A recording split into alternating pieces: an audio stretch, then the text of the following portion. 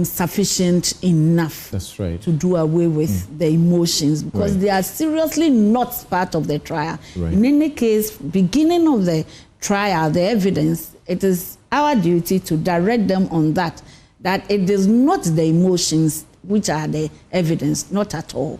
It is the real evidence that can stand the test of time, credibility and everything. So if the evidence is this, and during cross-examination, you can cry any amount of tears. If the evidence is really not the truth, it will show up. And so we don't bring in emotion, remembering that somebody started crying because somebody had died.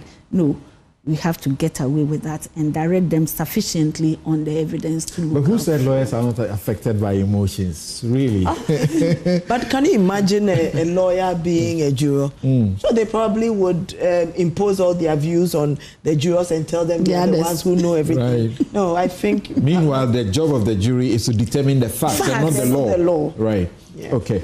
So we are going to open the phone lines shortly in the next about 3 minutes. Get ready.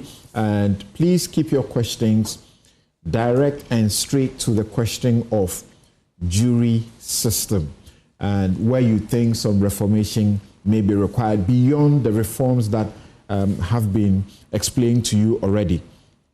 So now let's do this before we get there, and we're going to project, what we call the administrative directions. The Chief Justice, under the Leading Justice Program, has issued over a dozen, we call them practice, directions and administrative directions or guides to help to make things speedy. There's one of them on jury and dealing with the cases expeditiously. That's actually the title to it. So first, I note that there's been some excitement, particularly among lawyers, about the reforms that you have spoken about last week, and it was in the news in the evening, in the morning, and even in the afternoon, which basically is about expansion of the jury list, private persons, people in private employment are affected, a jury for only one case, and daily trial to dispense with a case. People are happy about that. What are the specific rules of the parties, the judges, lawyers, and the jury to accomplish this ideal situation? Okay, so I'll take lawyers. Lawyers are expected to be in court early for the trials, and not just early. Some lawyers love to play around too much. They are supposed to do a cross-examination within a certain time frame, and yet they will drag a certain evidence on end. The essence of this is to bring the witness statement to you and every evidence that you need. So any person, if we had done our pre-trial conference, which I said would be the date taking the particular evidence that is going to the person going to testify, what evidence the person is going to testify about. Everything has been given to you. You are in the known already. So for lawyers, show up on the day. Let's pick all our dates within which we are doing the trial. The start time is this. Ensure that you show up early enough to represent your client. And the cross-examination during the pre-trial conference. So those of you who are watching, you can see we're showing you, this is from page 7. It says, expeditious disposal of cases. Read and become familiar. And we also appreciate that not only lawyers are even watching this program, but judges are also watching. Last week, after we were done, when the program was not uploaded quick enough, there were a good number of you who were asking, including judges, asking to see so that you can refresh your memory.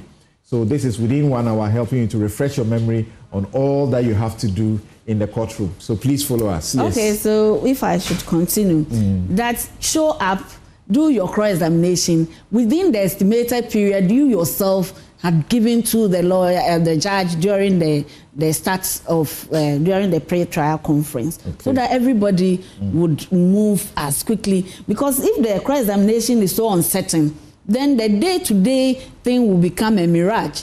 We would come one day and the lawyer feels like, oh, my lady, can I get a date to come and continue? It shouldn't be. that you should be diligent, know the evidence and know very well. Some of the cross-examination, it's quite boring. They are so irrelevant. And when you interject too much, you are blamed to having pitched a camp with one party or another. So they should not let us go to that length. Know the case inside out, what you are looking for from this particular witness. Some of them are so primary and so irrelevant that they get us on edge, and if you don't have patience, you may lose your cool. Right. But on this project, we are asking them politely that please let's do the cross-examination professionally and efficiently. So part of the duties of the trial, I'll read them before my lady comes in.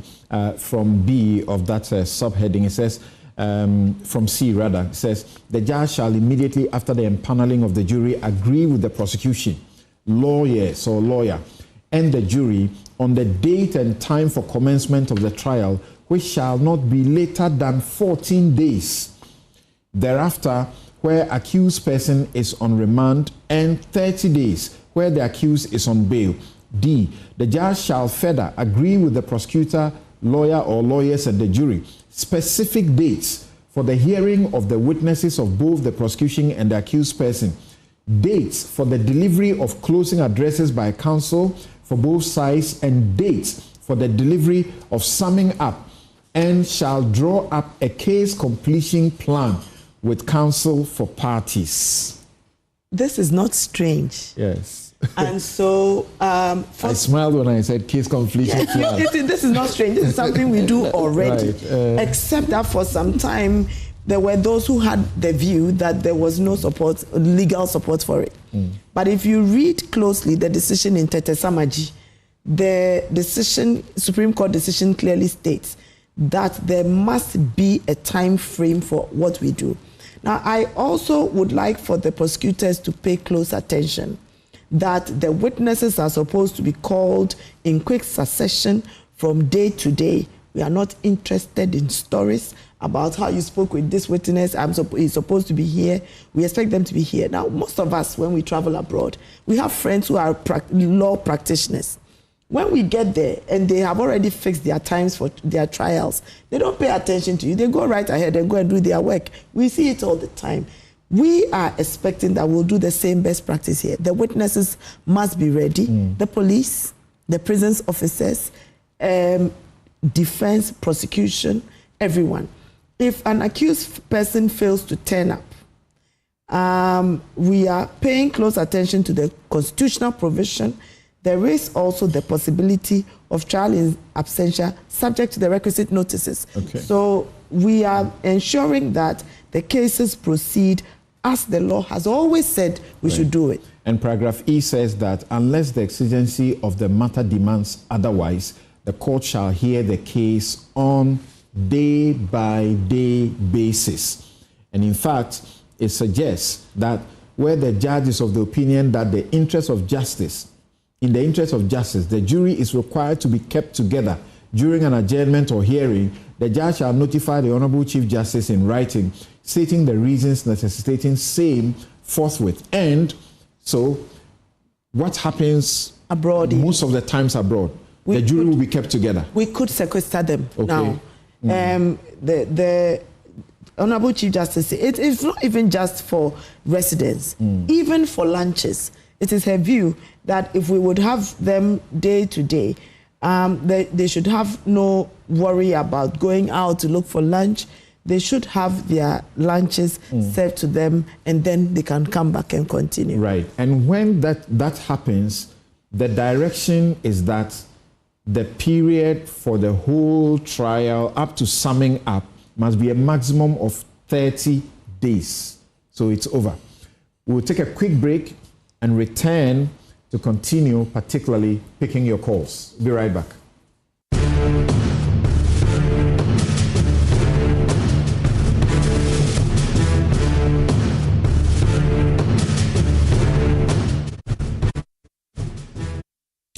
You're welcome back. This is The Law. It's your legal light. It is your help law. And we are helping you to understand jury trials and the reforms that are coming in under the Leading Justice Project.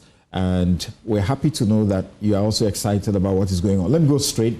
I know some of you are called in already. There's one question first from a lawyer who is also a criminal law lawyer who is also a lecturer and asked the question why are there not town hall meetings so that criminal law practitioners can also share their views on the reform process? Yeah, Samson, we have had, I know that we are pressed for time, but we have already had engagement. So we started with Cape Coast on the 19th, except that we did not only meet the lawyers, we met the lawyers, those in defense, those in prosecutions, and faculty. Okay. But we also met the jurors. All right. And we have a schedule which has also been approved for us to go to several regions and have the engagement with them. Except that before we move, we want to be sure that jury lists are ready. We went first to Cape Coast because they had managed to get the requisite numbers. So we have already written to all the regions, supervising high court justices. Once their jury lists are ready, we will go and have the engagement with prosecutions, defense, anybody else, that is police, everybody will have town hall. So per the schedule, if they are able to comply with the timelines and make sure that all the jury lists are submitted, we'll be going to OFORI-ATTA on the 17th of March, Kumasi, Sunyani, Accra, Tamale. Okay. And so we have between the 17th and the 25th of March. All right. Last week you also heard, my Lord speak about the repercussions or the sanctions for both judges, lawyers, jurors. And if you go through the administrative guidelines, they actually specify them, each one of them stating the law for the lawyers, the code of ethics, for the judges, for the jurors, the various provisions as well. I have Margaret on the line. Hello, Margaret. Let's hear you. Yes, good afternoon, sir. Good afternoon. Go ahead. And good afternoon to your honorable judges over there. I have a little problem. I think sometimes jurors are set in the court, and sometimes lawyers are not. Sometimes jurors are what? Sometimes jurors are set in court to perform their duty. They are kept. They are kept in court while lawyers are not available. They are kept in court to perform their duty. Yes. Yes. And lawyers are not in and witnesses are not around. Okay. So that one, how would you blame a juror not coming to court? All right. Thank you, Margaret. Thank you. Yes. Sometimes the lawyers delay a bit. But it's not often, it's usually the case that most of the time 6 people would show up out of the jurors and then one will not. So lawyers are ready, judges are ready, the witness may be ready, everybody will be ready. For me as a jury trial judge, often it is the jurors that delay us, but it's not a thing that it's generally the case all the time that the jurors delay us. Sometimes it's the lawyers. Okay. Because I have time with them, sometimes I go ahead and continue the trial. Wherever you join us, I would indicate that at this point in time, the lawyers, even for that person, has joined the proceedings. Okay. My lady wants to say something, but let me hear from George too. Hello, George. Hello. Yes. Thank you very much. You're calling from Atimpoku. Go ahead with your question or contribution. I'm a retired public officer. I hardly can hear you. Yes, go ahead now. I can hear you. Go ahead. And before I went to retirement, I was among the first batch of deeper law students. Your line, you seem to break. I don't know how to even describe that. Yes. Hello. George, say what you said again. I say, I don't understand why people with legal knowledge cannot be jurors. Okay. What did you say your background is? I used to work with VRA, and before I went on pension, I was among the first batch of deeper law students. Okay. He was a juror. Okay. I cannot go to Makola because of a few things, but why can't I be a juror? Okay. All right. Thank you. My lady, first, remember, so that you don't forget, you wanted to say something about Margaret's issue first. You see, Samson, you have been a practitioner for a while. The truth of the matter is that it's similar to when we were students. There were some teachers that we were afraid of and some teachers that we were not. Unfortunately, even in our practice, you know that there are some judges who are a little more accommodating than others. So what the Honorable Chief Justice wants to do now is to standardize practice in every court. Because this practice direction and having case completion plans, that practice direction was passed as far back in November 2019 by Chief Justice Ekufu.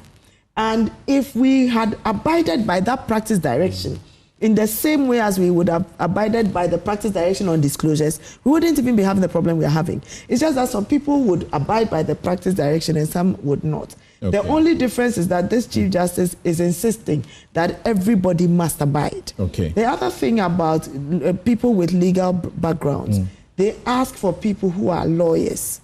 If someone, for instance, is a law lecturer, the person is not a lawyer but has got a PhD in law, would that person be exempt? I'm not sure that that's what the law says. Yeah. If somebody has an LLB, but the person has not actually been called to the bar, and the person is not in practice, is that person exempt?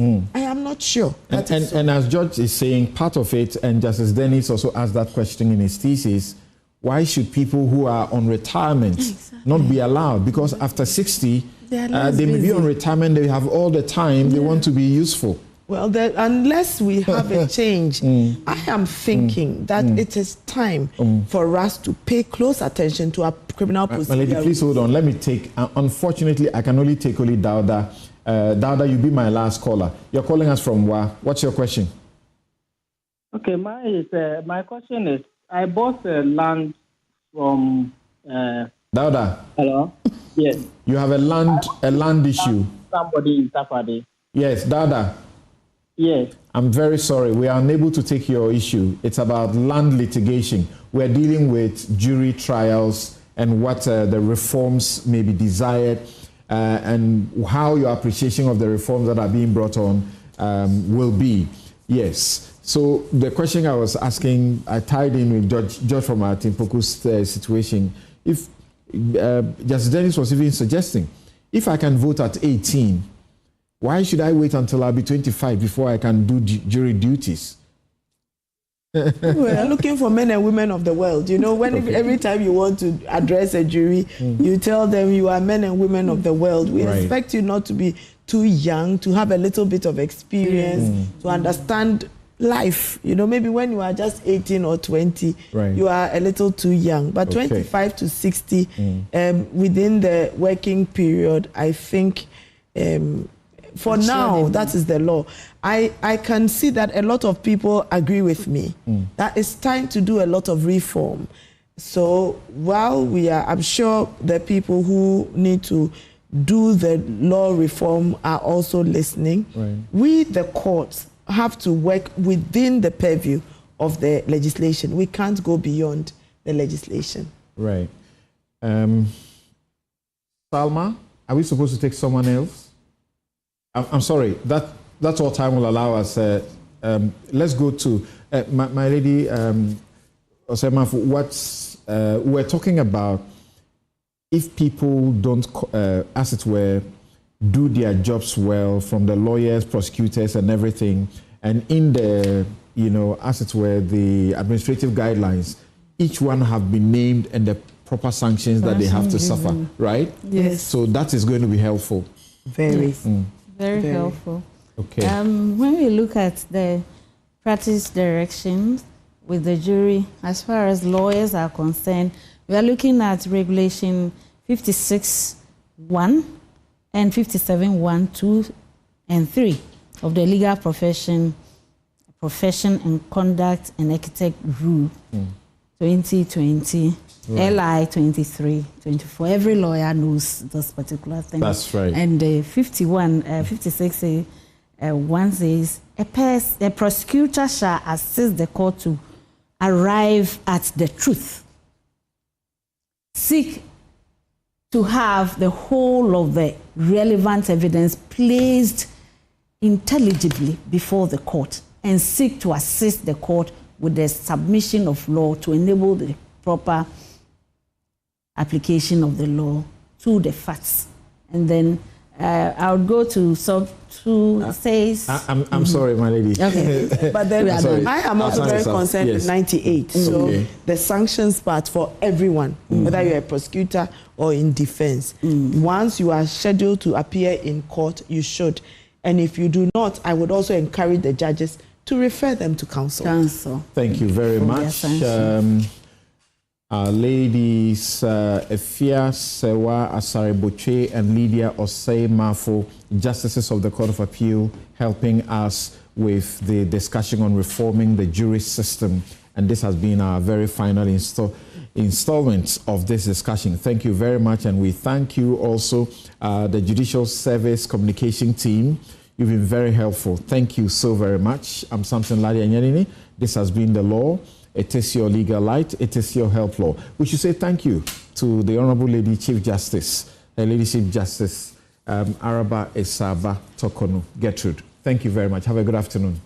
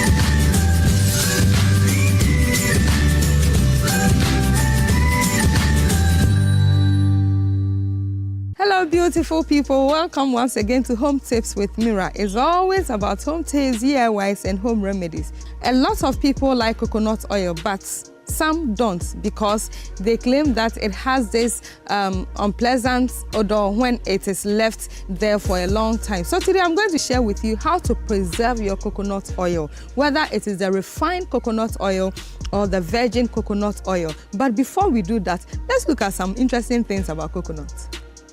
Do you like coconut water? Well, I do. I know some people do too. It is so refreshing because it always comes in a packed container. You know, coconut water has a lot of benefits for the body. It may help to regulate blood sugar levels, and it is also good for nursing mothers because it contains calcium and it helps, you know, the baby's development of stronger bones. So if you are a nursing mother, consider taking coconut water.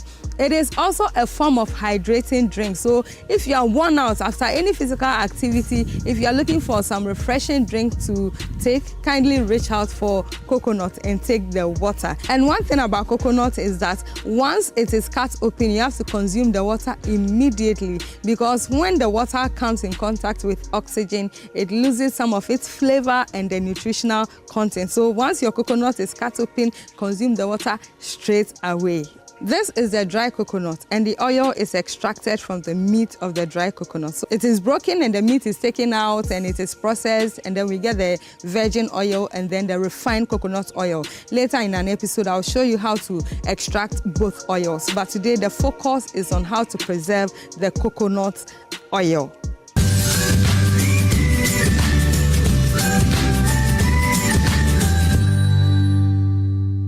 These are, you know, coconut oil, but different methods of extracting them.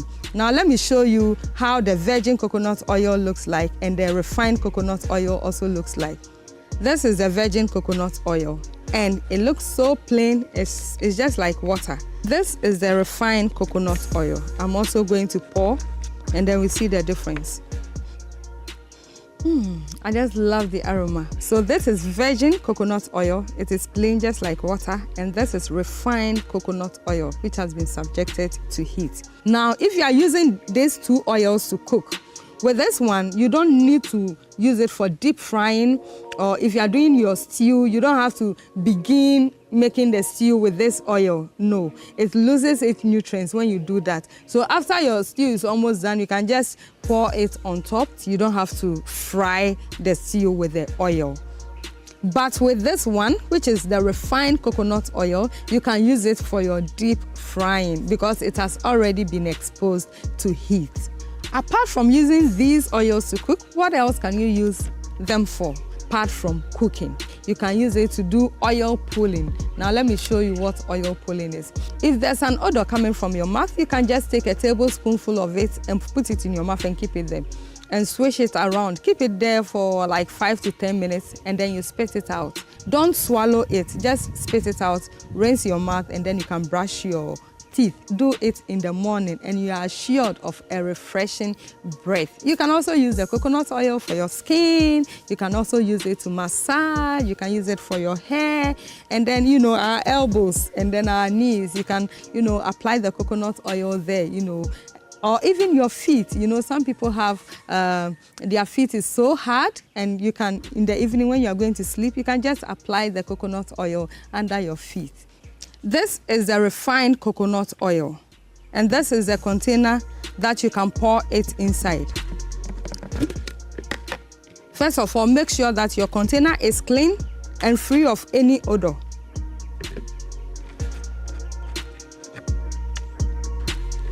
Pour all the oil inside. The oil is in the container. You close it. And then you store it in your storeroom, wherever, your kitchen. But make sure that you don't expose it to heat. So you cannot keep it at a place that there is heat. And if you want to use it, you just open it, get your clean ladle, clean of dirt and of water, and then you put it inside, fetch your oil, and then you use. But a note of caution, don't fetch the oil from here on daily basis. No. If you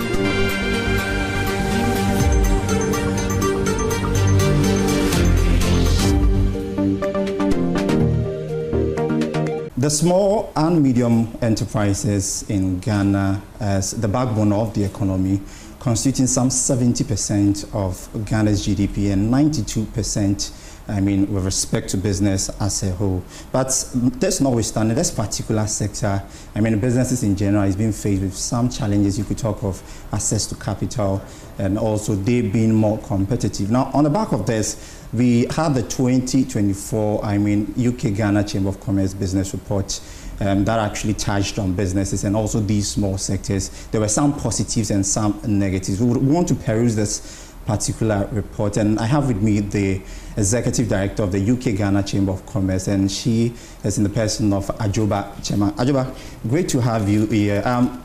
Let's start from your chamber. 2024, we happen to be in the first quarter of 2025, but let's look at 2024. How were members within the chamber faring in 2025 and 2024, sorry? Thank you very much, James.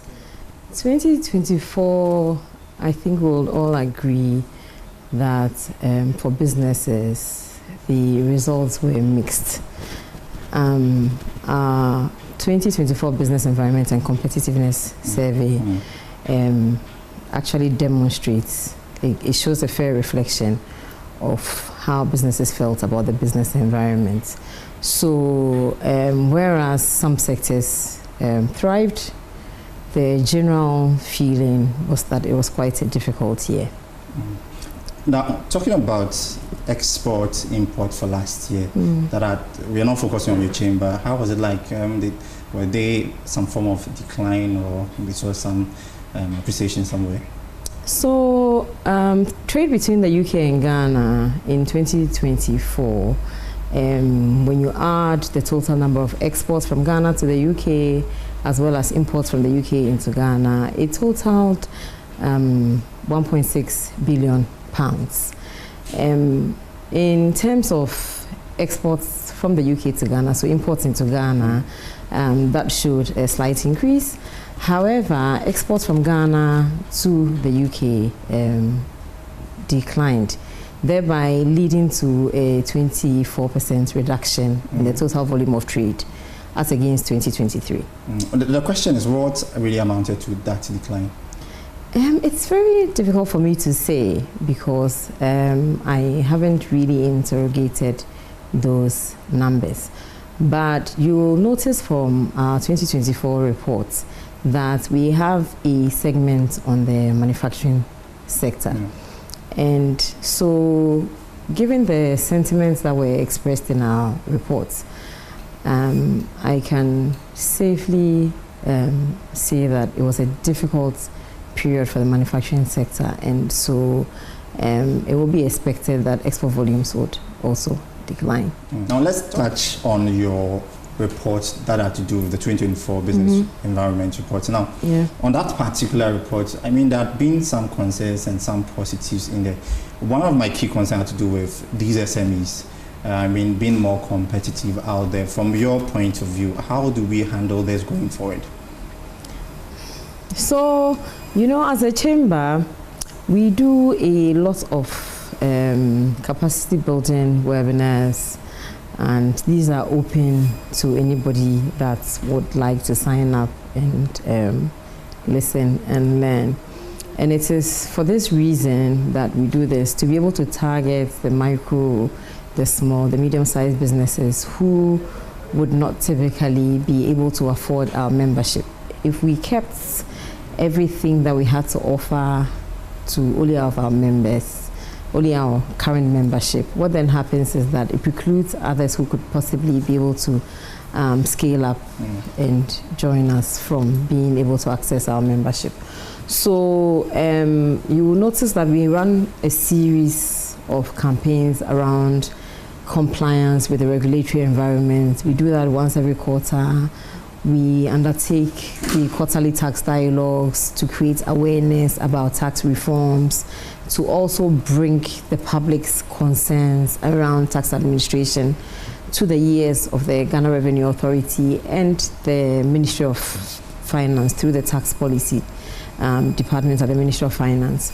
And in our own small way is to help build the capacity of these micro and small medium-sized businesses that you refer to, because we understand that if they're able to formalize their businesses, strengthen their corporate governance, you know, and essentially do all the things that are mandated by law for them to do, what then happens is that they become eligible for access to formal finance, and they're able to grow their businesses, employ more people, and then also contribute to tax revenue for government. Talking about tax brings me to my next question.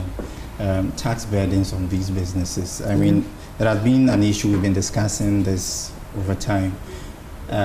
We currently find ourselves in a new government. I mean, government is promising to, you know, sort of scrap some taxes. You could talk of e-levy, COVID tax and all of that. Yes. Now, how do we sort of support these small businesses to, you know, take advantage or full advantage of the AFCFTA going forward? We do. I mean, just last week, for example, we hosted a workshop in Accra for either Ghanaian exporters or potential Ghanaian exporters to the UK. And the TPA is the UK-Ghana Trade Partnership Agreement, which offers quota-free, tariff-free access to the UK market. There isn't much awareness about that, you know, and a lot of people that do business with the UK and exports from Ghana on a small scale will tell you about the challenges they face with meeting the standards, you know. And so when we do these sorts of workshops, we would typically invite the Ghana Standards Authority, for example, and make sure that they're creating awareness about even the standards that are mandatory in Ghana, because if we can meet the Ghana standards, then we can certainly meet the UK standards, because it's not much different. The challenge that small businesses face typically is a lack of awareness of what these requirements are. And so if you go through the rigors of registering with the Ghana Standards Authority, or if it's food or a drug, and you're able to go through the rigors of receiving certification from the Food and Drugs Authority here, then you're ready to meet the international market. And so as part of our efforts to help support these businesses, this is why we offer the webinars that we do on a regular basis. Still on taxes, how do we get our head around this whole taxation thing to, support these businesses once again? Government is doing its part, but from your point of view, from your interaction with the businesses, how do we get our head around it? We just want to look at the broader perspective of a broader space here. So the biggest frustration that our member companies typically face with tax is around tax administration.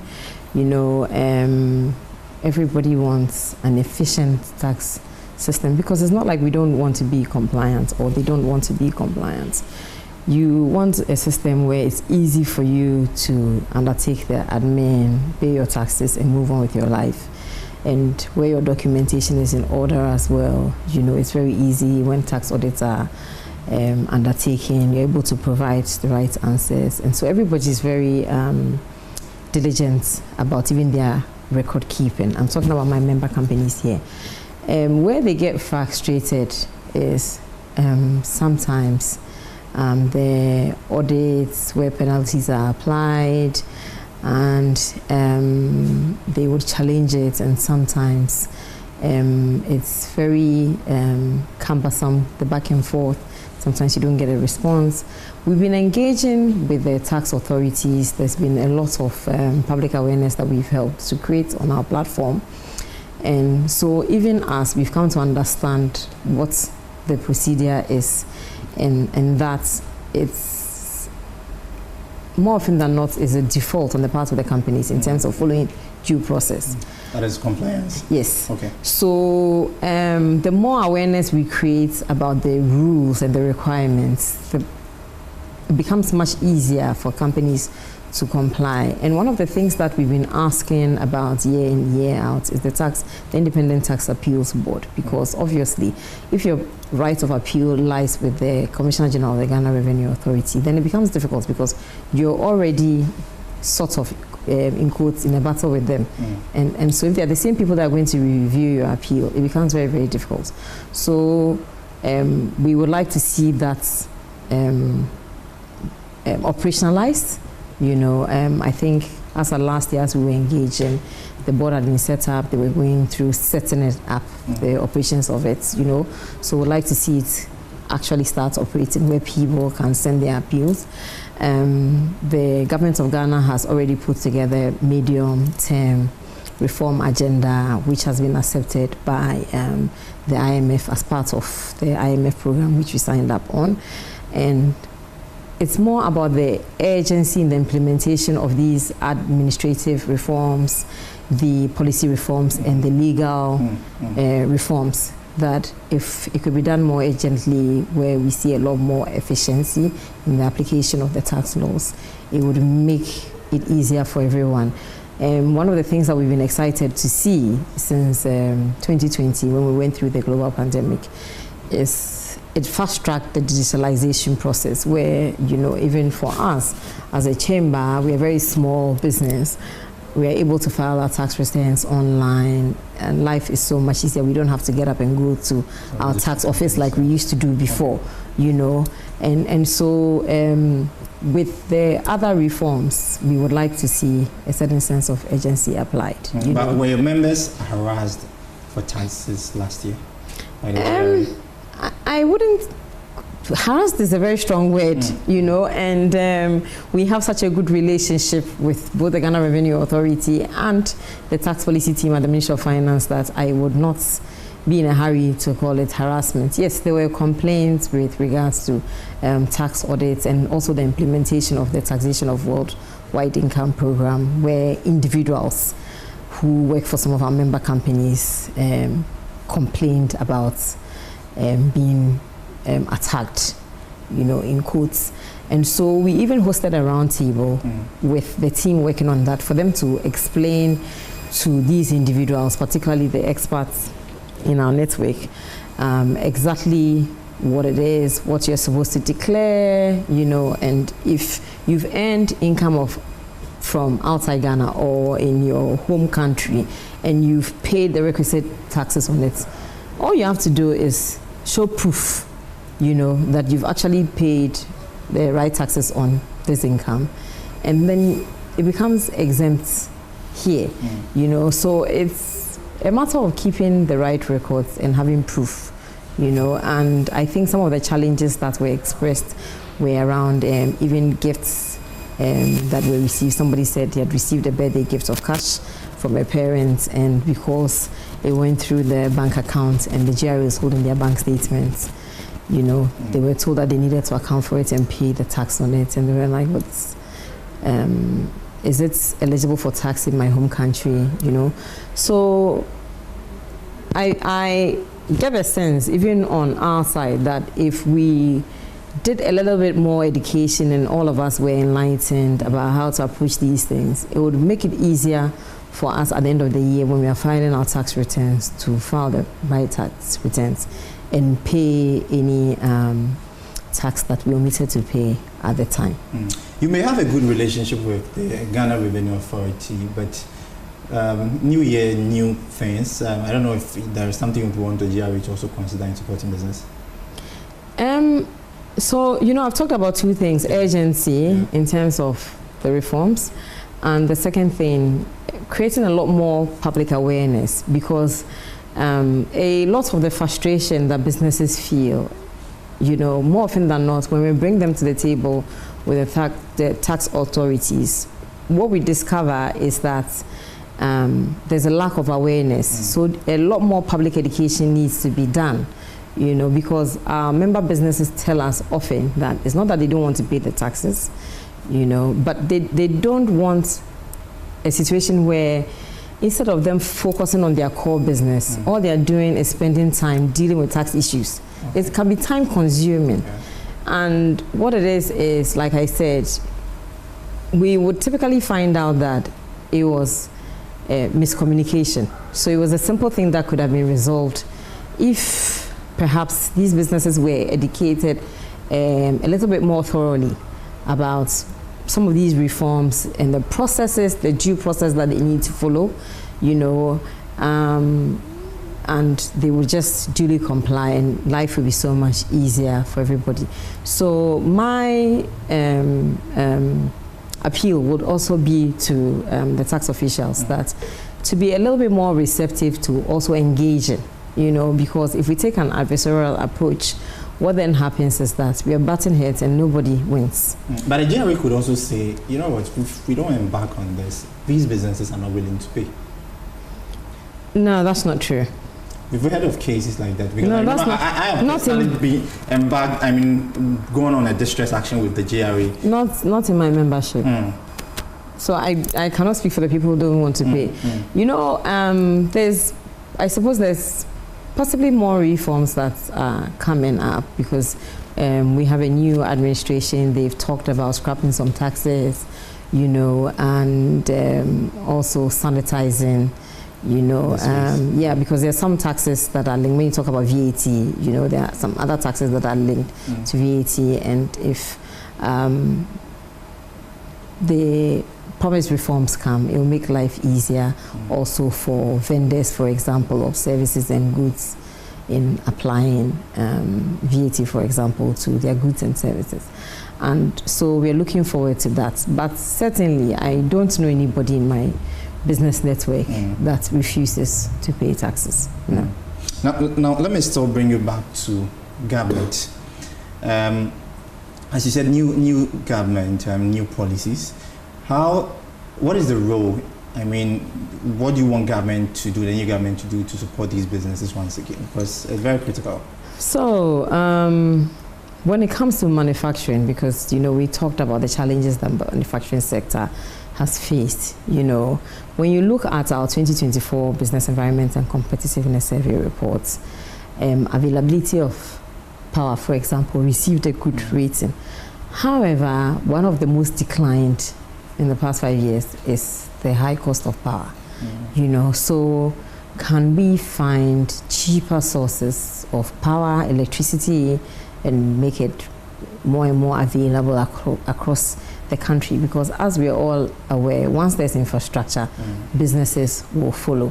So if there's power supply, there's good water supply, there's roads, there's access to all the things that make it attractive for somebody to set up a business, the private sector will certainly take advantage of these opportunities. And once these amenities are also available, businesses then can also produce more. And once they scale up, they will employ more people.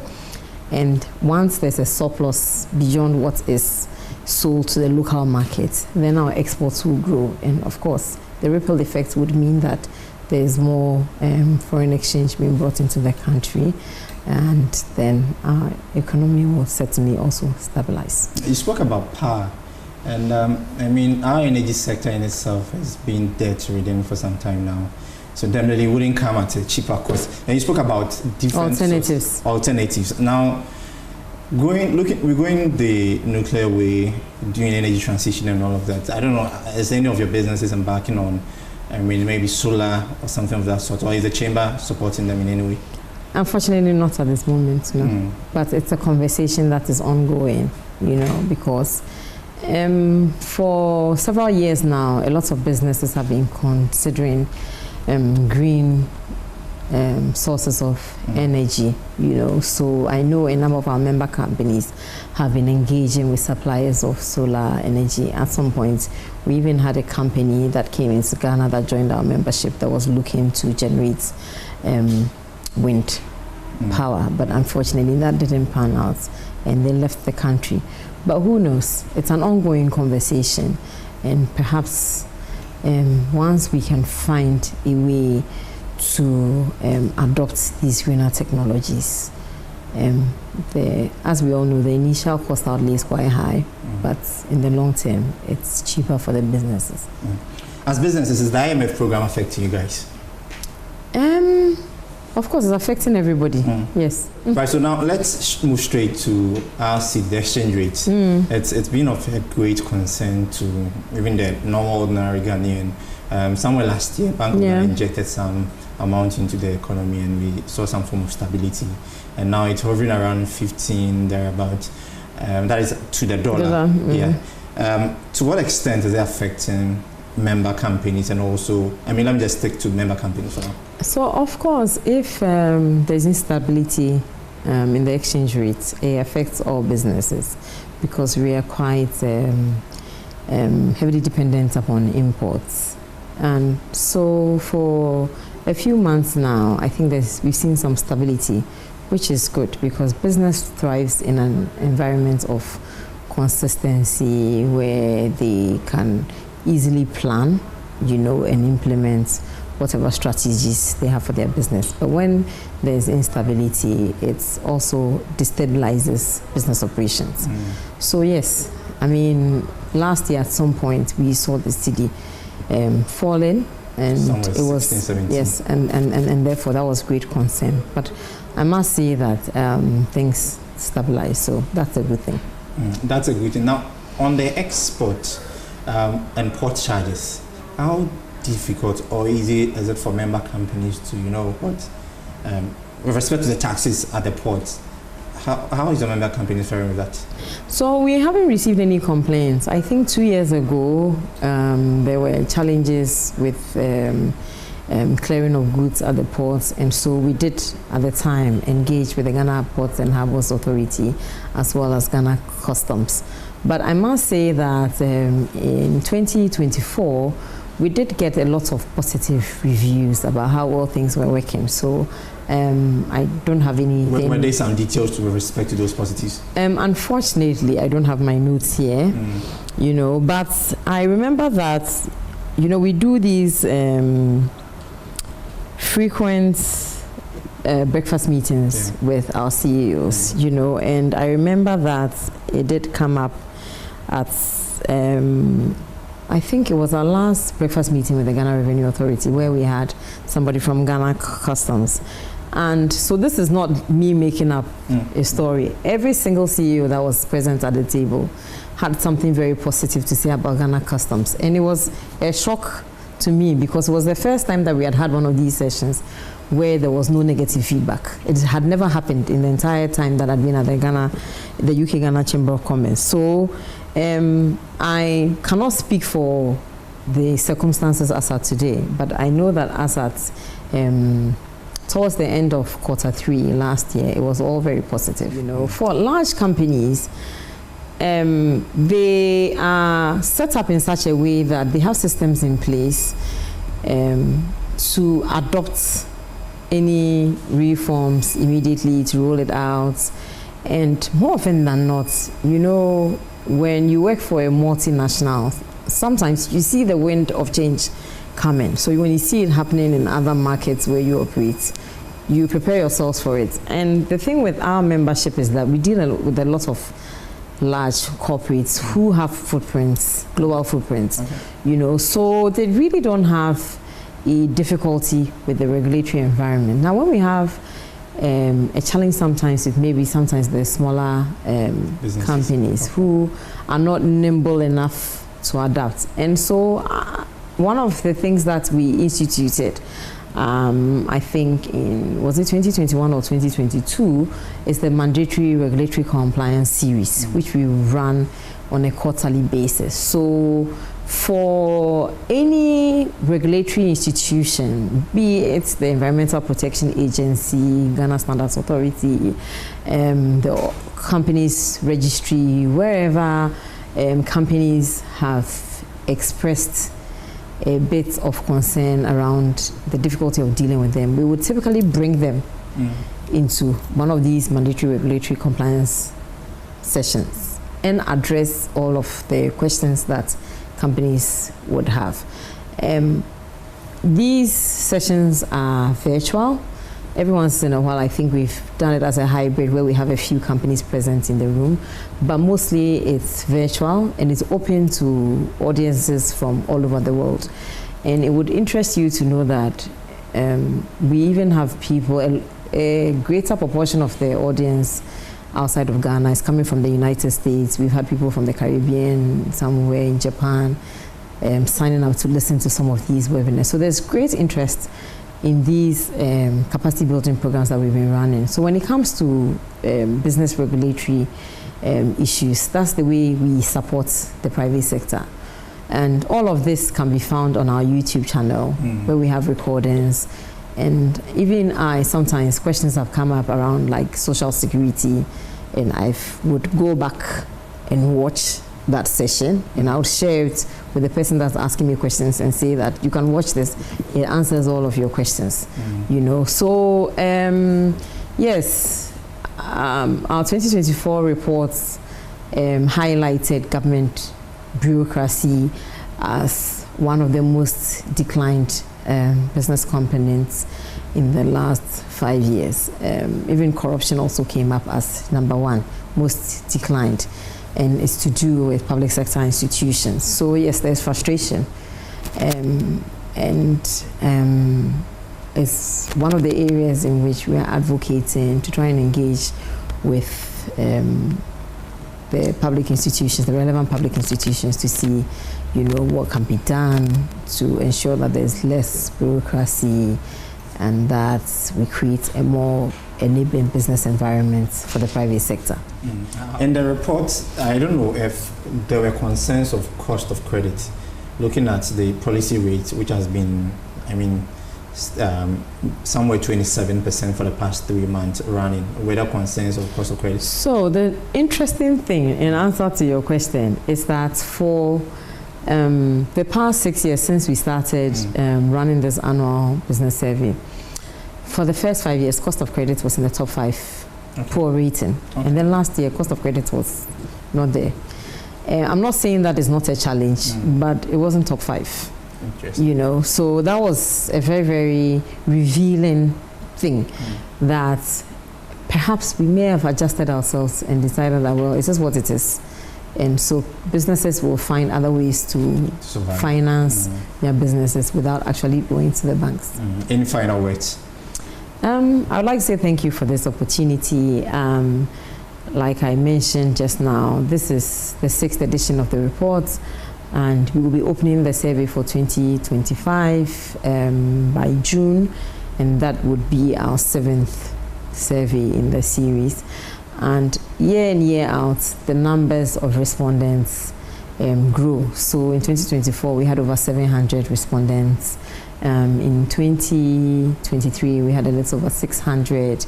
And so year in, year out, it becomes a better report that reflects the sentiments of the business community across the entire nation. All right, grateful to have you, Adjoa. So we've been speaking to the Executive Director of the UK-Ghana Chamber of Commerce on the 2024 business report, and also we've been touching on other issues that have to do with how members were faring, or how members fared for 2024, and what's the way forward in 2025. I am James Eshen.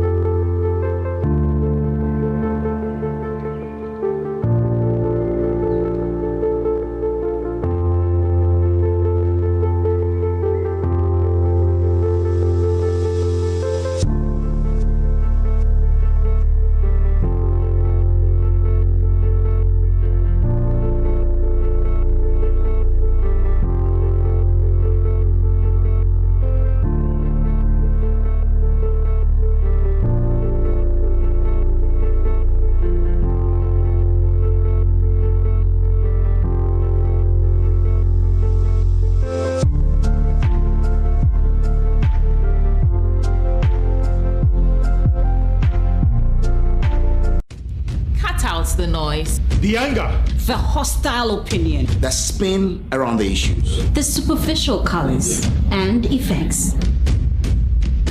But above all, you can take away the misinformation and fake news, the slander, that misrepresentation that seeks to draw us back and divide us. That's when you will know what's really happening. That's when you will know. That's when you will know. This is JoyNews, fearless, independent, and credible.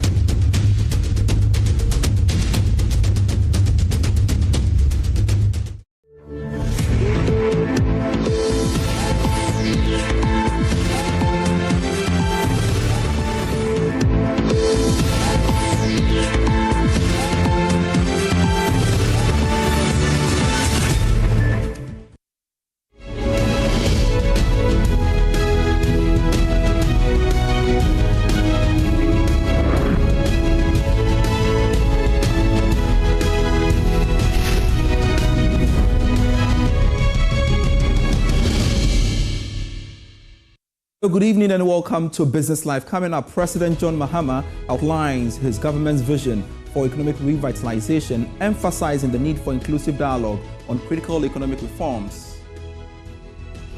This strategy will revolutionize our economic landscape. It will create sustainable jobs and position Ghana as a competitive force on the global stage.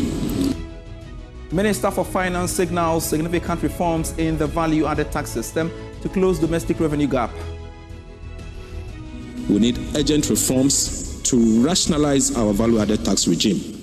Currently, it has been distorted, and as a result, there is very little compliance.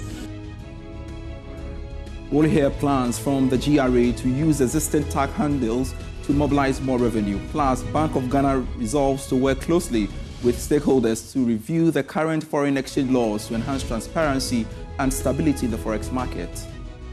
Be consulting the various stakeholders when we are putting together this new act. And as I said, it's meant to bring clarity. It's meant to bring about coverage. It's something we are going to be doing in a consultative way, nothing to surprise the markets at all.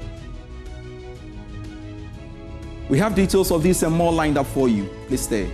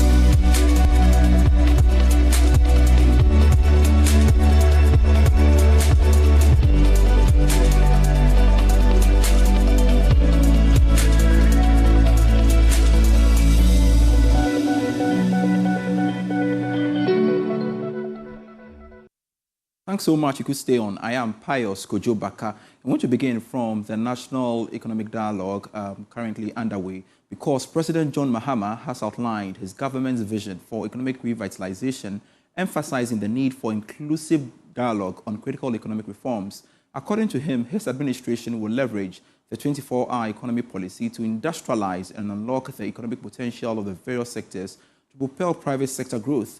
Delivering the keynote address to officially open the two-day National Economic Dialogue Forum, President Mahama expressed optimism the outcome of the forum will reset Ghana's economic trajectory. Fellow Ghanaians, a new era is upon us, an era of bold transformation, economic expansion, and limitless opportunities. At the heart of our vision for Ghana's future is the implementation of a 24-hour economy that works for all. This strategy will revolutionize our economic landscape. It will create sustainable jobs and position Ghana as a competitive force on the global stage. Across the world, thriving economies have embraced continuous productivity, ensuring that businesses, industries, and essential services operate around the clock to maximize growth and prosperity. It is time for Ghana to also step forward and break free from the limitations of a traditional economy and embrace a future where opportunity is not confined by time. Under this initiative, this administration is committed to providing incentives and tax breaks for manufacturers and businesses that extend their operational hours, encouraging a shift-based employment system that expands job opportunities. We will strengthen key sectors such as manufacturing, retail, healthcare, logistics, and financial services to support such continuous operation.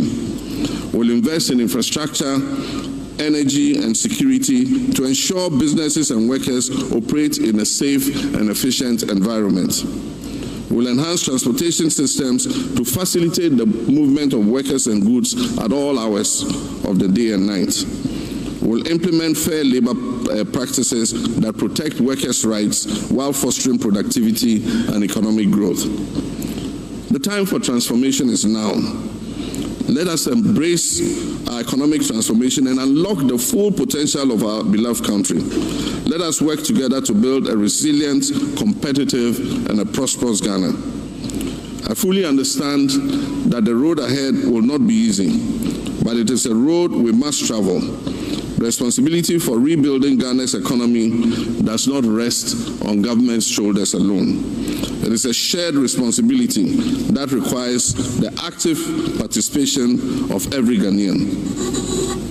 Let us rise to the occasion, take decisive and necessary action, and ensure that we leave behind a legacy of economic resilience, stability, and prosperity for future generations. Meanwhile, Minister for Finance, Dr. Kasia Latu-Forson, has indicated plans to reform the country's value-added tax system to improve revenue collection. Ghana has not performed well in revenue mobilization compared to its peers. Ghana's domestic revenue mobilization has stagnated in the last decade and remained below our peers. Ghana collected 13.5% of GDP in revenue, tax revenue. Collection from other major taxes remain low, especially value-added tax, as compared to our peers. Numerous exemptions and complexity of tax system have a detrimental impact on revenue. Tax administration challenges also contribute to compliance gap. We need urgent reforms to rationalize our value-added tax regime. Currently, it has been distorted, and as a result, there is very little compliance. The VAT gap is huge. Last year, GRA programmed to increase the VAT effort by 32%. Unfortunately, they ended up doing 17%, clearly below inflation. And that should tell you that there is a significant problem. The fiscal cost of tax exemption calls for rationalization, whilst mitigating the impact on the poor. The Tax Exemption Act in the year 2022 set out clear criteria and guidance, but other legislations introduce further tax incentives that deviate from the national tax benchmark. Tax exemptions from VAT, PIT, and import duties are estimated to generate a loss of about 3.9% of GDP. This amount does not include corporate income tax exemptions. While this exemption often offers some relief, they are costly.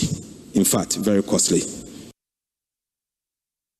Talking about revenue mobilization, the Acting Commissioner General of the Ghana Revenue Authority, Anthony Sapong, has disclosed plans to use some existing tax handles to rake in more revenue to close the country's financing gap. According to him, reforming the existing value-added tax system together with improving compliance is key to raking in more revenue for national development. He spoke to Joy Business on the sidelines of the ongoing economic dialogue. We do know that, as I've already mentioned, there are several areas where our tax handles are not performing. Indeed, the minister did mention about the performance of VAT, which contributes about 17% of our domestic tax composition, compared to our peers that are running around 50%. And therefore, if we focus on VAT, we should be able to close some of the gap. Most of us do know that we go to places to buy items, and the first question we are asked is, do you want a VAT invoice or do you want the other invoice? These are areas that, as Ghanaians, as citizens, we ourselves, without the taxman, we must ensure that we are collecting VAT receipts to make sure that we contribute our quota towards domestic revenue. But from GRA's point of view, we will be rationalizing and looking at efficient ways to improve collection.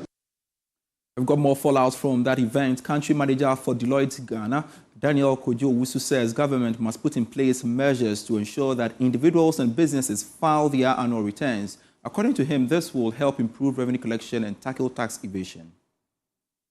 Why is it that in other countries, everybody will want to file their returns at the end of the year? Why? In Ghana, if you don't file your tax returns, no one even cares about it. My first policy, I would say, for the new government is that everyone should be able to file their return. Whether nil return, whether it's coming with any payment, let everybody file their return at a certain period, starting point. Now, once you have that data, then you know who and who are filing what. There are a lot of people doing a lot of things within the country where when they file their tax return, that's the only point you know what they file against what they are spending, and then you can then trace that. So the starting point, everybody should file their tax return. Second, we now have our national ID. Yeah, which is there, fantastic. Why can't we link it? So if you haven't filed your tax return, it should be recorded on your national ID, for example. We're not saying that when you go, it will not allow you to do services, but we are saying that it should be recorded. So when, for example, I give my card and I'm doing something, it should show that I've filed my tax returns for the year. The rest of it is the hard work. How do we ensure that people disclose their incomes and their tax properly? Because people are doing a lot of things. So the revenue is very true. We need to do a lot of things, but I'm saying that there are some basic things that we have to start from. First thing, everyone will have to file their tax returns at the end of the year. On his part, Chief Executive of the Ghana Investment Promotion Center, Simon Maggi, says he plans to increase foreign direct investments into the country. Speaking to Joy Business on the sidelines of the National Economic Dialogue, Mr. Maggi indicated that GIPC will provide investors with the needed incentives to make Ghana the preferred destination. Our goal right now is how do we work to ensure that Ghana is open for business again with major campaigns to attract foreign direct investment into the country. And as you know, FDI is not just capital, it's not just money. It's also about equipment, and it's also about spare parts that come into the country, because when they want to work, that's what they focus on. So our goal primarily is to ensure that, one, Ghana is open for business and speak about that a lot. Two, is to ensure that we expand opportunities across the regions. So what we'll be doing is that I want to map out the investment opportunities in all the regions and all the districts so that we'll have major investment opportunities to give to investors when they come into this country. And then we've also embarked on our own institutional renewal. We want to look at our processes. So for instance, if you are an investor and you come to the center, we should be able to process your quotas for you or process your renewal in 24 hours when all your documents are in place. Those that want to deal with us on technology transfer, how do we work with speed and accuracy in ensuring that all these are done? But it's also critical that we harmonize our efforts together with sister agencies that also promote investment. So the Minerals Commission, the Petroleum Commission, the BOG, the NIC, and all those agencies that promote FDI. So together we have one holistic message for promoting Ghana as a favorable place for FDI into the country. So that's what we'll be doing. I do understand that it will be difficult, but we do have a country that's always been attractive. So what we need to do is to just enhance our incentives and then go back to the investors and assure them that Ghana is open for business and we'll have them back in our country. Now hear from the chairman of the National Economic Dialogue, Dr. Ishmael Yamson, who has disclosed plans to maintain the economic dialogue as a platform for the private sector to engage the government on key policy concerns. This National Economic Dialogue, which you aptly set up as part of a 120-day social contract with the Ghanaian people, among its other objectives is to set in motion a process of dialogue and consultation on Ghana's present economic development challenges, discuss policy trade-offs, and build consensus around policy reforms that are needed to make Ghana a high, inclusive, and resilient growth economy. It is also intended that the National Economic Dialogue will be structured into a permanent consultative machinery in which the authorities, the private sector, civil society, and international partners regularly discuss socioeconomic and growth challenges, emerging opportunities and risks. Your Excellency, the institutionalization of this process to advance your research agenda will be key to success. There are some who have already concluded that this is also going to be yet another talk show and that there will be no follow-through actions. Hence, the commitment to institutional dialogue should be prioritized to take away these doubts. Reactions on the back of the National Economic Dialogue, because Executive Director of the Policy Initiative for Economic Development, Dr. Daniel Amatenim, says government must ensure that recommendations that will arise from the National Economic Dialogue will be incorporated into the National Development Plan. Speaking to Joy Business, Dr. Amatenim urged President Mahama to get all political entities on board to ensure continuity and achieve the objectives of the National Economic Dialogue. The challenge we have in this country has to do with we rolling out long-term plans that will bring about a sustainable growth. So if you look at all the policies outlined by successive government, the focus is the short term, try to create something that will appease the citizens just to win a political power. This time around, my view is that the thinking should be long-term perspective. Once it is done, what the sitting government or His Excellency the President ought to do, after the discussion, the recommendations, and the strategies have been devised, he must go another step further. This time around, not like large numbers, bring all the political stakeholders on board, and then the National Development Planning Commission also on board, and see how we can function a long-term strategy in terms of continuity in governance, in terms of how successful the government will run with a plan. If we are able to do that, it is then that it will translate a sustainable growth. If you look at our history, we roll out plans, just like you cited, the Senchi consensus. When the new government took over, that local content strategy was put somewhere, and then we need to create a new thing altogether. So in terms of long-term strategy and in terms of continuity, that has been a challenge confronting our governance and mechanism, and that's the reason which it appears we are not propelling sustainable growth over the period. So my view is that after this consensus, shouldn't just be President Mahama's government rolling out this particular program, but we should have a way of feeding same into the National Development Plan and making sure that we derived some of this strategy, the various political parties derived the strategies from the National Development Planning Commission, and then that's the way to go. If we are able to do that, then my view, respectfully, is that going forward, we should be able to have a sustained strategy that will drive sustainable growth and create opportunity for the citizens. So watching Business Life, we have more for you after this break.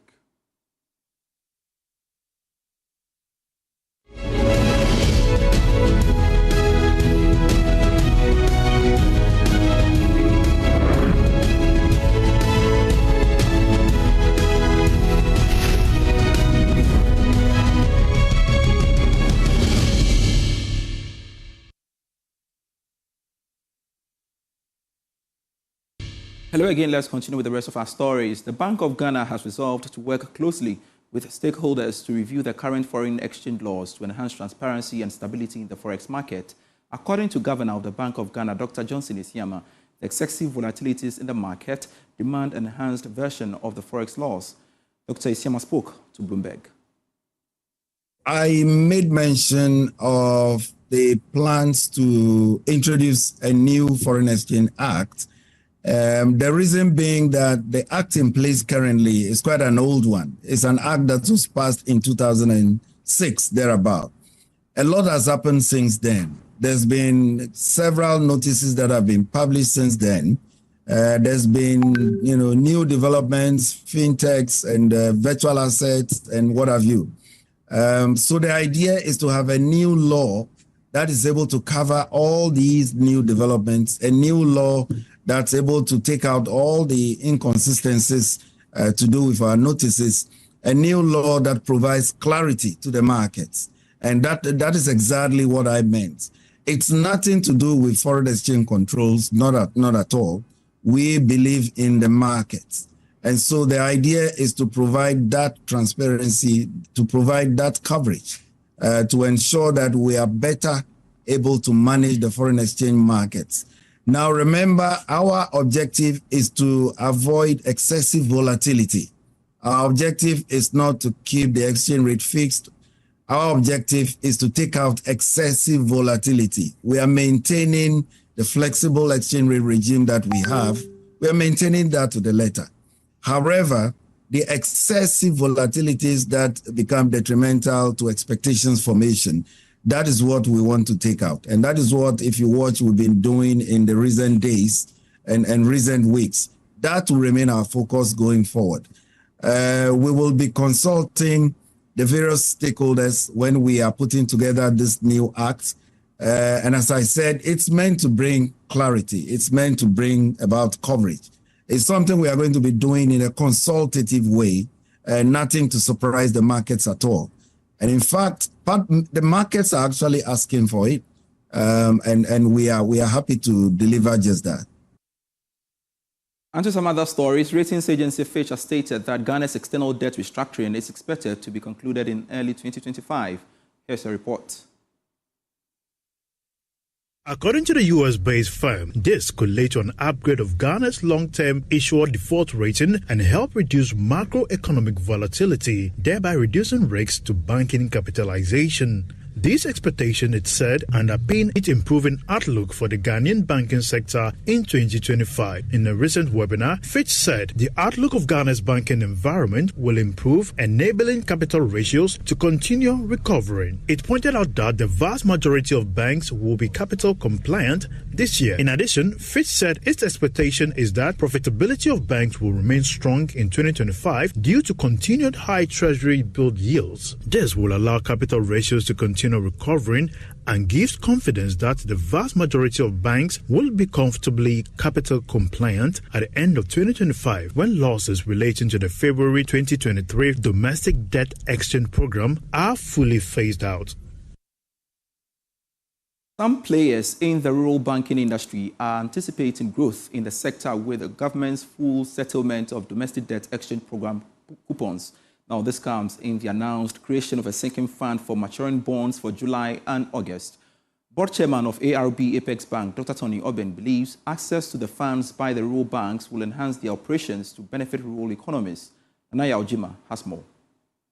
Figures from the ARB Apex Bank indicate the rural banking sector incurred a loss of 1.1 billion cedis after the completion of the domestic debt exchange program. This has disrupted the growth trajectory of rural and community banks. Following the assumption of power by the John Mahama administration, the Ministry of Finance disbursed a payment in cash coupon of over 6 billion cedis, depositing over 9 billion cedis into the Debt Service Recovery CD account. Board Chairman of the ARB Apex Bank, Dr. Tony Obin, reveals though many rural banks have re-strategized to stay profitable, the payment of coupons will improve the financials. It is very good that the President of the Republic, President John Dramani Mahama, has taken a positive look at it, because if you don't give money to businesses, how are they going to expand the economy? How are they going to, how would you get the economy running? Because the monies are locked up somewhere. And in addition to that, we have the locked up funds, which is significant and actually distressing some of the rural banks. So I think we need to thank President Mahama for taking this bold step. Sometimes you wonder why the previous government couldn't do that, and he is able to do that. So we really appreciate that. Other players in the sector have high hopes of economic restoration with the payment of matured coupons. Dr. Alexander Asma is CEO of Amenfiman Rural Bank. Any of those customers did their investment through my bank, then they are going to be comfortable now to receive their funds back, because really people have been very, very much affected, and so there will be confidence back in the system.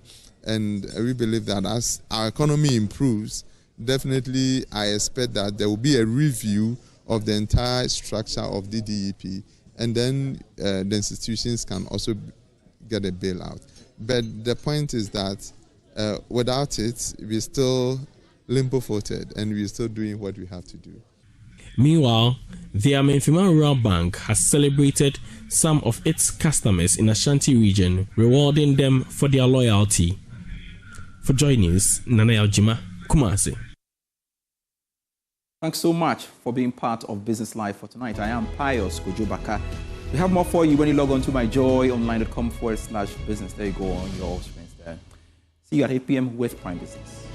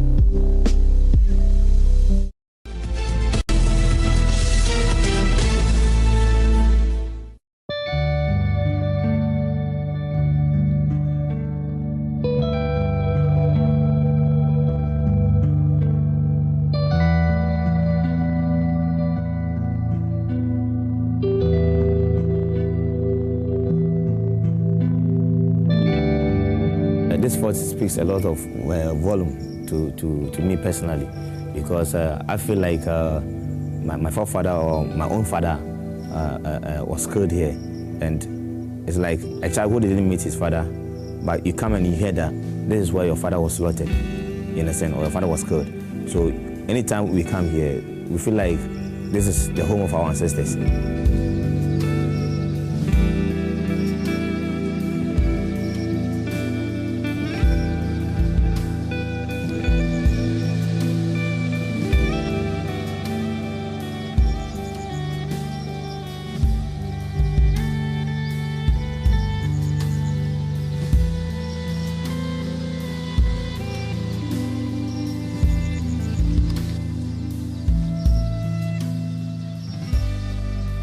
here was the center where the plot to capture Otumfuo was initiated, and here was the center where he was captured.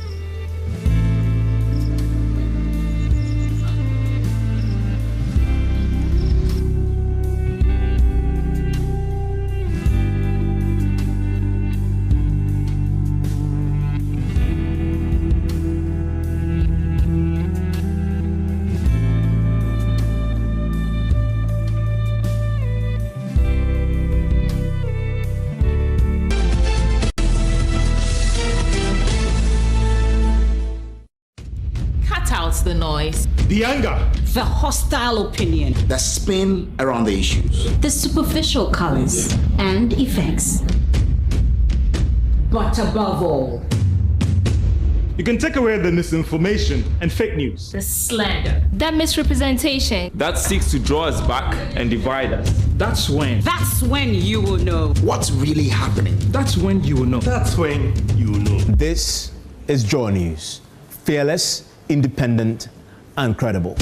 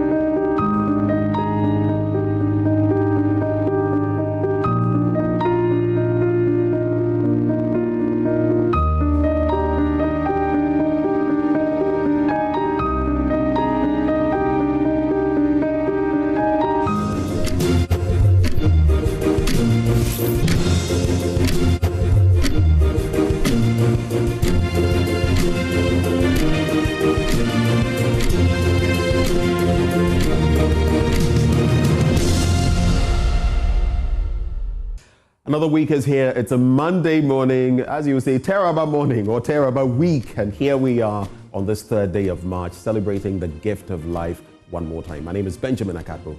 And I'm Sweetie Abochi. Last year, you know what we did to mark Ghana month? We spoke a local dialect. Maybe we'll give it a try this year.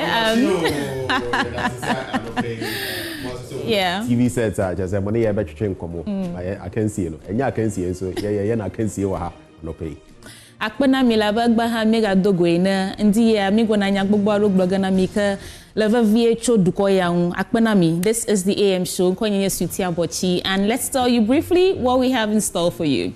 So of course we start by serving you the AM news. After that we'll sit with our guests to review the newspapers. Dr. Samaye is a member of the NDC communications team, and Dr. Ezekiel Obeng is from the NPP communications directorate. After that we'll bring you AM sports, and of course our big stories come right after.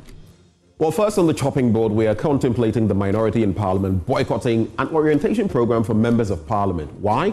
They cite the cost component of the program is too much and that they will not be a part of it. But Speaker Bagman has said the decision to hold the event at the Serene Hotel in the Volta region is the result of a comprehensive evaluation of several factors, but the minority says there is political bias. Is there bias? Is there no bias? We'll be contemplating that as our first major issue.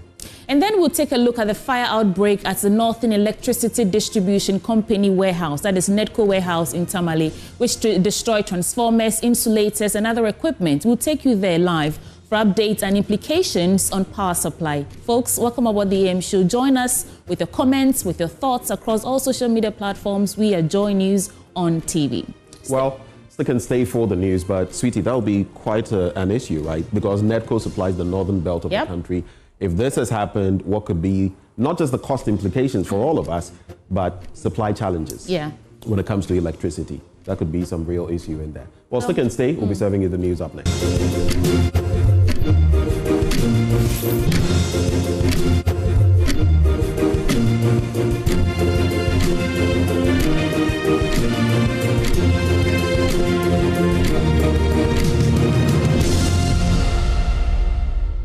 Live from Kokomemle, this is the AM News on the AM show. Let's get into the details.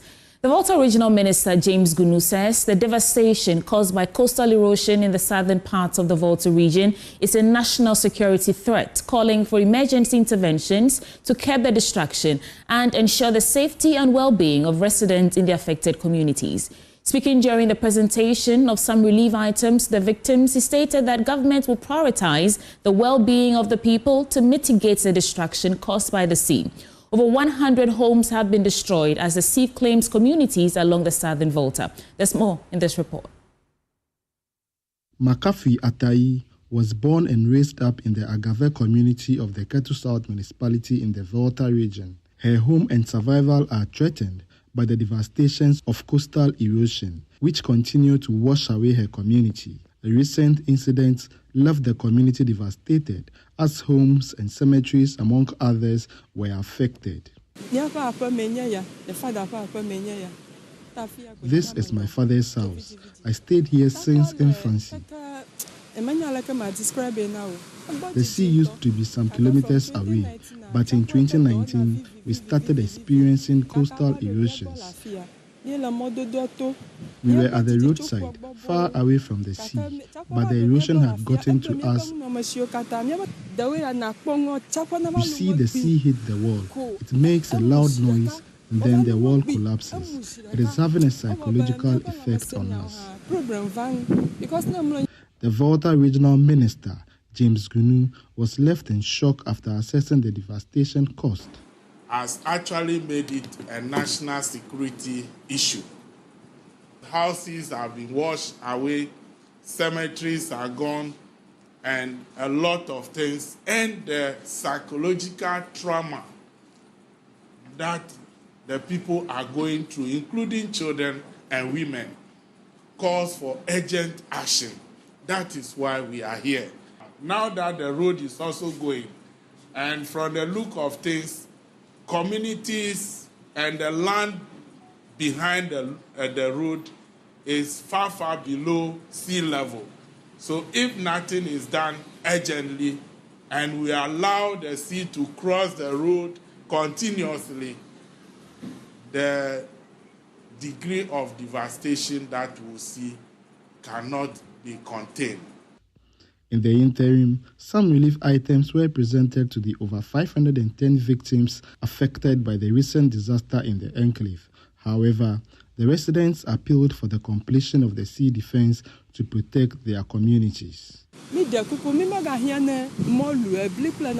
need rice or maize.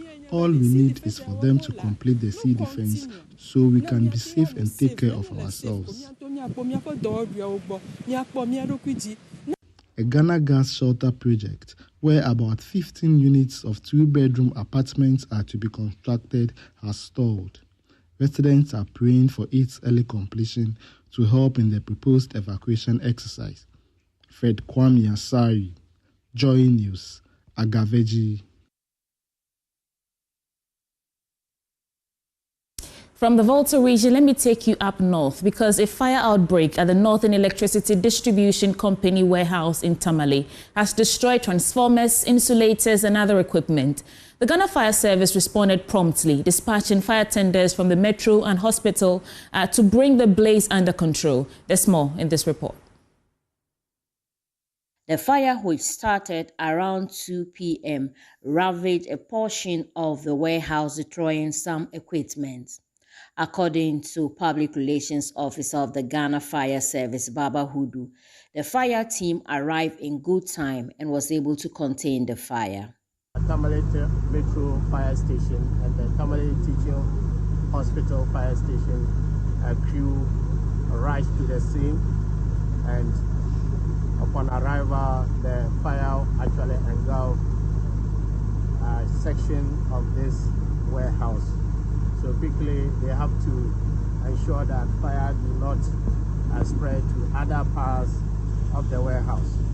And within no time, they were able to prevent the fire from spreading. However, considering the nature of the fuel, fire was actually becoming aggressive when water is used to extinguish. So because because of that, we have to also deploy other means of extinguishing. So we use the foam concentrate to be able to subside the fire. Corporate Communications Director of NEDCO, Maxwell Kotoka, has assured that the fire would not disrupt power distribution in the area. He explained that the affected warehouse is the central storage facility for the company's equipment and materials. What we have seen is that a good number of items have suffered, yes, but we haven't done a thorough examination of the situation or a thorough assessment of the situation. It may just well be that fire may have touched some of the packaging, but if you examine thoroughly and we are lucky, probably we can retrieve some items from the fire. It's early days yet, so we cannot put a figure to it. What we can assure the general public is that we will continue to do our level best, and as much as is humanly possible, it will not affect the continued supply of electricity. Let's get into politics now. And the minority in Parliament has refused to attend the 3-day orientation program for members of the House, currently ongoing in the Volta Serene Hotel in Ho. Now, according to the Speaker of Parliament, Alban Bagbin, the minority, through a notice, protested the cost of the event, hence their withdrawal. He described as unfortunate their decision for the development of the country's democracy while addressing the opening ceremony of the orientation program. There's more. We lost a very great opportunity because the turbulence of Parliament once again has shown. I only saw a WhatsApp message last night that our colleagues, our brothers and sisters of the New Patriotic Party have opted out, giving a reason that is completely unacceptable. There's good reason why we choose venues for this. It's not partisan. There's always a search party, and they go around, discuss with the various hospitalities, look at the cost components, the facilities, their suitability, the convenience of your movement, because there are other pressures on you, and there are score marks before we decide where to go. There's no partisanship in this at all. This time around, the parliamentary service followed the same.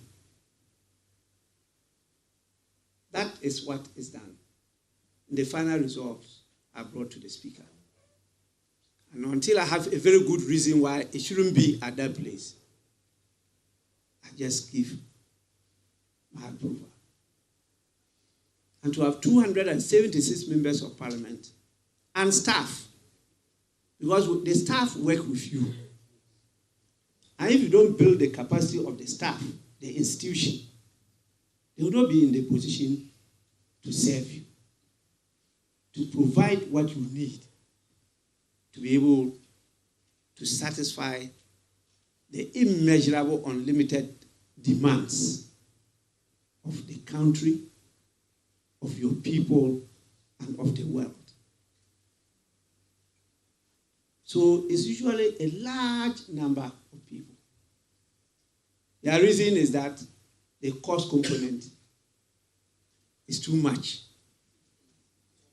and they don't want to be part of that.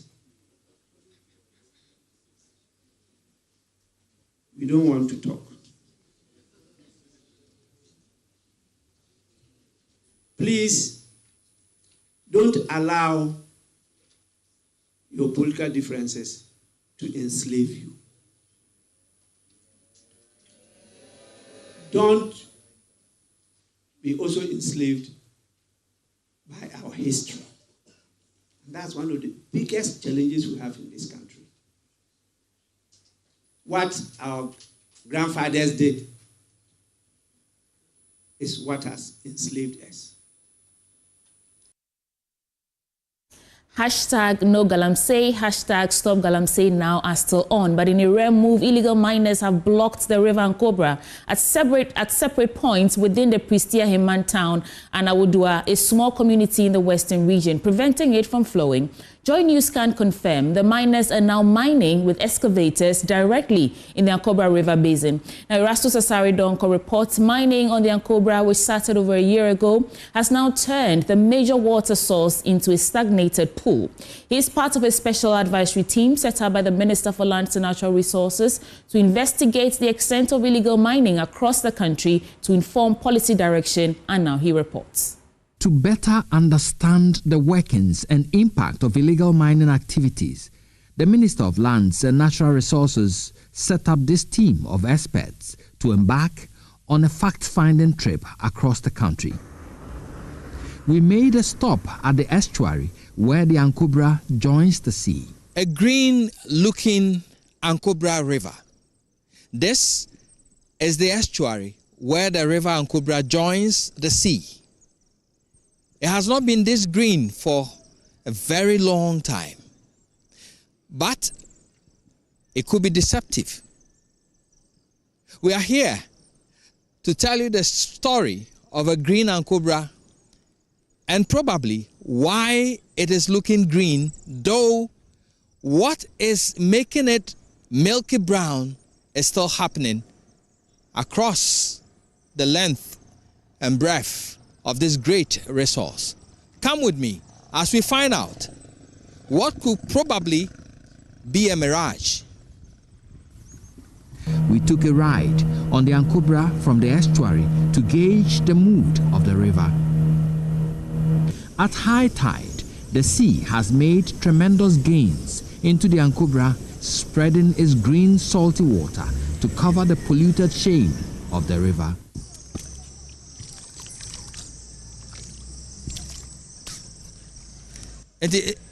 How does it taste like? It tastes like salty because the sea have entered the Ankobra. So it's salty, you cannot drink. But Ankobra itself is not salty. But about 40 minutes into our boat ride, the color starts to change. At Eshiemu, we come across mining activities inches away from the Ankobra, violating government's buffer zone policies. This man, who identifies himself as Lopez, showed us documents covering his concession but admits the illegalities on the grounds. The real color of the Ankobra is now visible from here. At Awudua, close to Pristia, we made a shocking discovery. The Ankobra has been blocked and contained for mining purposes.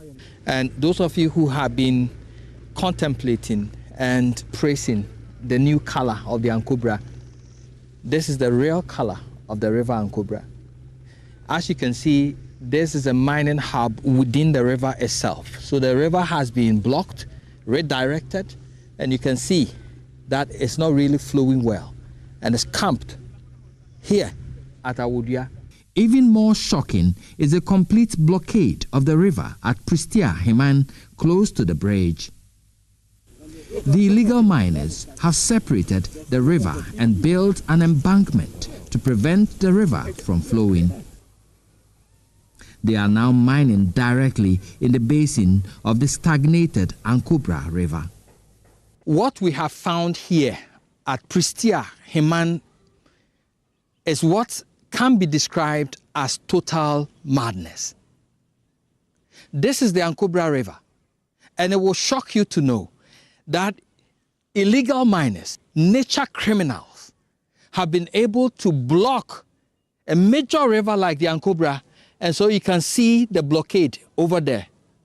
They've blocked entirely the river. So the flow from upstream has been blocked here, as you can see.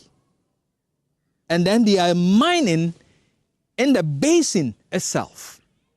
That is what we are seeing here. And it is shocking to know that an entire community superintended over this, supported it, with the authorities, the chiefs and people supporting the blockade of a major river like the Ankobra for illegal mining purposes. The river is now a stagnated brown pool beneath the Pristia Heman Bridge.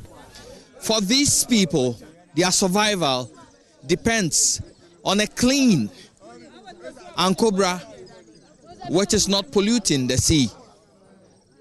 For the local economy to thrive and for their survival to be assured, government needs to work on a pollution-free Ankobra. Reporting for Joy News, Erastus Asaredonko, Ankobra Town, Western Region. Moving on, the Cape Coast Teaching Hospital is highlighting its achievements and challenges during its 2024 performance review program, dubbed Advancing Care with Resilient Sustenance and Effective Stakeholder Engagement.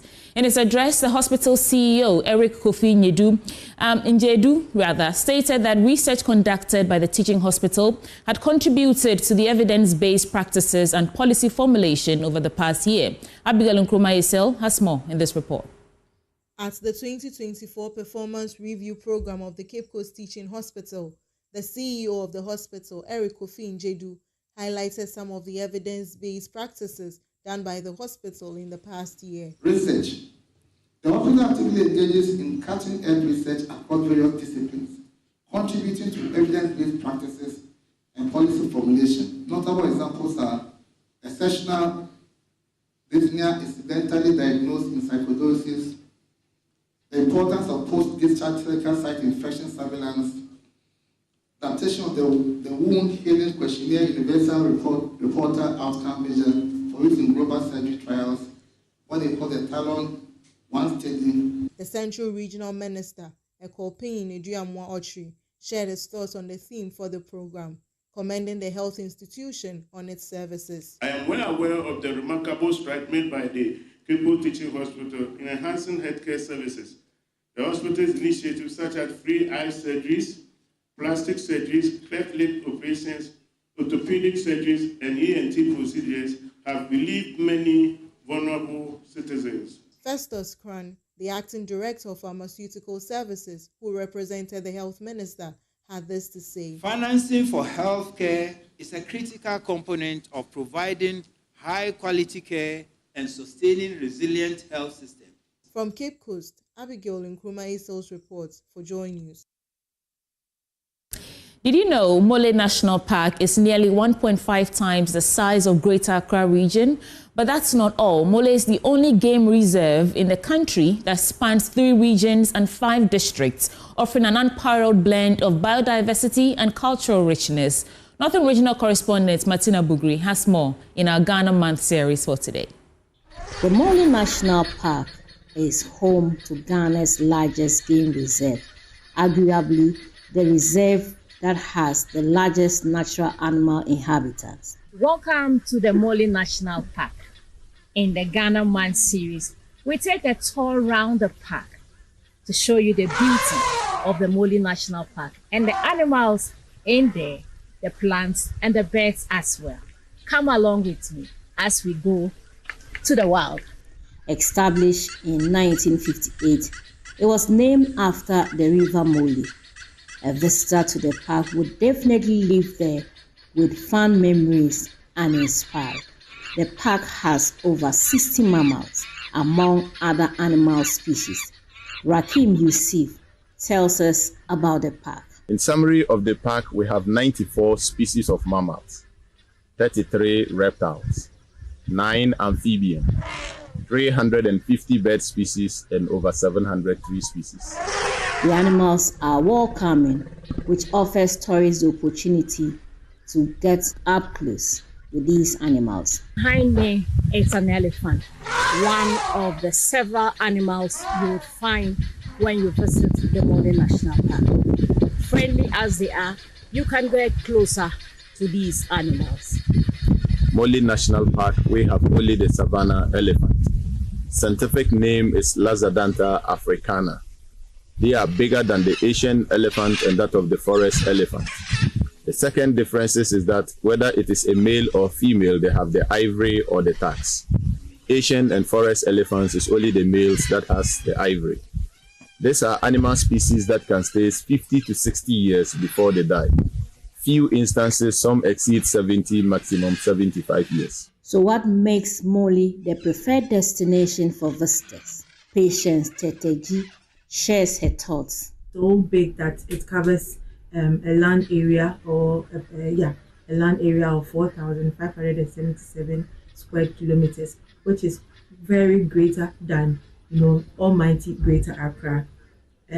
Mole National Park is so unique in the sense that it has this variety of biodiversity in terms of flora and fauna.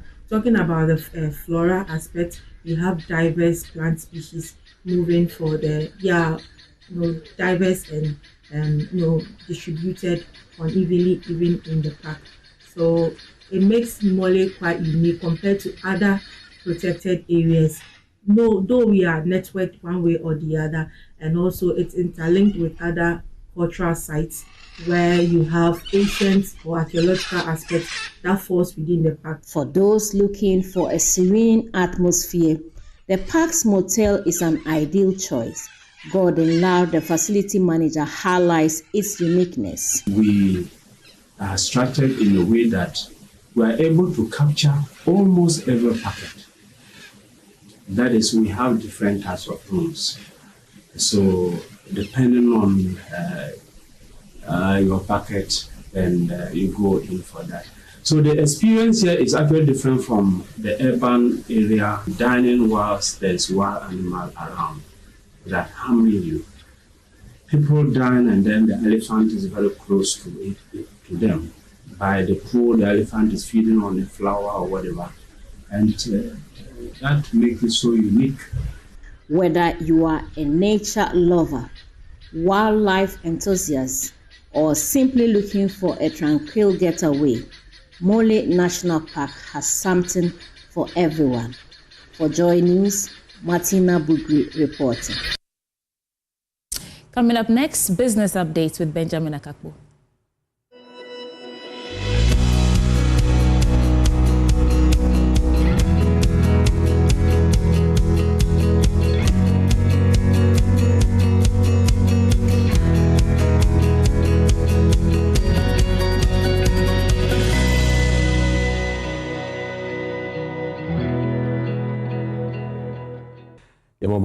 Welcome to Business Update. Now, the Ghana Real Estate Developers Association says its investment trust will be operationalized very soon.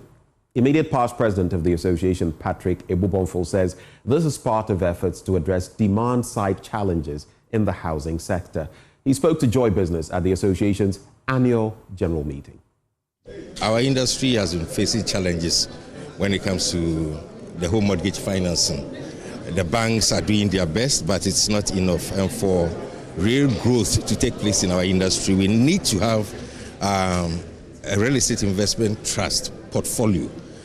That in our case, we are pushing so they can champion our home mortgage finance activities so that members can freely build, concentrate on building.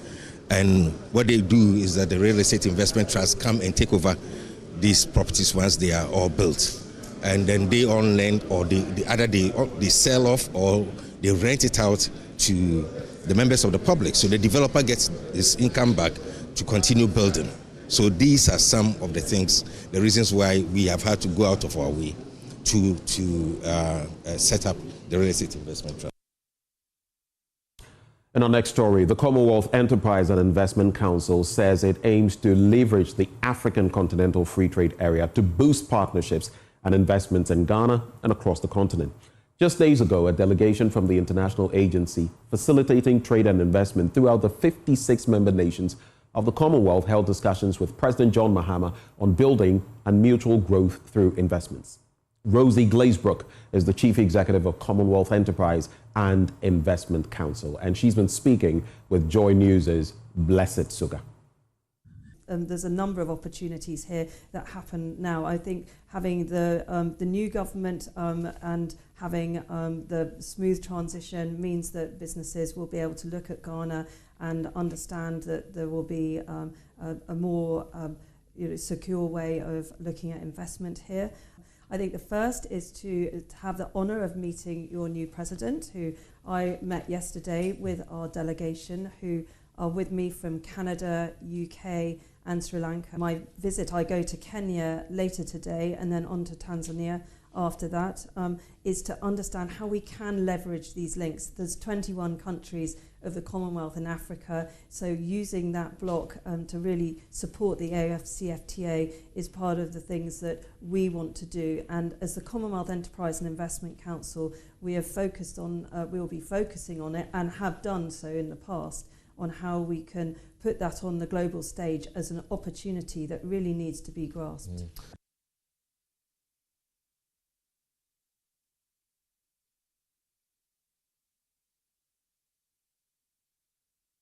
And that's our recap of our business updates for the morning. Handing over back to Sweetie Abochi.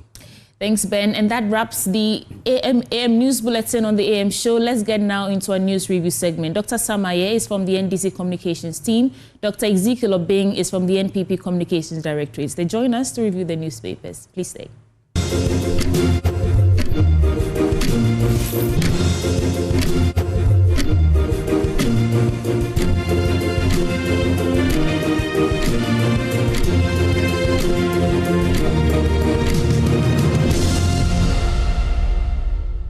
Live from Kokomimle, this is the AM show on the JoyNews channel, and this is the news review segment. I'm Sweetie Abochi, and I'm doing this together with Benjamin Akapo.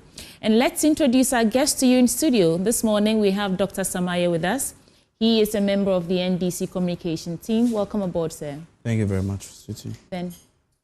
Well, Doc, so here we are. We'll have your counterpart join the conversation shortly from the MPP's end, but you know how we do it. We'd like to take your quick thoughts on any pertinent issues you'd like to talk about. Yes, thank you very much. Good morning to our viewers and your good self. This morning, I'm glad to announce that His Excellency the President will be the special guest of honor for the National Economic Dialogue happening at the Accra International Conference Center at exactly 8:30 a.m. It is number 4 on the list of 26 interventions His Excellency the President earmarked in his 120-day social contract.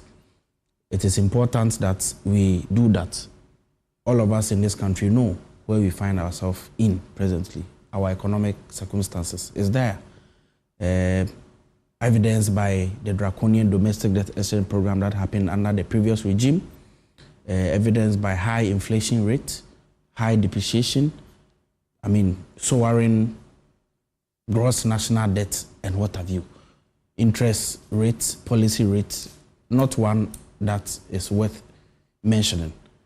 So as a president who is sensitive enough, who is sensitive to the pertinent issues disturbing the people of Ghana, setting up the National Economic Dialogue is a step in the right direction. For me, I am extremely happy about it. Okay. We'll be interacting with civil society organizations, members of the general public, the media, students, seasoned financial and economic analysts who will share with government their thoughts on exactly what homegrown measures are to be put in place to guide our, budget and how we can reset our economy going forward. So I'm entreating the media and everyone to take the opportunity to share with government what they think government should do to revive and reset the Ghanaian economy.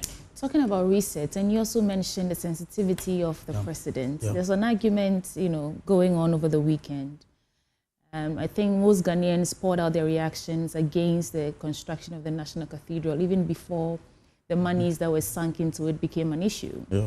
And you're talking about the sensitivity of the president. I want you to, I'm giving you the opportunity to let it make sense to us how we are commissioning, a Hajj house when it's also a religious edifice, so to speak, which was what we were against with the National Cathedral. What is the argument from the NDC camp? Yes, thank you very much. I think that yesterday the Minister of State Government Communications, the Honorable Felix Kwachofosu, made the point that the Hajj Village is clearly an establishment or a project of the Ghana Airport Company Limited.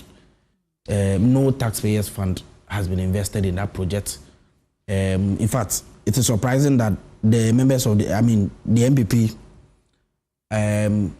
are in a haste to criticize the government needlessly. In fact, when you read, there's a Ghana web publication where Hassan Tampuli said Mohammed's move to council for MPPs already progressing new Hajj Village is laughable. In one breath, they are the ones that started the Hajj Village. In another breath, John Mahama is cutting short. So John Mahama is lampooning National Cathedral by constructing Hajj Village. I think that we must be consistent with our policy. You cannot appropriate and reprobate at the same time. The fundamental points must be made that the Hajj Village is a project by Ghana Airport Company Limited. No taxpayers' money has been invested in that project. In fact, will be invested in it? No.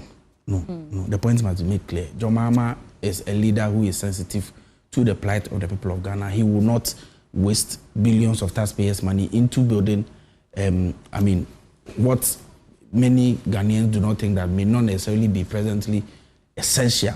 Just like $58 million was invested in the National Cathedral, which ended up in the biggest hole. It will never happen under His Excellency President John Dramani Mahama. He was just invited to that program as the president, ceremonially. It is a project. I think your point is made. We just hope not to find out later that. Sure, no problem. Because you remember how the National Cathedral started. Oh, it's going to be solely funded by, and then we ended up where we did.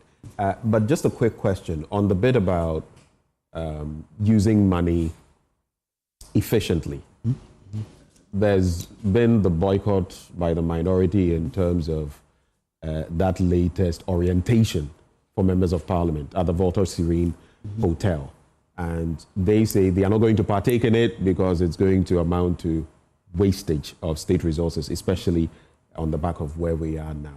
John Mahama is president and his party has a vast, wide majority in parliament. So I can say by extension, the president. How do you react to that? Oh, for me personally, I don't think that there's any problem with members of parliament. With parliament, a constitutionally independent, constitutionally mandated body with 275 or 276 MPs and their speaker having a retreat or orientation in, a hotel where they will have enough conference center. They have the necessary, privacy and all that. I don't think this constitutes to deliberate dissipation of public affairs. I think that we are blowing this out of proportion. This is not the first time Parliament is having a retreat. And if the people of Ghana are worried about anything, it is not members of Parliament having a retreat. There are clear cases where everybody in this country see that public funds are wantonly being dissipated without recourse to the sensibilities and sensitivities of the people of Ghana. I get your point, just for the sake of time. Yes, it is important.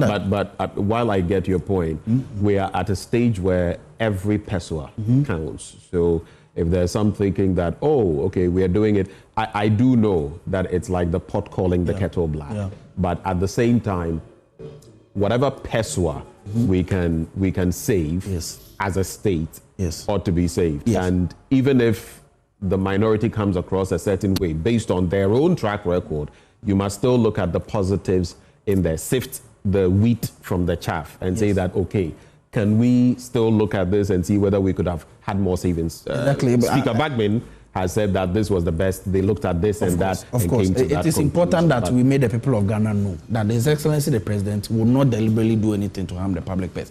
This is a president who has reduced the number of ministries from 30 to 23, reduced the number of ministers from 124 in the first term of the MPP to 60. He has reduced the number of the last one was 80. The last one was 80. But he started from 124. President Mahama. Yes, but that was not the immediate precedent. But let's be fair. 80 or 84 is not the same as 60. So this is a president who is firmly committed to protecting the public. I think You've copiously elaborated yes, on this matter for the sake of time. We have Dr. Ezekiel Obeng. He's with the MPP Communications Directory. He joins the conversation. I'm sure you know how we do it here. We'll give you about a minute and a half. Talk about something you are interested in. You could decide to talk about some of the issues he's also brought to bear. Yeah, good morning, and sorry for entering quite late. It's a huge traffic, unprecedented, on our roads to your studio this morning. And good morning, CT.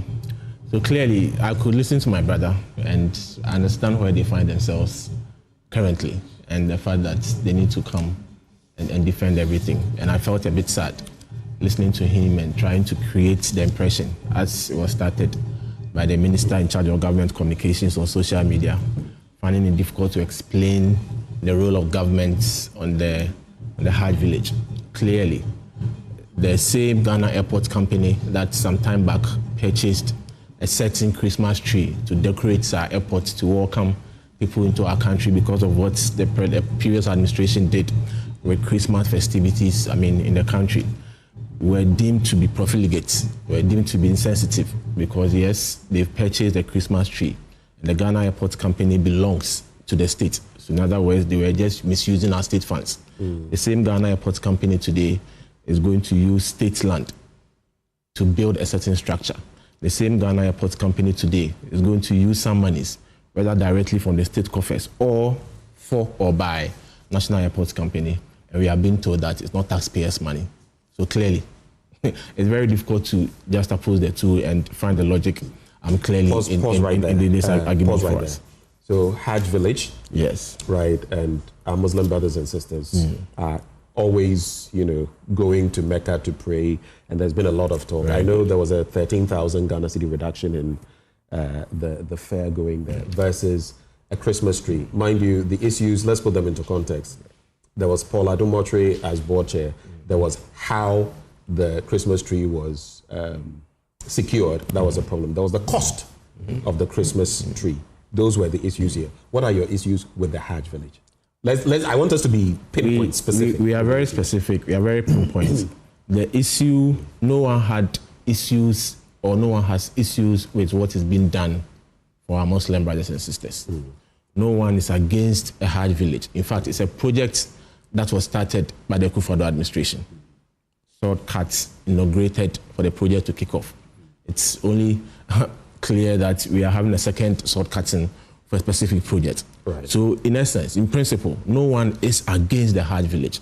But what our brothers said when they were on the other side some time back, yes, we can talk about the cost, we can talk about the person leading Ghana Airport Company in terms of their board membership or whatever.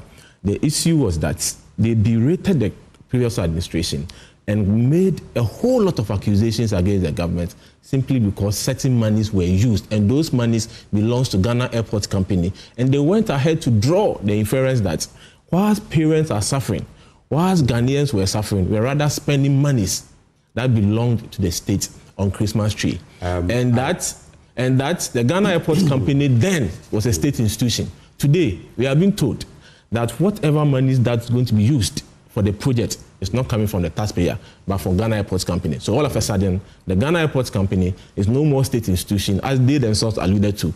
The Ghana Airports Company, monies that belong to them, which by extent belong to the Ghanaian or being paid for by the Ghanaian taxpayer, all of a sudden, those monies do not belong to the Ghanaian anymore. And the Ghana Airports Company is no more a state institution. That is where we have issues with. The double tongue we are having. If you are in opposition, you say one thing, and when you are in government, you say a different thing. Ghanaians just want to know, how much is even the airport company going to inject in this project? Is the land for the state or not? So no matter how you look at it, clearly there's some state commitment in it. And just admit it.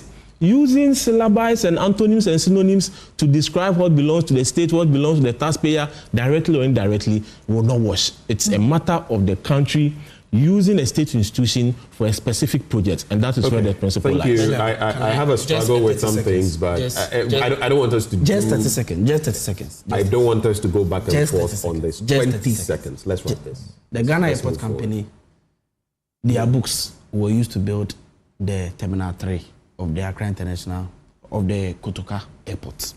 As we speak, that edifice is paying for itself. At the last reckoning, billions of Ghana cedis had been raised to pay for itself. It is the same as the Hajj village. where the Ghana Airport Company is using to facilitate pilgrimage activities, where income will be generated to pay for itself. Thus, the Christmas tree bought under the MPP pay for itself. What revenue is it raising for Ghana at a time where millions of Ghanaians had lost their monies through draconian domestic debt exchange program, where people's wealth had been expropriated? I think that we must be clear with our narrative. We must not compare apples with oranges. We must be consistent and not throw in 20 seconds. Let's get to the newspapers. We must be honest and candid with our debate. Yes, thank you very much. Thank you very much. So I have the Daily Graphic newspaper. We'll get to you in a bit. Daily Graphic says 32 years on, Parliament yet to establish public interest committee. Stop photocopying Ghana cards of customers. Bank of Ghana warns banks. T-bill rates drop as government reduces domestic borrowing. Sophia Kufu questions policy on Ghana's extractive agreements. Book on company law best practices launched. And on the back page, West African gas pipeline resumes supply. Medina hosts regional sanitation day. The first story I want to get into would be 32 years on, Parliament yet to establish public interest committee. The immediate past chairman of the Public Accounts Committee of Parliament, Dr. James Lucha-Veji, has called on the government to take deliberate steps to strengthen the operations of the Internal Audit Agency. Let me skip to the part where he says, he explained that the Constitution required Parliament to debate the report of the Auditor General and point out, where necessary, to the Public Interest Committee to deal with the matters.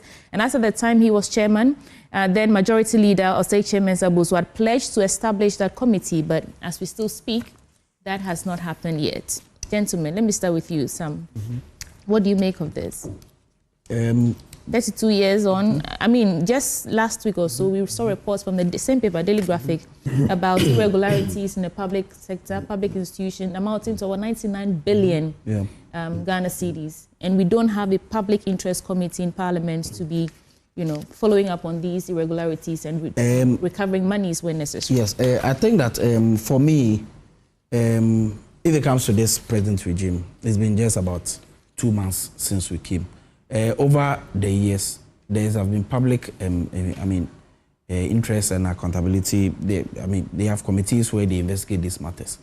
For me, over the years, there has not been enough governmental commitment to some of these things. In fact, when the MPP regime started in 2017, 2018, there were incremental numbers as far as the losses we make in our public sector. Nothing was done at the time because the government itself was actually neck deep in the whole matter. Going forward, under the leadership of His Excellency the President, enough work will be done. The President has shown more than enough commitment to the fight against corruption, slaves, graft, and reckless waste of our public funds. This is solely a parliamentary business. Fortunately for us, we have the numbers. We are going to crack the whip.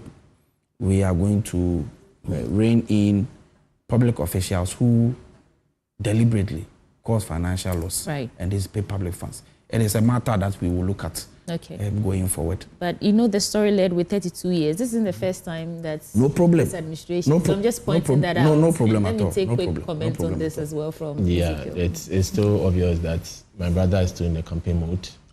We are talking about a 32-year-old issue.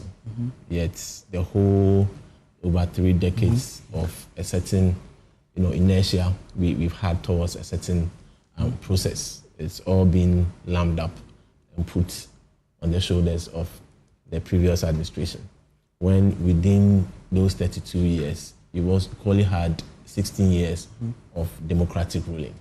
So clearly, my brother is still in the campaign mode. But of course, we need to go beyond the politicking and look at what is in the interest of the country. Sorry, I just want, you just said that over which 32 years? The news item reads that over 30 years, that's government... his Fourth Republic.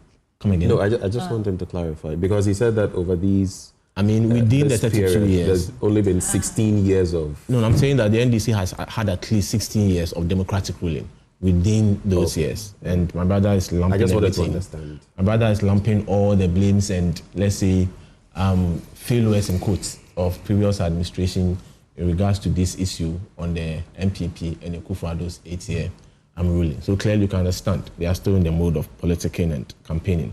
But of course, we've moved beyond elections, we've moved beyond campaigns. There's a government in place that needs to act. You inherited the good and the bad.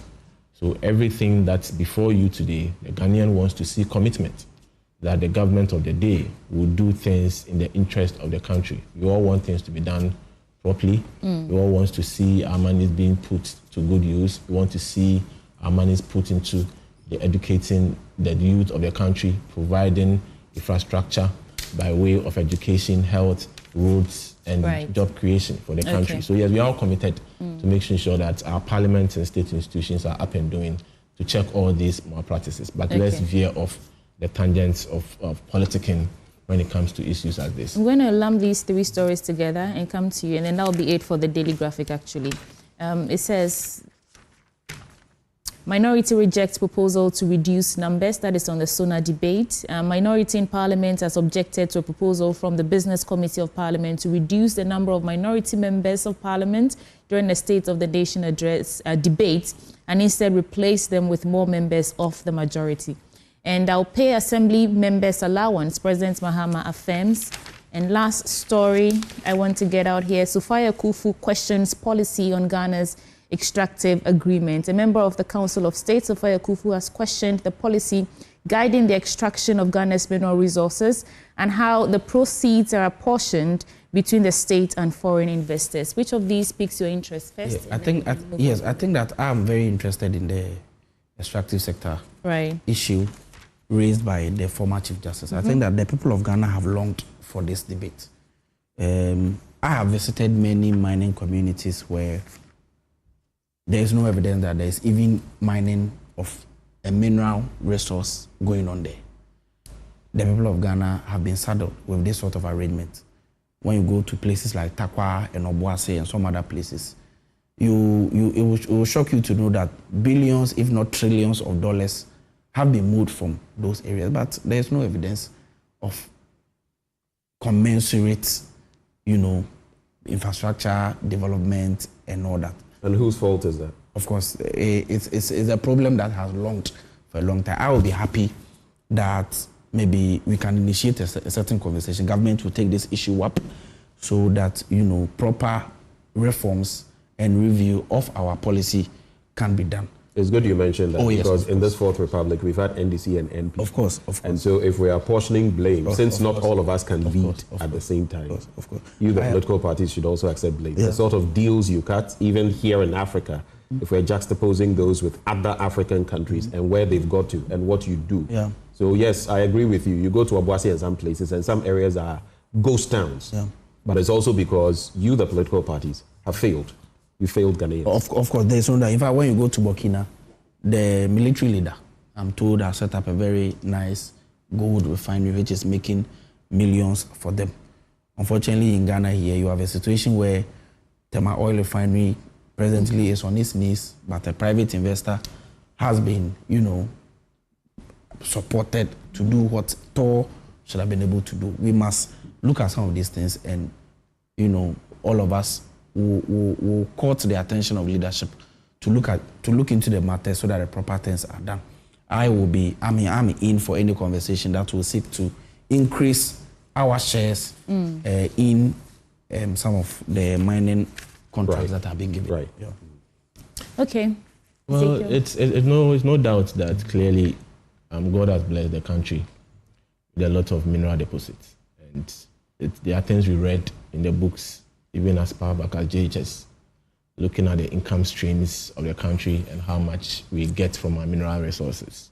And we've grown to come and experience these things, and due to the nature of work we do, had the benefit of hindsight to read about our roles and our percentages and how much we gain from these transactions. And clearly, if you look at the policy and how much a country like Ghana earns, if you give opportunity to a foreign company or a private company to come and do prospecting, discover certain minerals in large quantities, and go ahead to commit monies to mine those minerals, and how much comes into the country. Clearly, I believe it's something we should take a second look at. and how government can find means to at least domesticate everything and perhaps let Ghanaians take the lead role in these processes. And I believe that if we're able to empower ourselves, we're able to empower our individuals and private businesses in the country to take lead role in these things. The mere sense of patriotism and being a Ghanaian would at least help us. There are so many things that these companies can do to help the country, aside the revenue streams from those minerals. So corporate social responsibility, for example, there's a lot that can be done. We've all had the benefit of traveling for the purpose of campaign to these mineral deposited areas. We've been to Western region, we've been to Ashanti region, and the story, as my brother narrated, it's not different. Right. So it's something we all need to have a national, non-partisan, some debates, agreements, come to a consensus as Ghanaians to fight this and let the Ghana, their country, have the highest stakes and the best of interest to be accrued and be used for the people of Ghana. Right. Just Thank a bit you. on the minority and the majority call to reduce the numbers of minority members on the committee. Clearly, this comes at the backdrop of what the excellent job the minority is doing in Parliament. The mighty minority. It clearly shows that powers sometimes do not lie in numbers, but rather the quality of the people who make up those numbers. So kudos to the minority for a yeoman's job they are doing in Parliament. I believe that even if there are 30 people or 31 people on the committee and the minority has just 2 reps, I believe the voice of the minority will be louder, be more sanitized, and it will make much, much, much impact than the rest. So yes. Do we need your voice to be louder? Oh, loud, a positive noise, not a negative noise. Is that what we've seen since this new administration started? We can go out and ask the Ghanaian to give their verdict. Everyone has his own verdict. From where I sit, the minority has done well, and they are a very positive, loud noise in Parliament. All right, let's get into some other papers. Kudos to the minority in Parliament. Just 10 seconds. You see, the debate, on the mining issue, like on the mining, it's extremely important. Not even the shares that the government takes. Even the state-owned mining companies, some of them are folded up. When you go to Akotia mine, it's no more. How is it that private mining companies are doing well, but state mining? The Ghanaian Times newspaper. It's important that we look at it. All right. Channel Hajj profits into charity. President directs task force. Government position on free SHS assuring that's according to Child Rights International. 7 die in separate incidents in the northeast region. Galamsey fight. Time for workable solution, not blame game. Reverend Sapon says so. NLE Director General appointed African Lotteries Association Vice President. Then there's also 77th anniversary Christian Borg crossroad shooting held in Accra, and book on history of Pungu and the Butu family launched. That's an interesting bit. You want to read about it. But the Vice President, Professor Nana Jane Opoku-Agyeman, on Friday led the flag raising and wreath laying ceremony to commemorate the 77th anniversary of the February 28, 1948 Christian Borg crossroad shooting incident. The shooting, which led to the deaths of 3 ex-servicemen, Sergeant Ajiti, Corporal Atipo, and Private Odate, was the impetus of the 1948 riots, a catalyst for the Gold Coast's final push for independence. These were the men, and if you look at other incidents, the women who risked their lives, sacrificed in this case, to ensure that we became independent. And last week, of course, when we had Kwame Nkrumah Botiu here, he brought up the issue.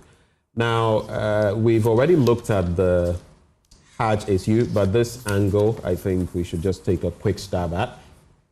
President Mahama has directed the task force organizing this year's Hajj to channel any extra money that would be realized from the pilgrimage into charity. At a sword-cutting ceremony for the construction of a permanent Hajj village in Accra on Friday, President Mahama said the Hajj, one of the 5 pillars of Islam, was a spiritual journey of purification and not a profit-making enterprise. So that's the point in there. Should he be telling them what to do with the remaining funds? And that charity, could it also go into supporting others who sometimes want to travel but do not have the means? I don't know. But then government position on free SHS assuring.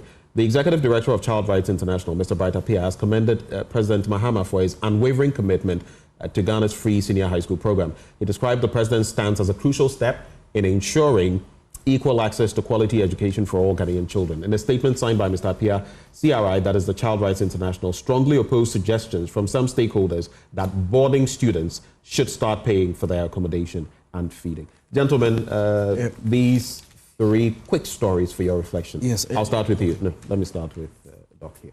On the issue of the free SHS, it became topical ever since the NDC took power, and it's very uncertain the path we are charting.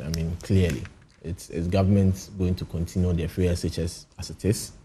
Is government what is uncertain, Doc? Because I thought in the SONA, with the repetition of the president, I thought it was as clear as... At a point, we are organizing an education forum to look into free SHS and the way forward, and at a point, no. So you can't organize a forum, right? Clearly, if you believe within yourself that indeed we are not going to touch the policy as it is. What is the forum for? Do you remember that Dr. Yawase Educhum, the former education minister, at a point, though they did not want to use the word review, they did mention that indeed we had come to the point, together with other government officials, where some second look had to be, brought to bear when it came to free SHS, even on the back of the stipulations of the IMF in our agreement. Do you remember those? From what I remember vividly, and we had a lot of meetings with the education minister, as government communicators then, and what Dr. Educhum meant and kept repeating. What he meant. What did he say? What he meant, I'll come there. What he meant and what he kept repeating is that to him and the government, the MPP's point of review, whatever you want to clothe it with, is that we still want to see the chunk number of Ghanaian children in schools, because they had to deploy a certain strategy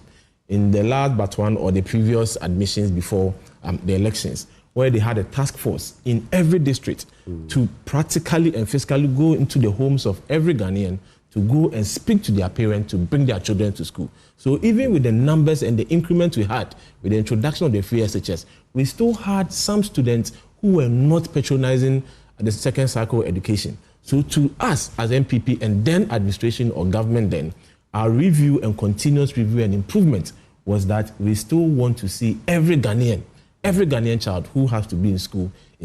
So yes, that's our position. So if any word was used to describe it then, whether review, whatever it is, that is what we meant. Is it the same review as this current administration? What do you consider a review? And in fact, from reports and interactions we've had with the likes of the Africa Education Watch, IFES and others, your review is not necessarily what even these stalwarts in education. It's not limited to that. And let me just make a quick point before you go on. Nowhere do you find a system, not even in the UK, not in the US, where there are some freebies at that level, where you have everybody on board. And we don't have enough time, so I can't get into that. Last week I was mentioning here that in the UK, even for the beneficiaries of free education at that level, some components are taken stock of. So you get to know who can pay what.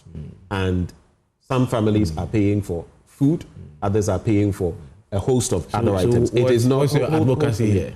It is not a free-for-all bid that once it is free, everybody can just come through and you are paying. We are not running UK system. We are not running our free SHS based on what UK does. We are not running our education and how monies are spent on education. It comes the same issue with health, for example. The NHS pays for everything in the UK.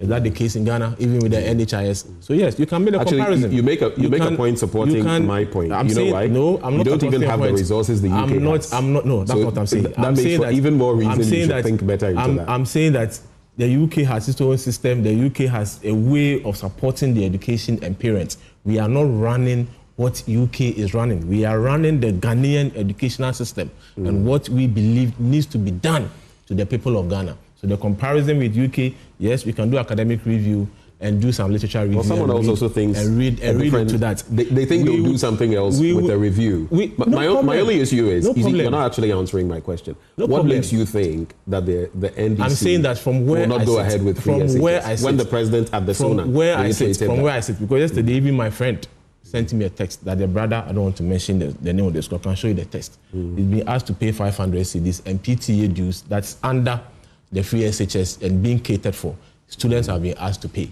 So yes, you can come out and say that we are going to continue whatever.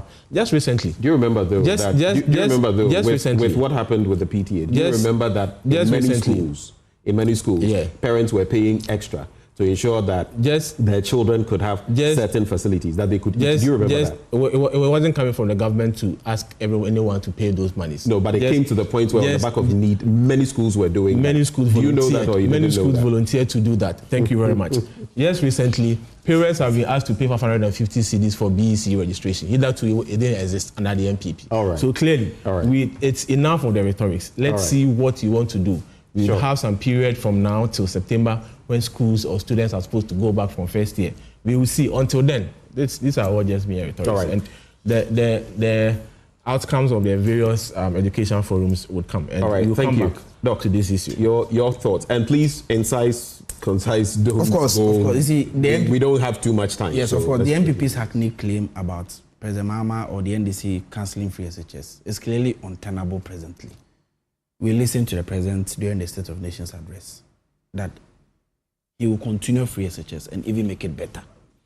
I sit on this platform as a government spokesperson and I'm saying that in just a month ago, the President released 200 million Ghana cedis to Ghana Education Service in fulfillment of his promise to decentralize feeding of free SHS.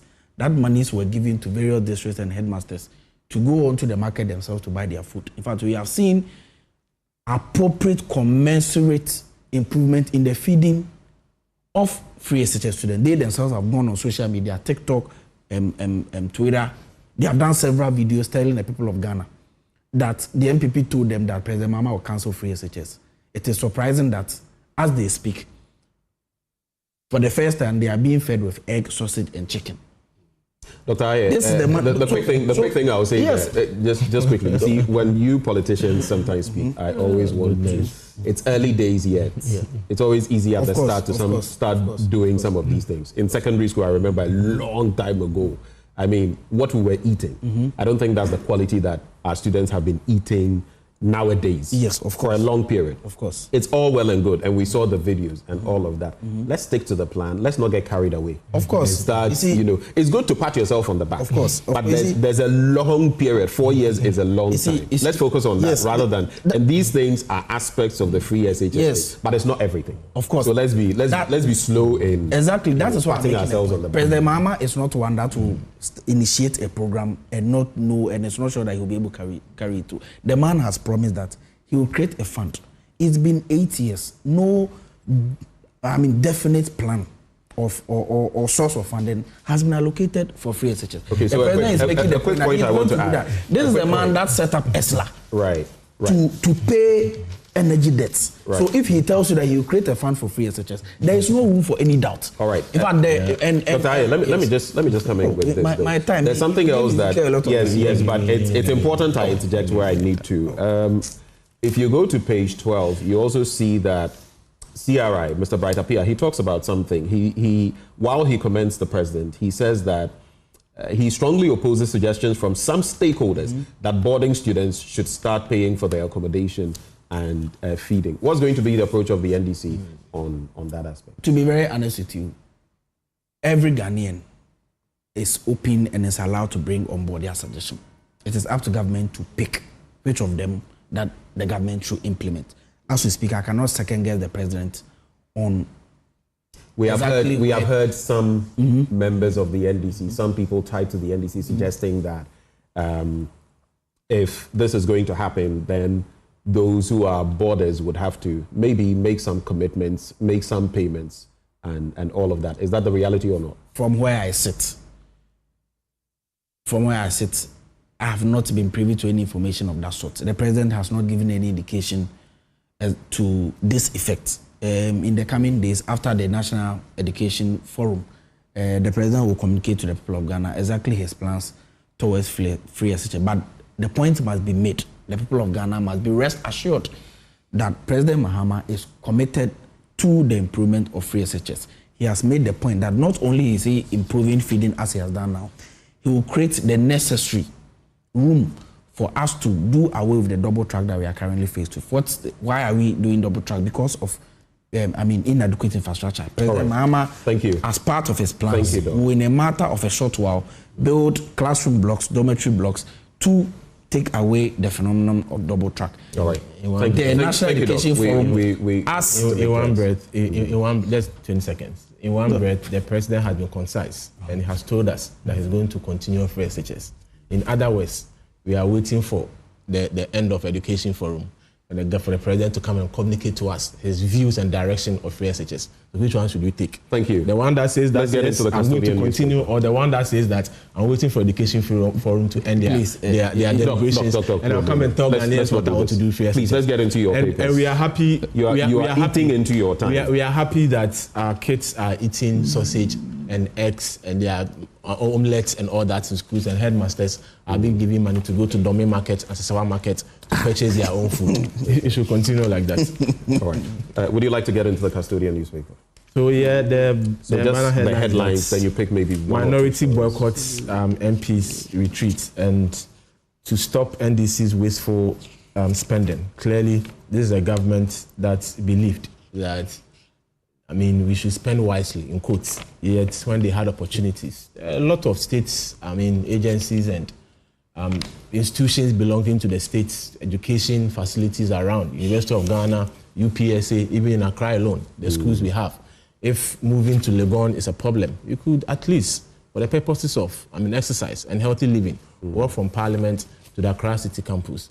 Yet the government that wants to cut waste and profligate spending is rather choosing a resort to go and rest MPs to have good time at their retreat. So clearly, they can't be trusted when they tell us. But do you remember though some of the meetings where you had to go to Rock City all the way? Yeah, and Sami and the NDC politicians are very interesting. And you politicians spoke vehemently against those things. So we're expecting that instead of even driving in vehicles, they would rather choose the approach of healthy living. Walk from Parliament to Accra City campus, which is just a short distance. Exercise, go and have the meetings, save the country a lot of money instead of riding in vehicles that consume huge amount of fuel. The only thing I'll add to that though, a resort, I wish have fun. Just a quick one. Water region. I would like to maybe sample some of the minority MPs. Sweetie Abochi, it would be interesting to find out how many of the minority MPs would be,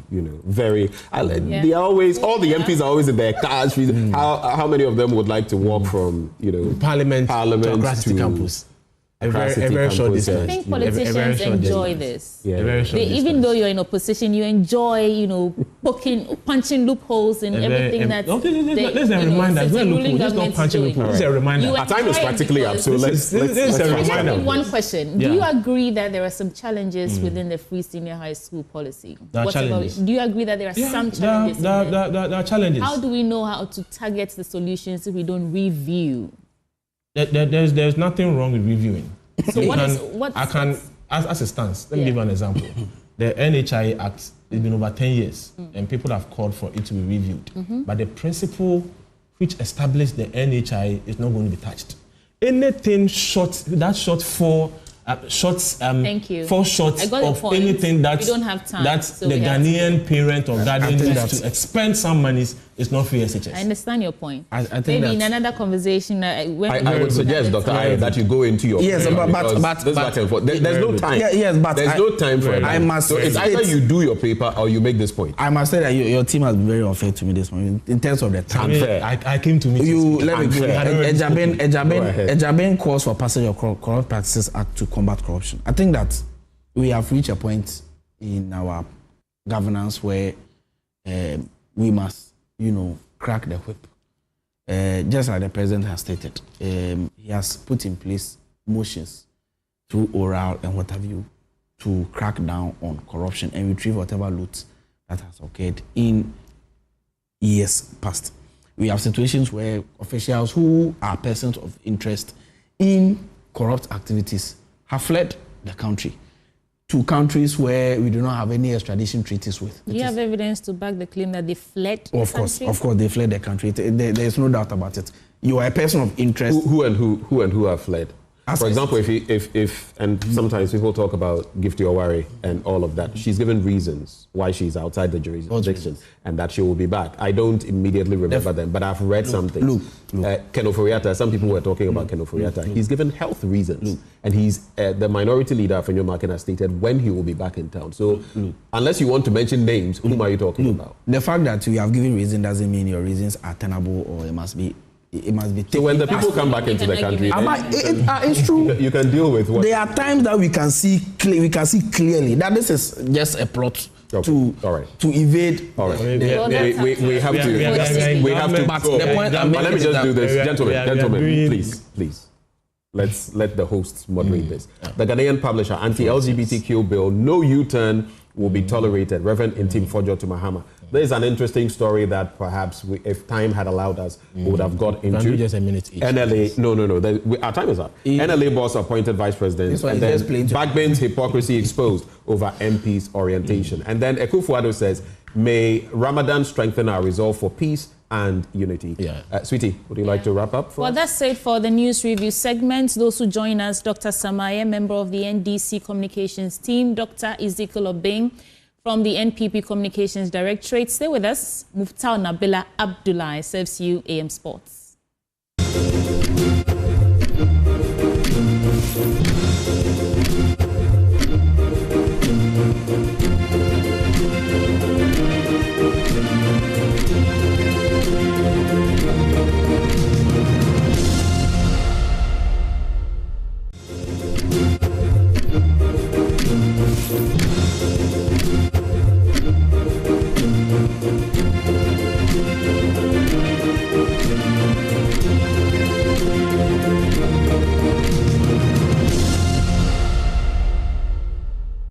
We'll bring you sports now on the AM show with me, Muftau Nabila Abdullah. And last week was an exciting week for school sports, especially in the super zonals that are happening in the Central and Ashanti regions. Well, it was an event that brought so many students and scouts to scout young talents in athletics especially.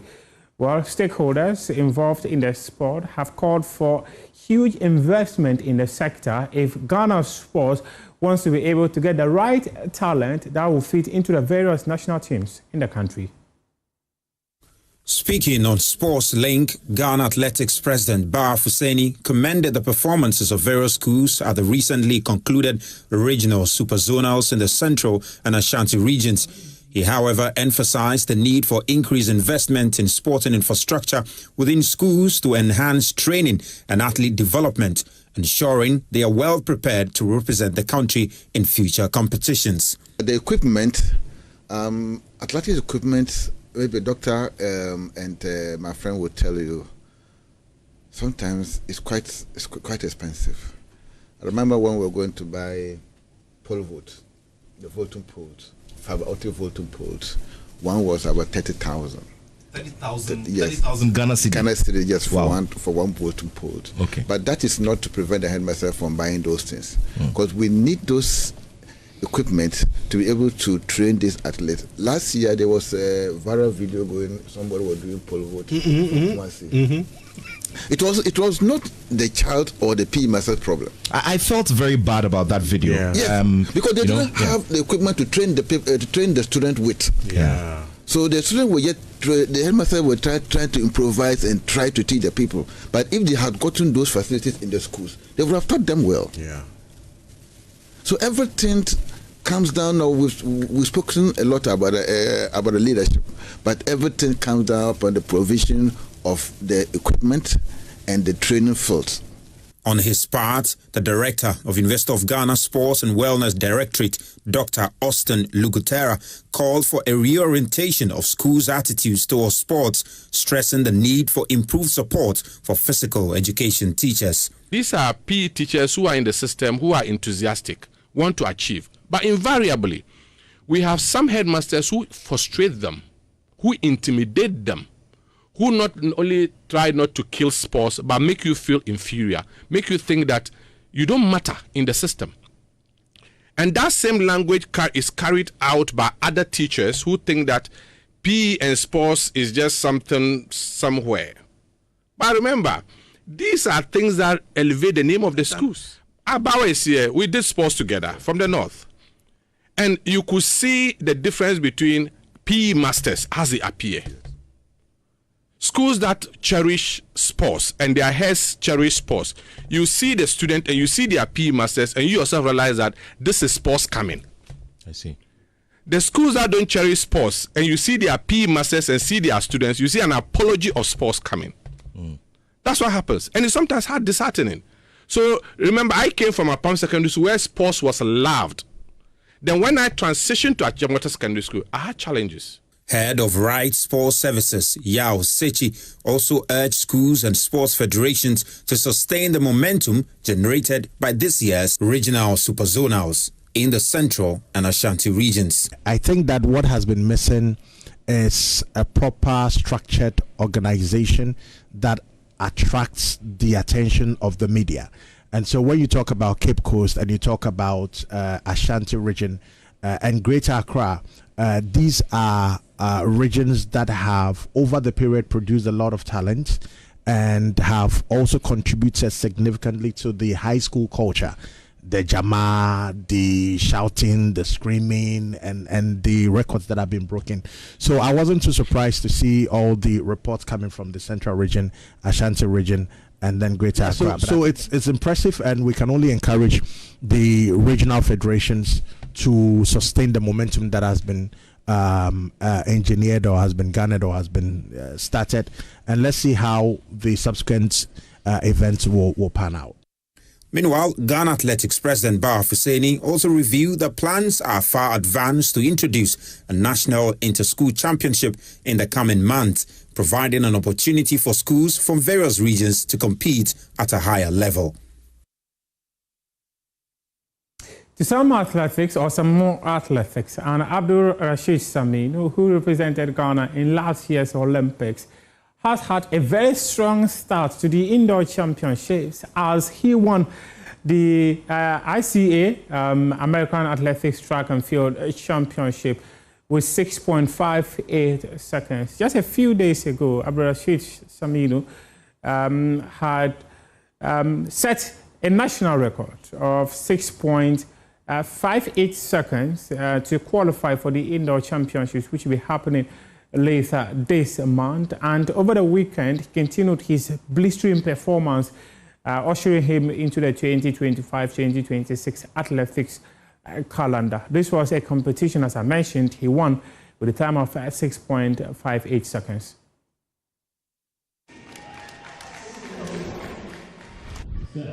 Let's move on to bring you some more, and now we are taking you to Europe to bring you highlights of some of the matches that were played in the FA Cup. Manchester United, they have been knocked out of the competition after suffering a 5-3 penalty loss against Fulham. And Manchester City, they defeated Plymouth to also make it to the next phase of the competition. Newcastle United came up against Brighton and Hove Albion. It was Danny Welbeck who scored the winner as Brighton and Hove Albion made it to the next phase of the competition.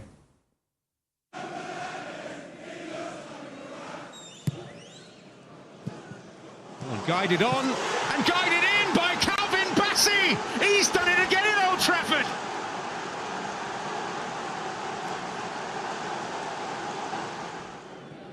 Well, we end up getting pinned in your own penalty area. Just keeping United out is the problem. As Rawi's coming in. Crowded out. Fernandez. Onto his weapon of choice. That's straightforward again for the goalkeeper. It's not the case with this United team. Smith Rowe. Robinson herring forward. And Pereira teeing up Smith Rowe. And Onana keeps it out. Garnacho. Dallo. Fernandez scores!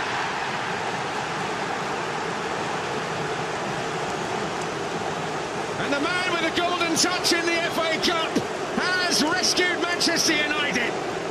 Well, this was always going to be the problem for Fulham if they don't kill the game off, and it was so... His touch was a good one.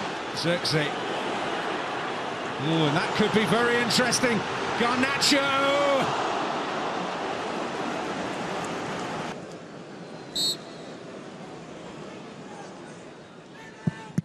And the first to fail. He was able to push it back the way rather than being stretching to reach it. Anthony Robinson to give Fulham the advantage, which he does. That may only be momentary. Zexi fails. And Fulham celebrate at Old Trafford.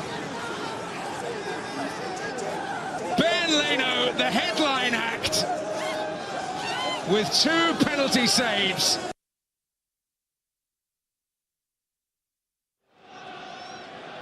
Sends out the signal, delivers the ball, and they've scored.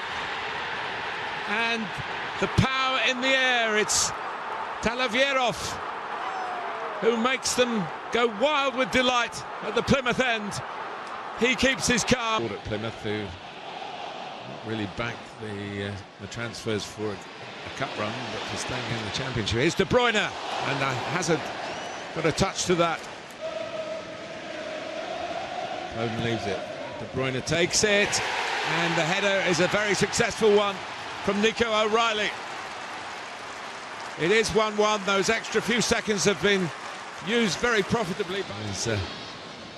Bernardo Silva making it wide, where McAtee keeps it going for City. Gundogan advancing with pace. Still going, the German. It's a great stop to the box. Grealish. Haaland coming round the back. Goalkeeper's kept it out, but it's followed up by Bernardo Silva. Yeah, very good ball here from Jack Grealish, just going beyond the far centre half.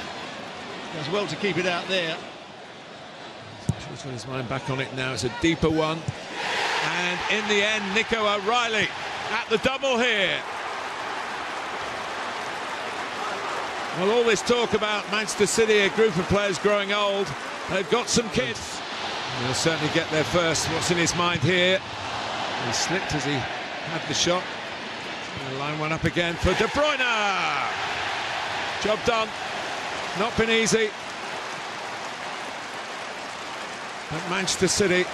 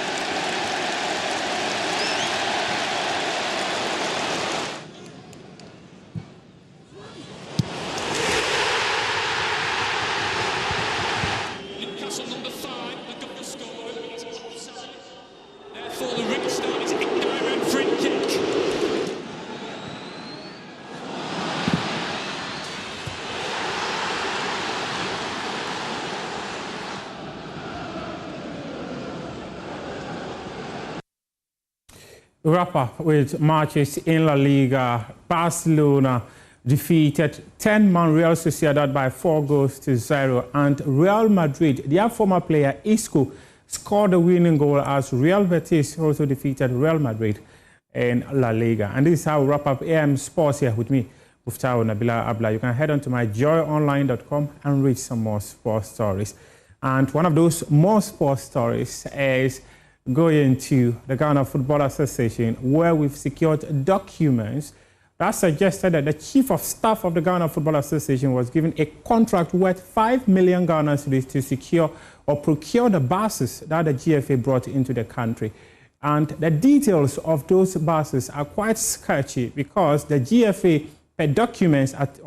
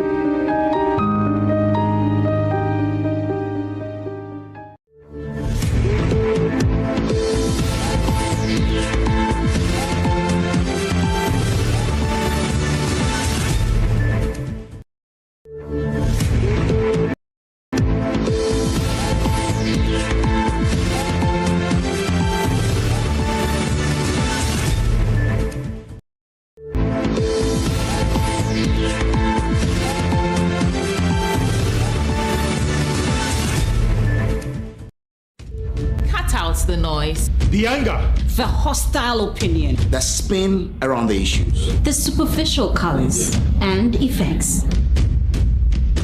But above all, you can take away the misinformation and fake news, the slander, that misrepresentation that seeks to draw us back and divide us. That's when you will know what's really happening. That's when you will know. That's when you will know. This is JoyNews, fearless, independent, and credible.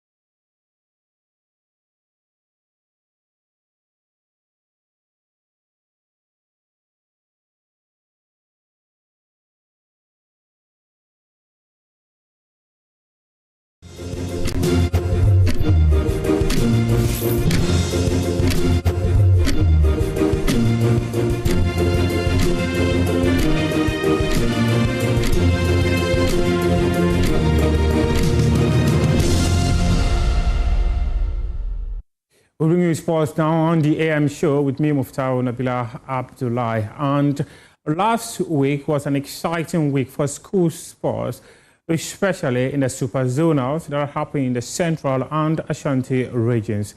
Well, it was an event that brought so many students and scouts to scout young talents in athletics especially.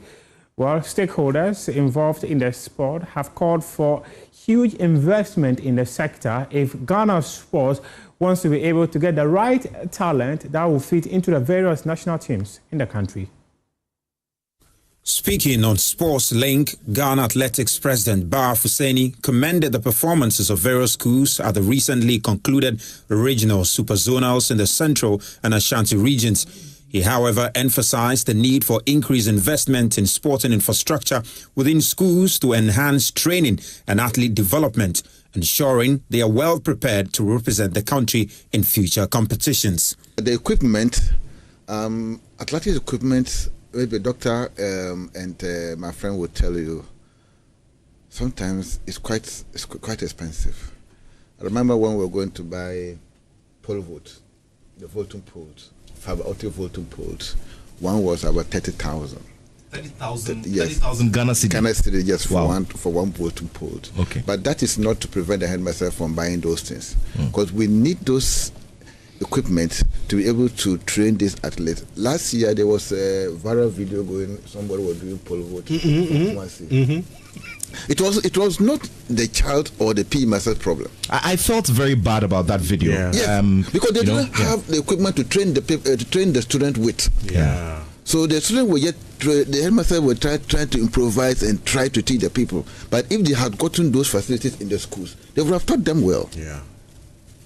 So everything comes down. Now we've spoken a lot about the leadership, but everything comes down upon the provision of the equipment and the training fields.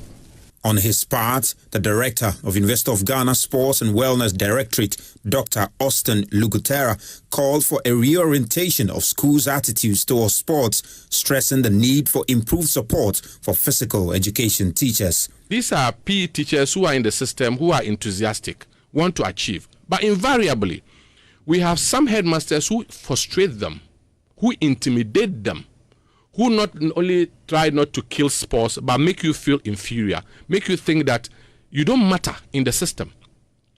And that same language is carried out by other teachers who think that PE and sports is just something somewhere. But remember, these are things that elevate the name of the schools. Abawa is here. We did sports together from the north. And you could see the difference between PE masters as they appear. Schools that cherish sports and their heads cherish sports, you see the student and you see their PE masters and you yourself realize that this is sports coming. I see. The schools that don't cherish sports and you see their PE masters and see their students, you see an apology of sports coming. That's what happens. And it's sometimes disheartening. So remember, I came from a Palm Secondary School where sports was loved. Then when I transitioned to Ajamota Secondary School, I had challenges. Head of Right Sports Services, Yao Sechi, also urged schools and sports federations to sustain the momentum generated by this year's regional superzonals in the Central and Ashanti regions. I think that what has been missing is a proper structured organization that attracts the attention of the media. And so when you talk about Cape Coast and you talk about Ashanti region and Greater Accra, these are regions that have over the period produced a lot of talent and have also contributed significantly to the high school culture. The jama, the shouting, the screaming, and the records that have been broken. So I wasn't too surprised to see all the reports coming from the Central region, Ashanti region, and then Greater Accra. So it's impressive, and we can only encourage the regional federations to sustain the momentum that has been engineered or has been garnered or has been started, and let's see how the subsequent events will pan out.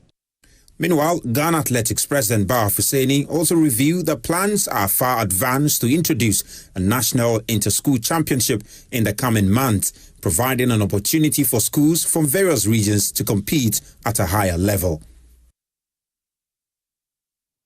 To some athletics or some more athletics, and Abdul Rashid Samin, who represented Ghana in last year's Olympics, has had a very strong start to the indoor championships as he won the ICA American Athletics Track and Field Championship with 6.58 seconds. Just a few days ago, Abdurrashid Saminu had set a national record of 6.58 seconds to qualify for the indoor championships, which will be happening later this month. And over the weekend, he continued his blistering performance, ushering him into the 2025-2026 athletics calendar. This was a competition, as I mentioned, he won with a time of 6.58 seconds.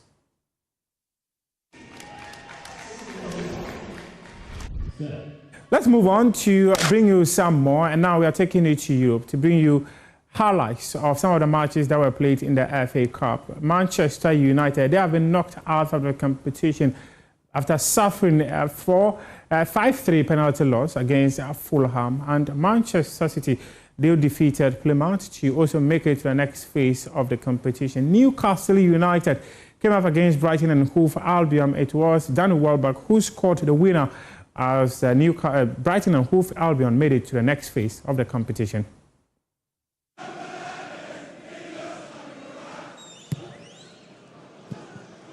Guided on and guided in by Calvin Bassey. He's done it again at Old Trafford.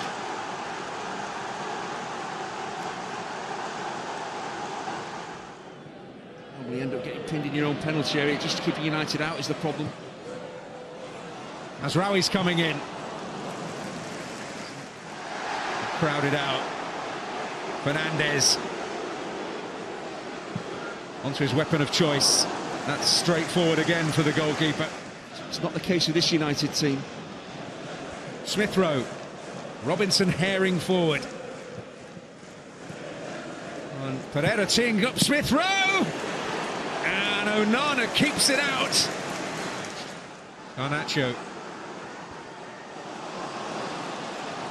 Dallo. Fernandez scores!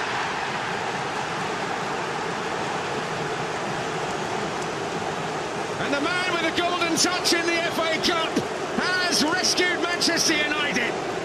Well, this was always going to be the problem for Fulham if they don't kill the game off, and it was so... His touch was a good one. Xerxes. Oh, and that could be very interesting. Garnacho!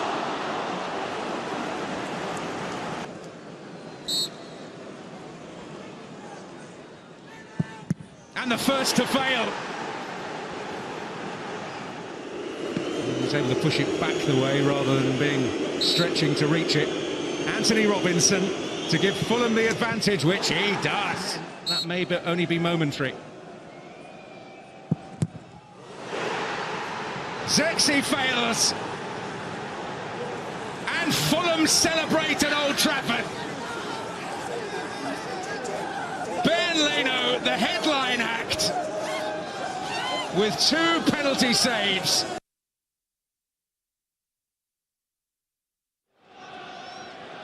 Sends out the signal, delivers the ball, and they've scored. And the power in the air, it's Talavierov who makes them go wild with delight at the Plymouth end.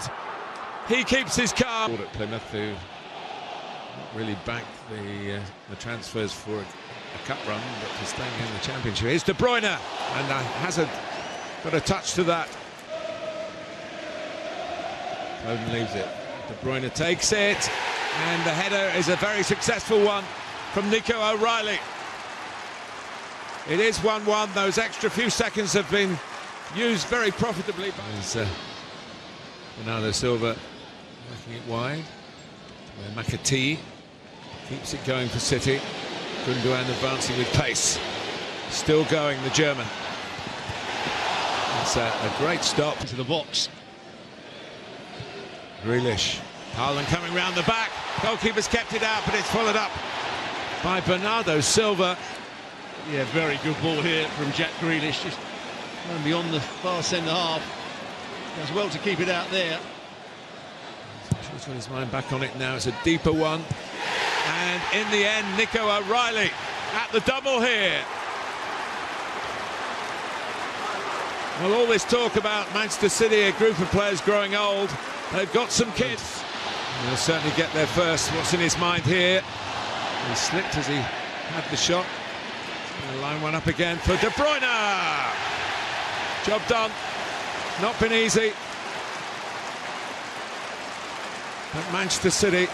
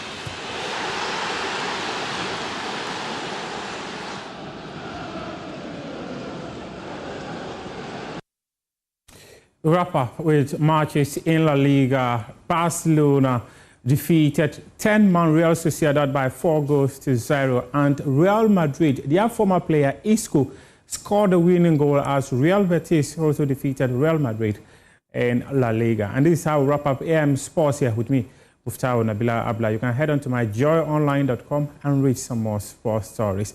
And one of those more sports stories is going to the Ghana Football Association, where we've secured documents that suggested that the Chief of Staff of the Ghana Football Association was given a contract worth 5 million Ghana cedis to secure or procure the buses that the GFA brought into the country.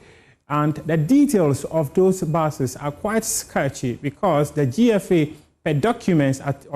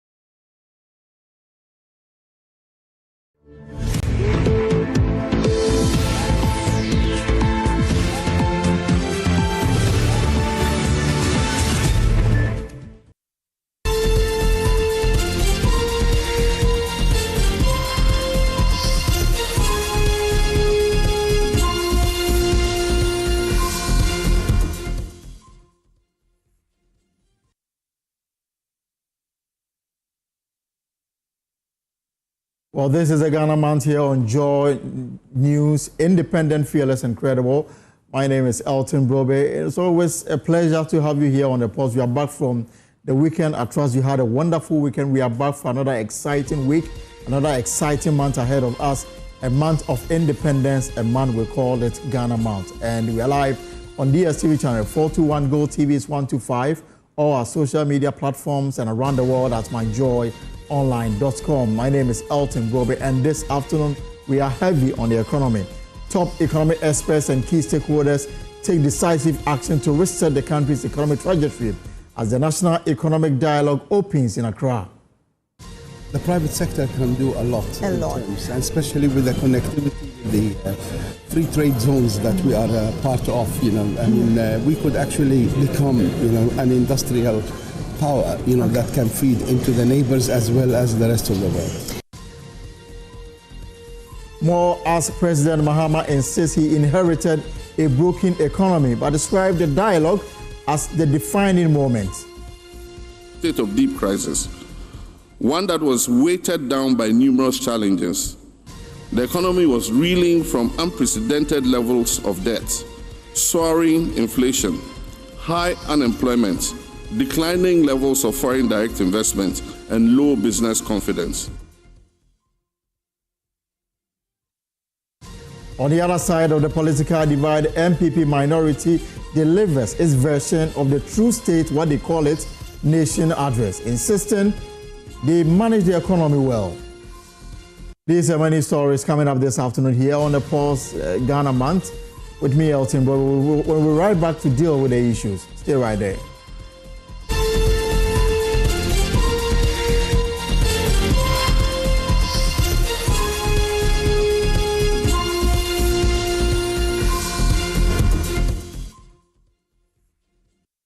Right, so let's settle. We are live on X Spaces, on YouTube, on Facebook, and of course, around the world also at myjoyonline.com. Now, the state of the Ghanaian economy is revealing itself, at least until the 11th of March, when we hear the 2025 budget presentation. We are getting to understand the economy inherited by the John Mahama administration.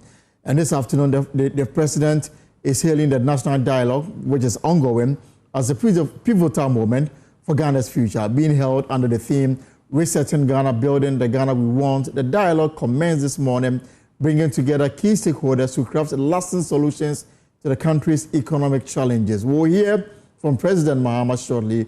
We'll also hear from the Finance Minister, Kese Latofor, giving us a hint on what is to come in the 2025 budget. But I can take you live to the Accra International Conference Center, where my colleague George Biafe, editor with Joy Business, is stationed, and he's interacting with some key individuals. Right now, he's speaking to the General Secretary of the NDC himself, a former Deputy Finance Minister, on the National Economic Dialogue. Let me take you live to the AICC now.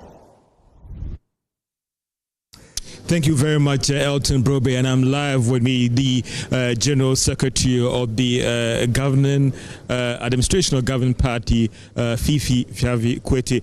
Honorable, I'm right to call you by that name. It's been a while, and how have you been doing? I've been good. It's been hectic, and also at the same time challenging and exciting at the same time.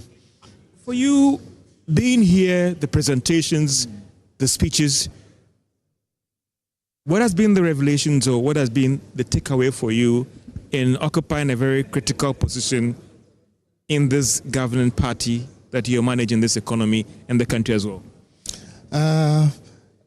Let me begin by greeting all your many viewers who have always been very loyal and faithful to you.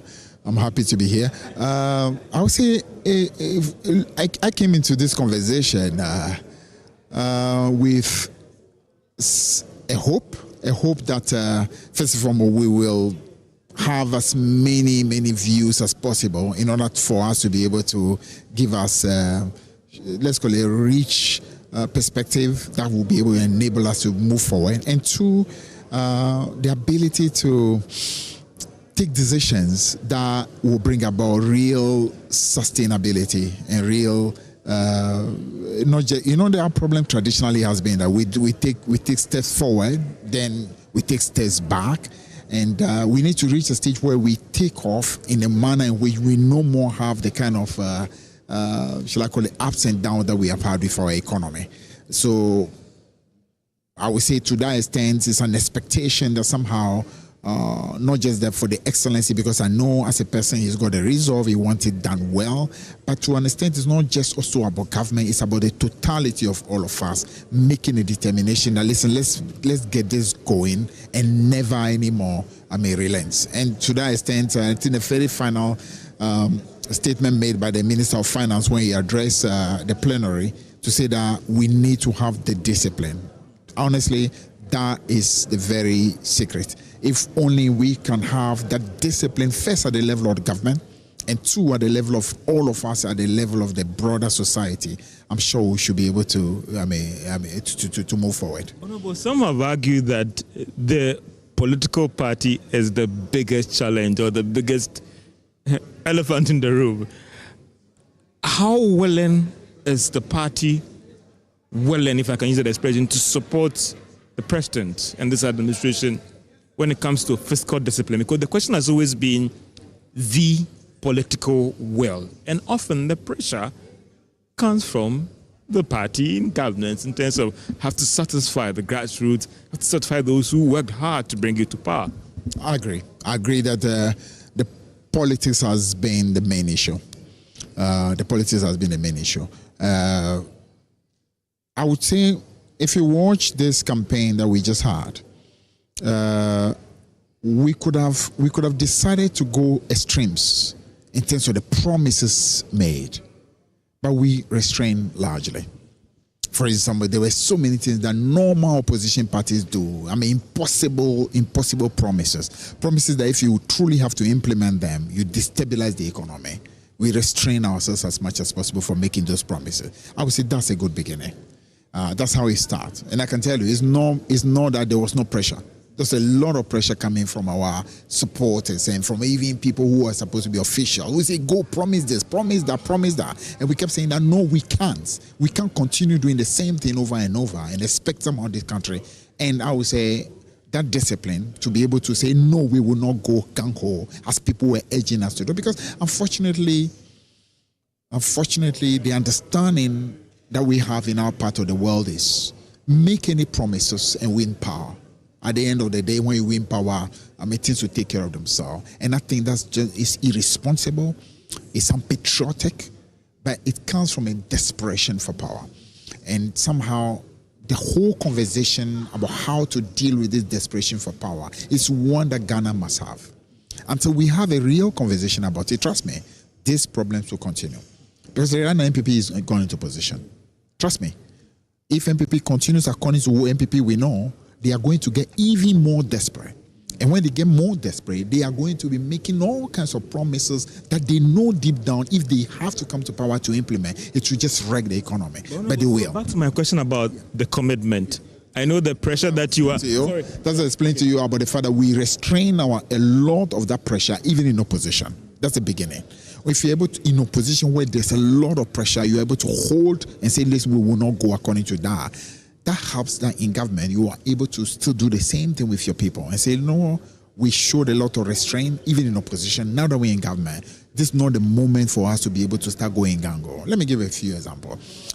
For example, certain decisions need to be taken now in power. Ordinarily, somebody would have said, you know what, you promised to do this and you promised to do that. Let's say, for example, we promised, TASCA, for instance. Sure. For some of it, those of them that we really thought through carefully, we definitely will be able to implement them. Why? Because we believe there are other ways in which you'll be able to get revenue that can make up for the balance. Because some of them, honestly, were just nuisance taxes. How much really were we getting from e-levy? How much really were we getting for betting tax? Not significant. But at the end of the day, what you do is that you rather affect the country in ways that you should not be. There are other areas where, for example, a lot of monies were literally wasting away, and we've not been able to plug those loopholes and get the system to be compliant to help us get revenue. There's also a lot of places where we literally cause a lot of wastage in the system. So I'm saying, as a whole, we are encouraging the finance minister together with his team to look at the whole of the balance and come to cabinet and make that proposal, and we'll be able to support in order for us to move forward. You're going to give the president, the minister, your full support, because as I said earlier on, that often the pressure comes from the... Yeah, but then that's a good thing. If you have your general secretary who was a former deputy finance minister, it's not the same anymore. Why? Because I'm not one who is just going to push policy at the expense of the economy. There must be a balance. Because at the end of the day, if the economy collapses, the policies cannot be successful. So that's why it's always an advantage if you have somebody with my background as the chief executive of the party. It holds down. They say we are able to say, no, there is a limit to how much you can go for the politics. The economy must be right as well, because the two must go together. But are you surprised with the personalities who made it a year? Because initially there were concerns about whether you'd be able to get the right consensus for this program even to go on. We've seen former government officials who are here. Are you surprised by the caliber of people who made it here? Not just your government, your party faithfuls, if I can use that expression, but even the business community as well. I'm very, very, very impressed.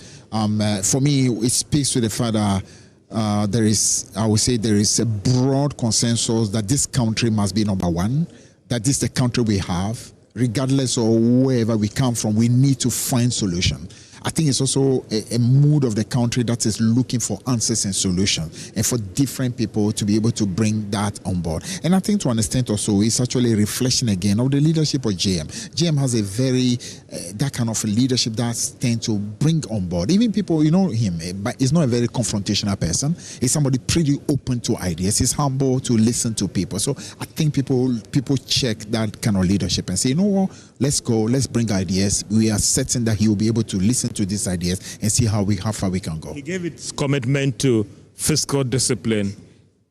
CU, NDC party, are you going to give him all the support? Absolutely. I'm actually in the very forefront on ensuring that we do it right, because I believe it's not a short-term thing. It should be a long-term thing. I know it's always an issue of politically, you look at it, what it is that can give me benefit right away.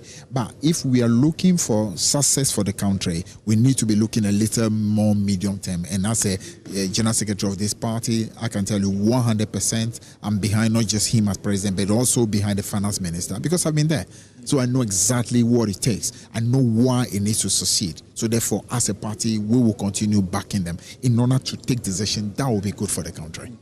Still on this issue, but moving a little bit away, how are you managing this challenge? There are a lot of people who thought that, Honorable, we did a lot of work that brought this party into this office. We've not been rewarded with the required positions that deserve. There have been demonstrations and all that. How is the party managing to understand that if the economy is fixed, everybody benefits? So how is the party dealing with the challenge where people thought that we did a lot of work, but they are not being rewarded with the required positions and all those things? It's never going to be easy, as you know. I mean, so many people and the positions are not that many. So what you can rather work on is to first ensure that first those who have been in place are being told to do what is right in order for them to be good ambassadors. You also are looking at the possibilities of generally performing in a manner that everybody will be able to see the benefit of what the victory has brought. And to the extent that it's going well, there are different ways in which different people can find opportunities. Listen, I mean, a lot of people in Ghana do not have access to. In fact, Ghana still largely remains an informal economy. About 80-85% of this country remains a informal economy. It tells you that by and large, economic activity largely is not found within the formal sector, but the informal sector. So we want to encourage a lot of our supporters to say, listen, there are opportunities that still could be found. You don't always have to be employed in government before you can find an opportunity. You know, so there are private businesses that people can do. There are other things. So it's about encouraging a bit of that. Opening up of our own understanding that it's not all going to be in one sector alone that people can find opportunity. So that's where continues. A huge headache for you. It's difficult. It's very difficult. It's difficult because you understand. I mean, everybody expects that once victory has come, we should all be able to get access to. When people say we want to get the benefit, the fruit of the victory, unfortunately, it's not so much about the broad economy being good, but much more like direct something for me, which we can understand. I mean, but we also let people appreciate that everybody cannot get it at a go. This is not the first time we've won power. I mean, in the past when we won power, especially when you work hard and you're able to. After 4 years, the people feel you've done well enough. They give you another opportunity. It creates opportunity to be able to have other people also have their turn and so on. So I'm sure the most important thing which we keep urging them is that the most important, let's make sure we do what is right and keep faith with the people of Ghana. If you can keep faith with the people of Ghana, a longer opportunity is given, and then other people who today do not have would also be able to have. Final words for Ghanaians, because there's a national conversation. There's a national government that needs to be built. There are some who also feel that they are being alienated because they are not part of your party. They are not holding their cards. I know this party stands before the governance about this issue about jobs and all. What is the communication to them that it's rather Ghana first? And if I'm right, I know you might disagree with then the political party. How do we build that national consensus to get everybody on board? I totally agree. I agree that the country must always be number one. I mean, before any political party. I totally agree on that. And I say that actually, even in my own party programs, I keep repeating that all the time, that it can never be party ahead of country. It has to always be country ahead of the party. Yeah, but then what I would say is that to build the country we want, we all must appreciate that it's not always down to just government. And sometimes when you listen to our conversation, it's almost as if we are helpless, and it's only if government does not do, we cannot achieve anything. I totally disagree with that. I believe that there are still a lot that can be done regardless of the constraints that comes as a result of government inability to be able to provide all the things that we need. Solutions can be found. Individuals, in fact, there are individual companies that are facing difficulty, but still every single year are being able to expand their opportunity, grow their businesses. And I'm saying the same thing can be done at every level, at the informal level, possible. People can still grow, and that all contributes to Ghana becoming better. I said it was the last, but this will be my last question as well. And looking at where you're coming from the finance background and all the rest, your friends in the MPP think that you are not being fair to them in terms of your assessment of the state of the economy. They're talking about the Agenda 111, they left money for it, even about the debt situation as well. What do you get? What's your response to the concern that there's a deliberate attempt to paint them black and also justify maybe your inability to undertake certain promises by your party? If you ask me, the State of the Nation address by the president actually was very, very charitable. Trust me, if the rules were reversed and Nana Akufo-Addo or Bawumia had the opportunity to present that State of the Nation address after inheriting the kind of catastrophic economy we have, it would have been an absolute massacre of the NDC. John Mahama, as you know him, is a nice man. So he really tried very hard not to go too hard on them. MPP should actually be happy. If I were president and I had to present their State of the Nation address, I would have absolutely destroyed them. They should actually be thankful that John Mahama, being who he is, actually was charitable to them. Listen, the state of the economy as it is, there's no missing words about it. I actually would say, let even independent people go into those numbers. You as a journalist, you in the what you call in the media, do your own independent and put out the statement and the analysis as they are. There's no exaggeration of the difficulty. The loss that they suffered in the last election itself should tell you the extent to which the people of Ghana feel about how you manage the economy. This loss was not on the back of NDC having had what you call done. No, it is because the people of Ghana saw the manner in which MPP conducted the affairs of the country. And the economy is always number one.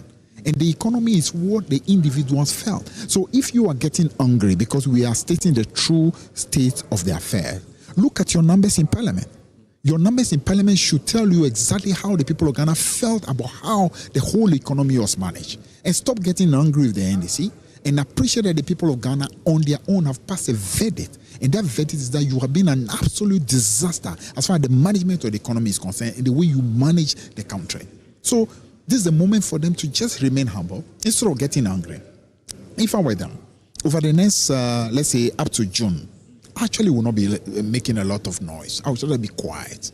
Allow the country to... You think their side should be here because the situation is not presented? I think they should be quiet. They should be quiet. I mean, this... Sometimes you feel they want to speak back because there's a pressure on them from their supporters. You need to speak back. But sometimes it's best to just make it very moderate because the country at the moment is not very willing to listen to you, NPP. They've seen 8 years of your rule, and at the end of that period, what they've seen has been nothing short of abysmal performance. So just relax. Allow the country to listen to what it is that is happening at the moment. If over time the country start feeling and say, "Oh, NDC," instead of telling us what you are going to do, you are focusing too much on MPP, then the country itself will start to react. But at the moment for them to be, as it were, getting upset because the truth is being said about the economy, I don't think is the right way. If I were them, honestly, I would just take it low. I would not really be talking. In fact, I did the same thing. In 2017, when we lost, I told a lot of my colleagues in NDC, I was not going to, as it were, be jumping into criticism of the NPP. Give them time.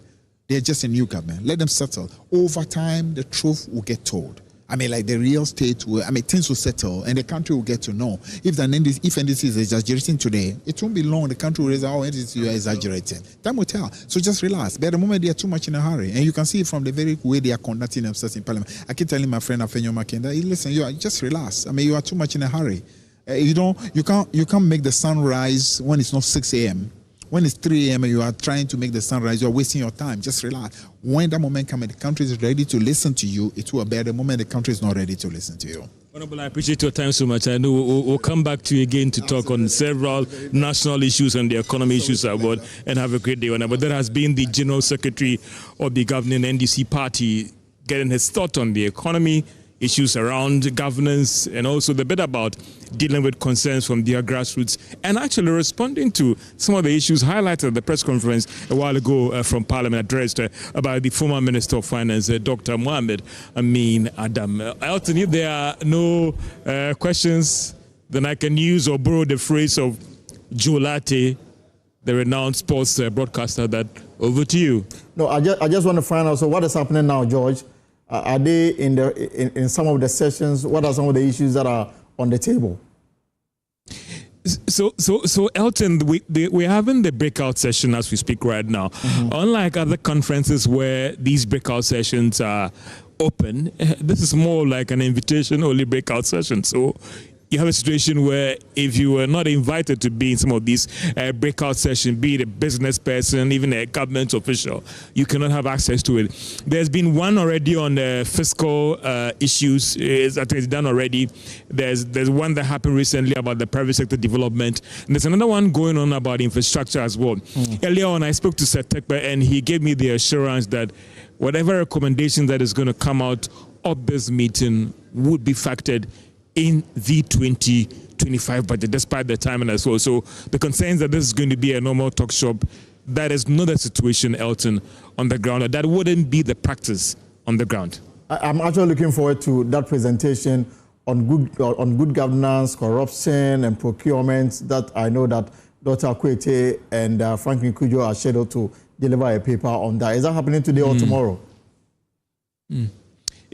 I had to check, but I saw Dr. Kwete around as well. So I'll try and see whether I can catch him after the session to get his thought on all these things in terms of an interview. Maybe it won't be live, but we'll still get that interview and bring it to you guys in the office as well, Elton. Right, thank you very much, George Yafe, and he is stationed at the Accra International Conference Center. He's JoyNews business editor, bringing us, covering this national economic dialogue for us. Now, remember this morning, the opening ceremony took place, and we heard from the finance minister and then, of course, President John Mahama. Now, for President Mahama, he sees the national economic dialogue as a crucial opportunity to reshape and transform the country's economy. Listen. We are not here merely to recount our struggles, nor are we here to resign ourselves to economic stagnation. We are here to seek solutions, to adopt strategies that will put us on a sustainable path, growth trajectory, and to ensure that we build an economy that works for every Ghanaian. For me, this is not just another policy discussion. It is an urgent call to action. A crucial moment for us as stakeholders to unite with purpose and resolve the challenges that face us. We've gathered here to create a powerful platform where government officials, policymakers, business leaders, economists, industry experts, development partners, and other key figures come together to shape the future of our nation. The insights, diverse perspectives, and actionable recommendations that emerge from these discussions must transcend theoretical frameworks and drive real, impactful decisions that will guide our national economy forward. Throughout our engagement, we will focus on practical strategies to restore macroeconomic stability and pave the way for long-term economic transformation. This includes developing policies that stimulate growth and create sustainable job opportunities for our rapidly growing population. We'll also examine the structural reforms that are necessary to unleash the private sector's potential and make it truly the engine of growth that drives job creation and innovation. Strengthening economic governance institutions will be a key topic of discussion, ensuring transparency and accountability at all levels of government, while taking decisive action to combat corruption and other things that hinder our progress. It is vital that as we move towards a more prosperous future, and that the economic gains we achieve are distributed equitably, leaving no one behind and fostering inclusive growth that benefits every sector of society, from the most marginalized communities to the industrial leaders of tomorrow. This dialogue is a defining moment, and our decisions must set the course for a more resilient, prosperous, and equitable economy for generations to come. When I assumed office barely 2 months ago, I inherited an economy that was in a state of deep crisis, one that was weighted down by numerous challenges. The economy was reeling from unprecedented levels of debt, soaring inflation, high unemployment, declining levels of foreign direct investment, and low business confidence. The financial struggles that our nation is facing have not arisen overnight. They have been the result of several years of financial mismanagement, irresponsible borrowing, reckless spending, and weak leadership that failed to address the underlying structural issues within our economy. This pervasive mismanagement culminated in Ghana's default on its debt obligations. This marked a devastating milestone for our dear country, spawning a cascade of economic problems that have severely impacted our people. Huge fiscal deficits, excessive government expenditures, and overall financial imprudence have compromised our economic resilience. Credible rating agencies such as Moody's, Fitch, Standard & Poor's have all downgraded our international credit rating consecutively, leading to capital flight and a loss of investor confidence and trust. The Bank of Ghana, instead of serving as an independent monetary authority, became a financing tool for government's excesses, fueling inflation and devaluing our currency. The cost of living has skyrocketed to unbearable levels, leaving families grappling with the inability to afford even the most basic necessities. At the same time, inflation erodes the value of wages and savings, pushing many into a cycle of poverty. Meanwhile, the ill-considered collapse of indigenous banks significantly reduced indigenous presence in Ghana's financial and banking space. And we're going to spend some time to analyze everything that President Mahama told Ghanaians this morning at the Accra International Conference Center. Plus, we also heard from the finance minister, giving us a glimpse of what is to come in the 2025 budget that will be presented next week. Well, on the other side of the political divide, the minority in parliament, as the MPP, they've also been speaking about the economy. Former finance minister, Dr. Amin Adam, has blamed the high inflation experienced under the MPP administration to global shocks triggered by the COVID-19 pandemic. Speaking at a news conference in Parliament dubbed the true state of the economy, that's according to the MPP, he argued that imported inflation was the primary driver behind Ghana's inflation surge to over 54%. However, he maintained that the Akufo-Addo-led administration efforts to reduce it to 23 were commendable, insisting they managed to keep inflation in a single digit for 2 consecutive years. Higher depreciation of the currency will automatically pass through to inflation in developing economies like Ghana. This means that inflation will also be higher, and the reverse also holds. Therefore, following the sharp depreciation of the cedi in 2022 by 50%, inflation was also going to rise sharply. This strong pass-through would naturally be a major challenge for the managers of the economy. By reducing the rate of depreciation to 19% in 2024, we have seen the muting of the pass-through to inflation, and these efforts cannot be glossed over. These efforts by the previous administration and the favorable results produced should be appreciated by President Mahama and improved for even better outcomes for our people. These effective efforts should not be disregarded and belittled for political reasons. As a country, we gain nothing by this kind of politics. Ladies and gentlemen, it is important to note that the rate of 6.5% depreciation we have witnessed year to date in 2025 is not informed by any sustainable strategies by the current government. The current disparity between inflation and the rate of depreciation is evidence of heavy central bank intervention on the market. The Mahama administration and the central bank can do this, but this is happening only because the previous administration left a gross international reserve of $8.9 billion by the end of 2024. This is being used to shore up the value of the cedi. The president deliberately, as you know, avoided this in his statement. Fellow Ghanaians, the true state of the nation is that exchange rate stability, which we saw before the end of 2024 and which has continued into the first quarter of this year, is not by any magic from the Mahama government. It is because the Akufo-Addo government left significant levels of international reserves for them. In addressing the issue of buffers created to support expenditure and maturing debt obligations, the president focused on the sinking fund as if it is the only source of buffers. The sinking fund is just one of our buffers.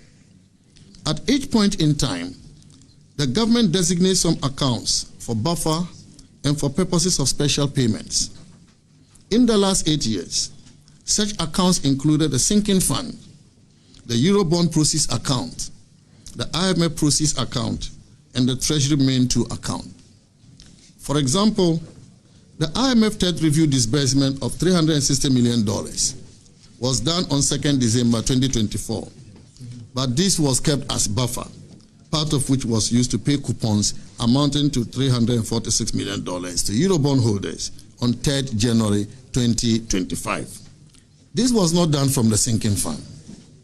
Similarly, in October 2024, we paid $520 million to our Eurobond holders for the first coupons and other fees. But again, this was not done from the sinking fund. How could we have done these payments if we didn't have buffers? Yet the president thinks that the only buffers we have is the sinking fund.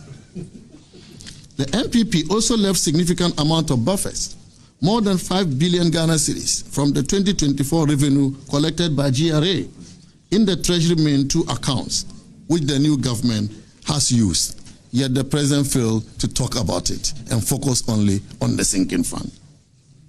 On the financial sector, ladies and gentlemen, the president again played to the gallery by stating that, and I quote, "The financial sector continues to struggle despite the previous government reportedly spending 29.9 billion Ghana cedis on the financial sector clean-up exercise to date." Reportedly spending 29.9 billion Ghana cedis on the financial sector. Typical of NDC's usual sweeping statements, he made this conclusion. Can you please put that off, please? Put this off, please. It's on completely. If you can't control it, just please, let's go back. On the financial sector, 29.9 billion Ghana cedis on the financial sector. Typical of NDC's usual sweeping statement. Right, so let me pick a quick reaction from Parliament. Kwaku Asante is a parliamentary correspondent. So Kwaku, I understand that they did not take questions, but did they explain why they are not at this economic dialogue ongoing at the conference center? All Elton. In fact, these were some of the questions that were at the top of my mind as I sat there and listened to Dr. Mohamed Amin Adam, the former finance minister, address the media on what they term as the true state of the nation address. They did not take questions like you did say. I did check with a number of the leadership to try and get some indication. There was none. In fact, the minority leader himself, Alexander Fenyamakin, was not at this event, and so questions from him could not have been answered. But also the kind of indication I'm getting is that this may have been a national party decision that is way beyond the NPP parliamentary caucus. And so they are not willing to commit themselves.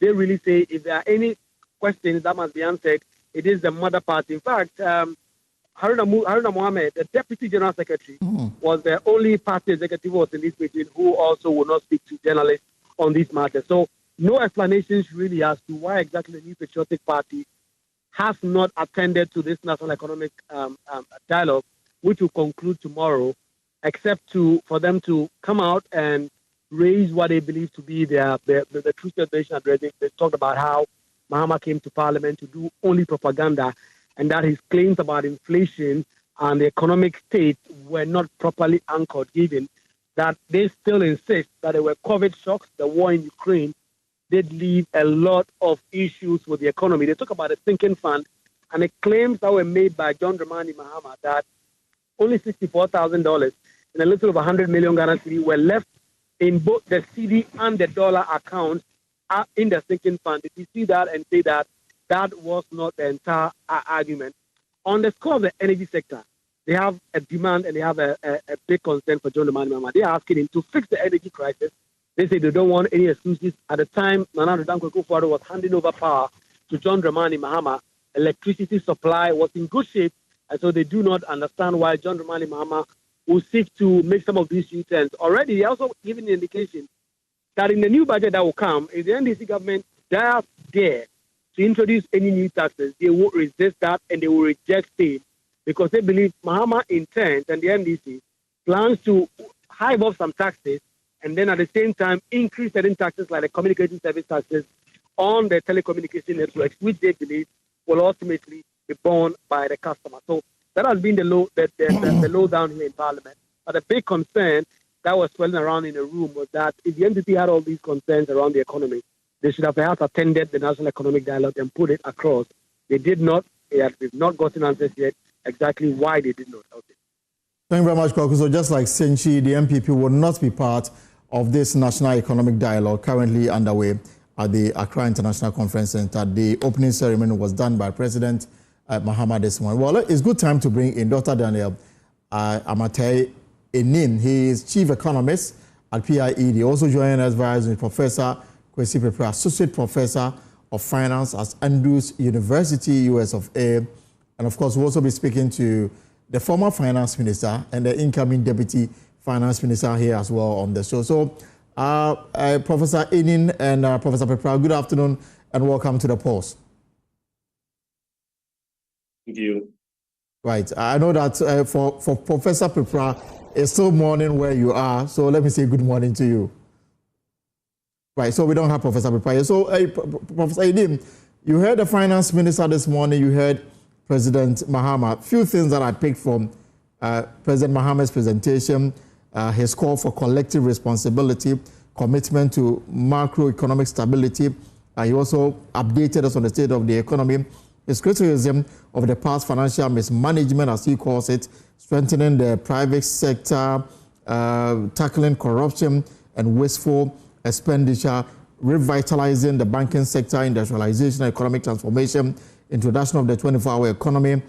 These are some of the 10 key things that I picked from Mr. Mahama's presentation today. But overall, you think that the dialogue is the way to go, more especially when the NDC campaign on what it intends to do with the economy we have in the country?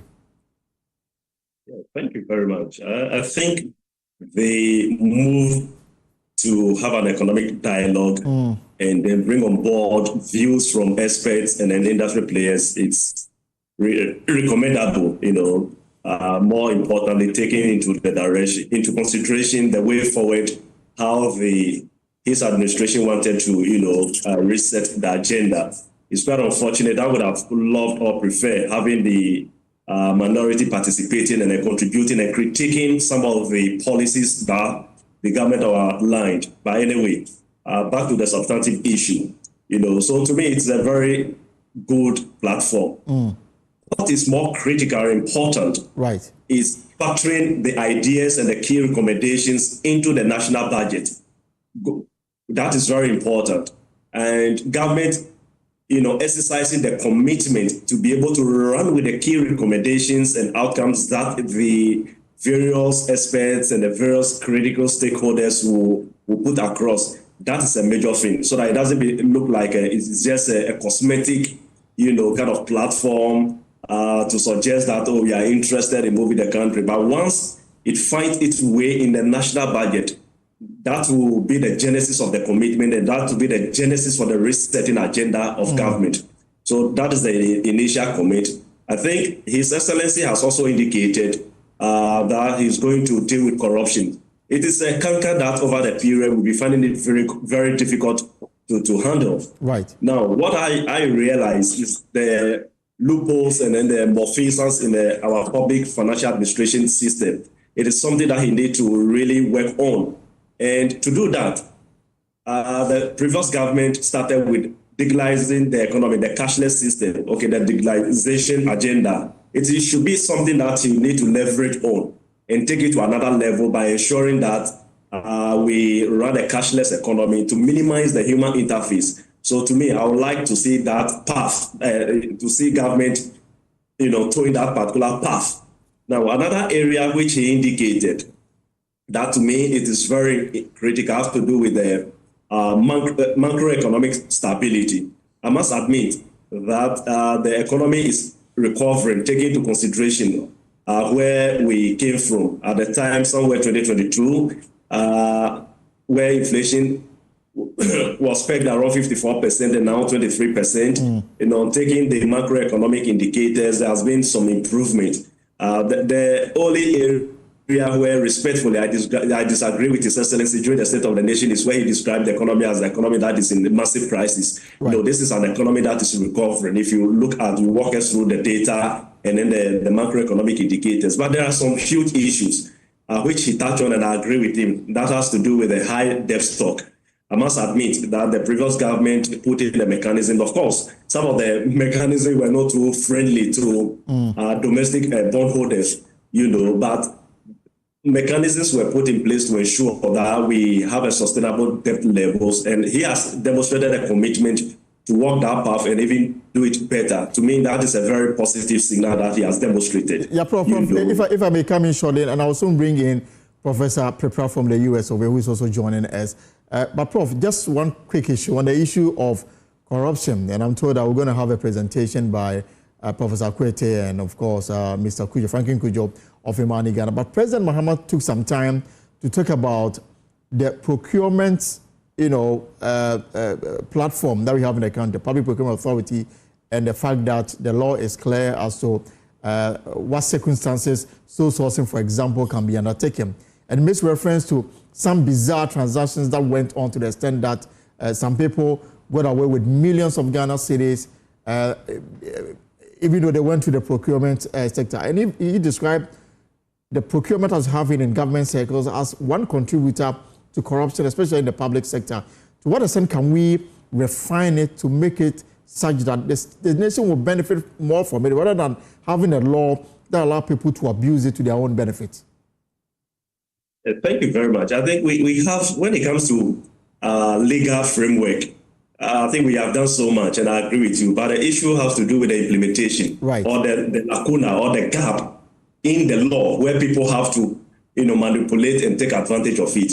The very moment we have that loophole in the law about the sole sourcing, then you will see political actors taking advantage. Even what is not to be sole sourcing, you see them veering to that particular path. We need to pay a recourse to that particular law and see how we can tighten it. Even in terms of procedure and implementation and transparency, let's revisit the procedure and the mechanism. That ought to be done. Okay. And then secondly, the final one, to be able to fight it, the various investigative institutions should look into it. Right. Those who are culpable should be made to face the law, and while they follow due process, at the end of the day, it could serve, as a deterrent for people who may be planning to do so. So I agree with you, the laws are there, but in terms of tightening the loopholes within the law, because this is a human setup, as a human organization. People try to see a gap within the law and take advantage and exploit it to their personal advantage. And that is what exactly is happening within our procurement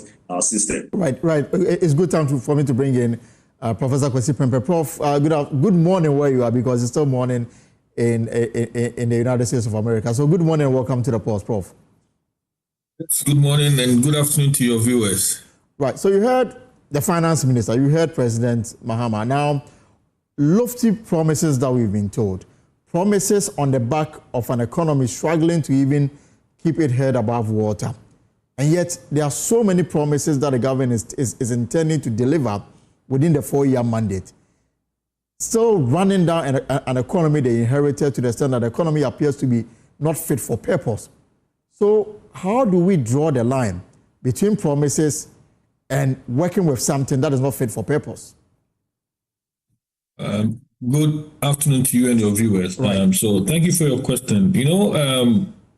For every government to come into power, you need to come out with your manifesto.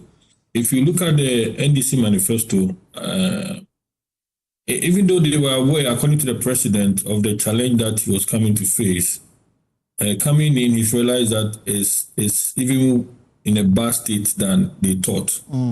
So it gives me an indication that they may try to implement their manifesto, but not fully as they have stated in the manifesto. They may have to go along in a certain way that it does not worsen the situation as he has mentioned. Listening to him and the finance minister today, I noticed that they are trying to be more disciplined, and that was a statement I heard from the finance minister. And the president also talked about the procurement issues. Right. These two, if they keep committed to them, it may mean that not everything that they have stated in their manifesto that they can really achieve within the first 4 years. However, for every government, they may have to select 1 or 2 or 3 or maybe a maximum 4 items that they can do significantly to impact the citizenry and also help them to win the next election. So I go back to the presidential address by the president. He talked about some 4 pillars. So if you ask me as a finance and economist person, right, I would like to say that the most important thing he must focus on is how does he work on bringing inflation down? And give me some 2 minutes. Let me explain the issue. Please go on. The issue of exchange rate situations, everything is linked to how we manage our inflation. Historically, inflation is broken down into 2, demand pool and cost pool. Demand pool is the government expenditure. So what happened in our previous government, just after COVID, they wanted to expand the economy. So they started, whilst we're advising them to slow down their expenditure, they were spending. So Agenda 111 and all those things. Right. Those things that we were doing increase our debt. The worst of them is the cost pool inflation. Anytime your country has experienced a cost pool inflation, you see 3 main things: high inflation, low growth, and high unemployment. So in the Ghana situation, that was really happening. So we caused demand pool from government point, which caused inflation to move up to 54% and started coming down. Right. And now we know that the high unemployment rate, which is a major thing in Ghana, because of number, I think today they mentioned like 500,000 people coming out of school in a year. Yes, and then the youth unemployment currently stands at 2 million. So I mentioned that every government must focus on one major thing. I've talked about inflation. The next thing that the government can focus on is their 24-hour economy. Because the 24-hour economy, when it comes in, will bring production up, but not government expenditure. It will create employment to increase employment, which will address the unemployment situation. And in that case, you see that your exchange rate become a little bit stable. The next question is, if you produce more, what do? Then they must focus on the export. So it's linked, but where they have to start addressing it from is, in my perspective, they must tackle the factors of inflation, especially the cost pool factors. The demand pool factors, they are using the monetary policy rule, which is that what we are seeing that indeed the treasury rates, everything is coming down. It will trickle down to cost of doing business. But the cost pool factor, which the government must really focus on and work. 24-hour economy, if they have said that is what they want to bring, we want to see it starting so that it will have a major impact in the economy. But that obviously would depend, because I mean, government is not in the business of doing business. That's what we've been told.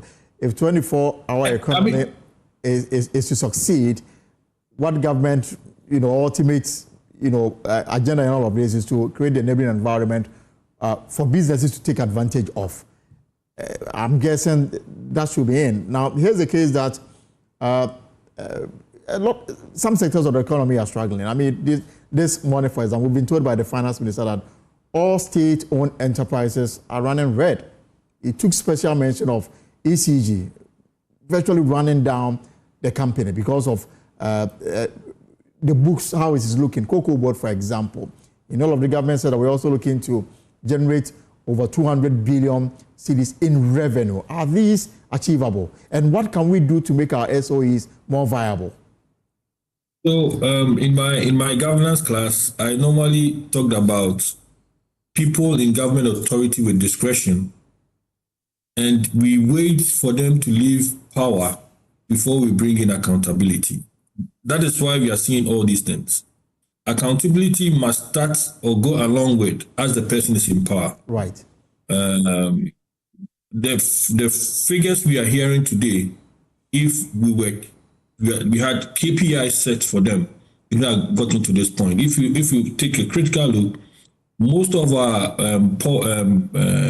government enterprises or these agencies, they work without KPIs that are known by Ghanaians. So performance-based appraisal, if the government can come in with something like that to make sure that you achieve your target and you get your bonus. If not, their discretionary ability, they are going to work in their personal interest and not the interest of Ghanaians. And most of the issues that we talk about, like the president example he cited in his address today, something that someone could have purchased from the direct source, he went through an intermediary. That was a discretionary. So if there was a KPI and say, let us give us profit and you get 10%, 8% or something, the person will not take that decision. So these are some of the things that I'm sure the finance ministry who's in charge of these entities may have to be thinking about it, changing the performance compensation package and coming into the business form. We call it the new public management approach. But Prof, you can also rule out political interference, especially in the work of some of these SOEs. I mean, it's true. It even start from the appointment. People who have been appointed, whether they have the qualification, the capability, and the experience to manage them, are sometimes in question. So when you put such people in to manage these organizations, they seem not to know what to do, and they try to bring in other people who have their personal interest over the state's interest. So these are some of the things that must be addressed. So it's early days here. The government he's still forming his government. Right. He's giving some positions to some people in his party, but I'm sure he must also be careful that he brings in people who have the experience, the capability, and then the know-how to be able to handle the organization. One last thing I want to talk about is the procurement issue. Right. It's a major problem for Ghana. Our procurement system must work well. If the finance minister said he wants to be disciplined, we want to see the gift mix platform working.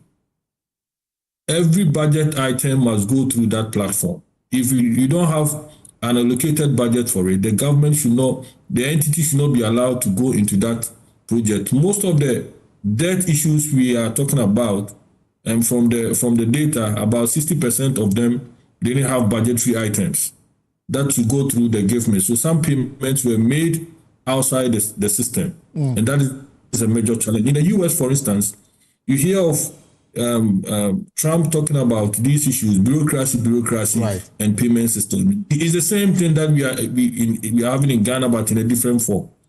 If we allow the system to work, and every expenditure item has a budget allocation, it will help us to be more disciplined. Then the finance indications can know that I have this expenditure coming, I have to plan for it.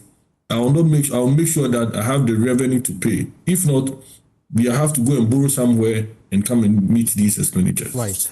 Professor, thank you so much. Let me bring in Prof. Nim. I also have Honorable Thomas Nyako on the line. He's a Deputy Finance Minister designate. Let me allow Prof. Nim his final talks on this matter. And I just want to ask you, now government is seeking to raise revenue. We are told that in the 2025 budget, the GRA, for example, or better still, revenue target will be set around 200 billion Ghana cedis. Government needs money to meet its obligation. Same government is also cutting down expenditure and will be doing away with some taxes they describe as nuisance, especially the e-levy and few other taxes. Can they still achieve the 200 billion Ghana cedis that they are targeting? Wouldn't that lead to imposition of additional tax, at least as we've been told by the minority this afternoon?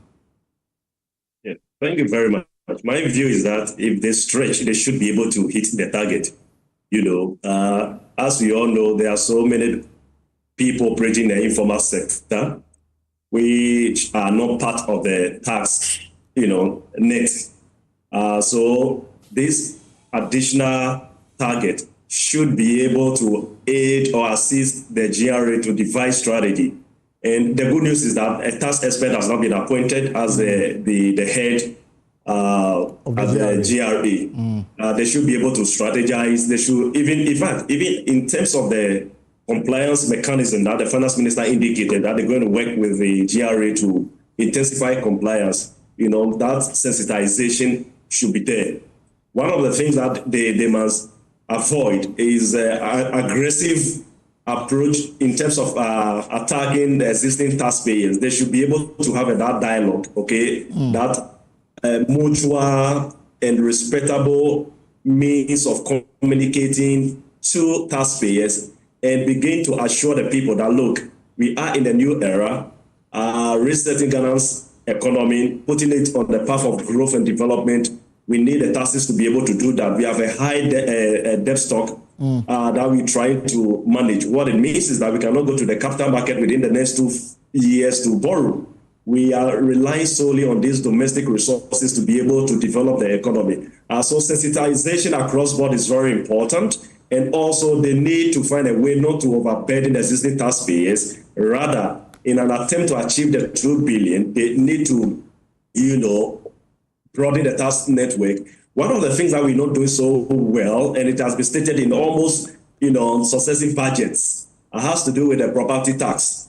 And my view, respectfully, is that people who own the kind of properties at East Legon Cantonment, Airport City, etc., they are political actors, not ordinary people like you and I. And that's the reason why mostly the government find it difficult in terms of the political will to collect property taxes. In other jurisdictions, Prof will attest to that, even in the United States, to own your own property, the tax liability that goes with it is very huge. And we have magnificent buildings and properties in Accra and elsewhere, significant. So if government should intensify even property tax, they should be able to roll in more in terms of tax revenue to support what they have on board. So my view, respectfully, is that as much as it's quite a very, huge tax for the GRA, if they are able to stretch and they are able to intensify and then properly apply the collection of the property tax, they should be able to hit the 2 billion. I remember last year or 2 years ago, the MPP government started a process to begin to tax properties. I mean, there was a lot of media engagement, media sensitization on it. We are yet to see actualization of it. So maybe it is one thing that the NDC is considering. We'll put that to the deputy minister. But before you go, are you surprised that the MPP is not participating in this dialogue, Prof? I'm not really surprised because there's a history to that. If you recall the Senchi consensus, and more importantly, the President's State of the Nation address appears to cast doubt on their performance. Also, that's the politics of the day. So some of us will have the view that definitely, but I would have preferred them participating and ask for a platform to contribute and also critique some of the government policies that they intend rolling. And then that's the way to develop the country, and that's the way to develop our governance structure. But of course, it's the politics of the day, so it's part of it. And then some of these things, we have to take it as it is. Right, thank you so much, Prof. Enim, for your time this afternoon. Now that we've listened to the experts, let's listen to the politicians as well. And of course, also joining me is Thomas Nyakwampem, is a Deputy Finance Minister Designate. Honorable, you're welcome. How will you describe the opening ceremony of the dialogue today? Thank you. The opening ceremony was fantastic. The President has set the tone for the discussion, and I briefly participated in the meetings. I believe that the way it is going, by the close of day tomorrow, we will have a very good conclusion that will direct policy, that will make meaningful input in policies that will help all of us. I heard you asking the Prof. Edim what he thinks about the MPP's decision not to participate. Yes. I think it was a very unfortunate one. I was optimistic. I was hoping to see them there, that they would deviate from their Senche consensus boycott. This time show some kind of love for country. But unfortunately, they haven't done that. But I have said earlier but did you invite that I don't them? think we should. Sorry? I asked, did you invite them? I'm very sure we invited them. I'm not part of the organizers, but I know for a fact that they were invited. And even on the platform when the president was presenting the SONA, he threw an open invitation to them and appealed to them to attend. So I was hoping that they would be there. But what I was saying is that I don't think we should give up on them yet, because what has motivated President Mahama in organizing this economic dialogue is to build consensus on the way forward. Because look, the president knows that he has a 4-year mandate. He knows that he will not contest again. But he is determined to reset our economy. The risk setting will be done. But if it is not sustained beyond his tenure, all the efforts will be an exercise in futility. Right. Since 1992, we have seen that NDC came, MPP succeeded, NDC came back. That has been the trend. It is possible for MPP to come back again and manage our economy, whether it will be in the next 60, 20, 30 years, it is possible they will come back again. But what happens if we do all the heavy lifting and put the economy on a trajectory for growth, for them to come and just change course and mess up everything? That will not be in the interest of anybody. That is why it is important that we all build consensus and agree on the way forward, so that regardless of who becomes the managers of the economy, there won't be marked deviation from what all of us have agreed that we should do to fix this economy. That is why it's a shame that they are not here. But like I said, when we agree with all these wonderful stakeholders who are participating, we should, beyond this, find a way to get the MPP on board and then everybody on board to see that we can carry every Guardian along. The MPP say that the adjectives you are using to describe the economy is rather destroying it, especially when you are in charge. You are basically destroying your own economy. The words are not encouraging investor confidence in the economy. Do you agree? What is more encouraging than President saying that notwithstanding all these challenges, I, President John Dramani Mahama, will fix the economy? He has given that assurance. And we know that when he says it, he delivers it. His finance minister is also on top of issues and is determined to follow through and make sure that we fix the economy. We cannot, in the interest of consensus, not give the true state of the economy. We need to get Ghanaians to appreciate where we are. It is the appreciation of where we are that will get people on board and say, okay, we are doing A, B, C, D because of where we are. So we cannot hide anything. It is important that we let every Ghanaian know. And in fact, I just got a copy of the press statement that they issued that I was going through. And I said, you are not denying the fact that you have taken inflation to 23.8%. You are only saying that, the fact that it is 23.8%, it is off the target by. So, I mean, Did you listen to them? They are not ashamed of what they have done. And that is what, I mean, they need to explain to Ghanaians why they took us to these levels. Without that, and it is that shame, because of that shame, that they are not able to participate in the economic forum. And they are boycotting even orientation for MPs. I mean, I just can't understand it. They raise issues with the cost. They raise issues with the cost of organizing that orientation when the country is struggling financially. Look, last year or last 2 years, they wanted to spend close to twice that amount to send us to this hotel, something city. Rock City at Empire. Rock City at Empire. Yeah. So what is it that all of a sudden you appreciate? If there is anybody who is mindful of cutting costs, it is President John Dramani Mahama. This is the president who has reduced the number of ministers from 88 or so to 60. This is the president who has reduced the number of ministries from 30 to 23. And on the 11th of March, you will see the cut in the budget of the president. These are the real issues that we are talking about. So the president has demonstrated that, yes, he wants to cut costs because things are hard. Yes, every other institution, including Parliament, must also learn from what the president is doing so that everybody will cut our coat according to our size, because times are hard and things cannot be done in the way that we used to. So it is important that we all appreciate some of these. So some few issues, I know that you are still putting things here and there ahead of the March 11 presentation, but there are a few issues. ECG, I'm wondering, what is the plan from government side to make ECG profit-making entity? Because quite clearly, and what we've been told by President Mahama, the finance minister, I mean, when he spoke about SOEs, he singled out ECG and Cocoa Board. ECG, what is wrong with ECG that must be fixed? And how are you going about it?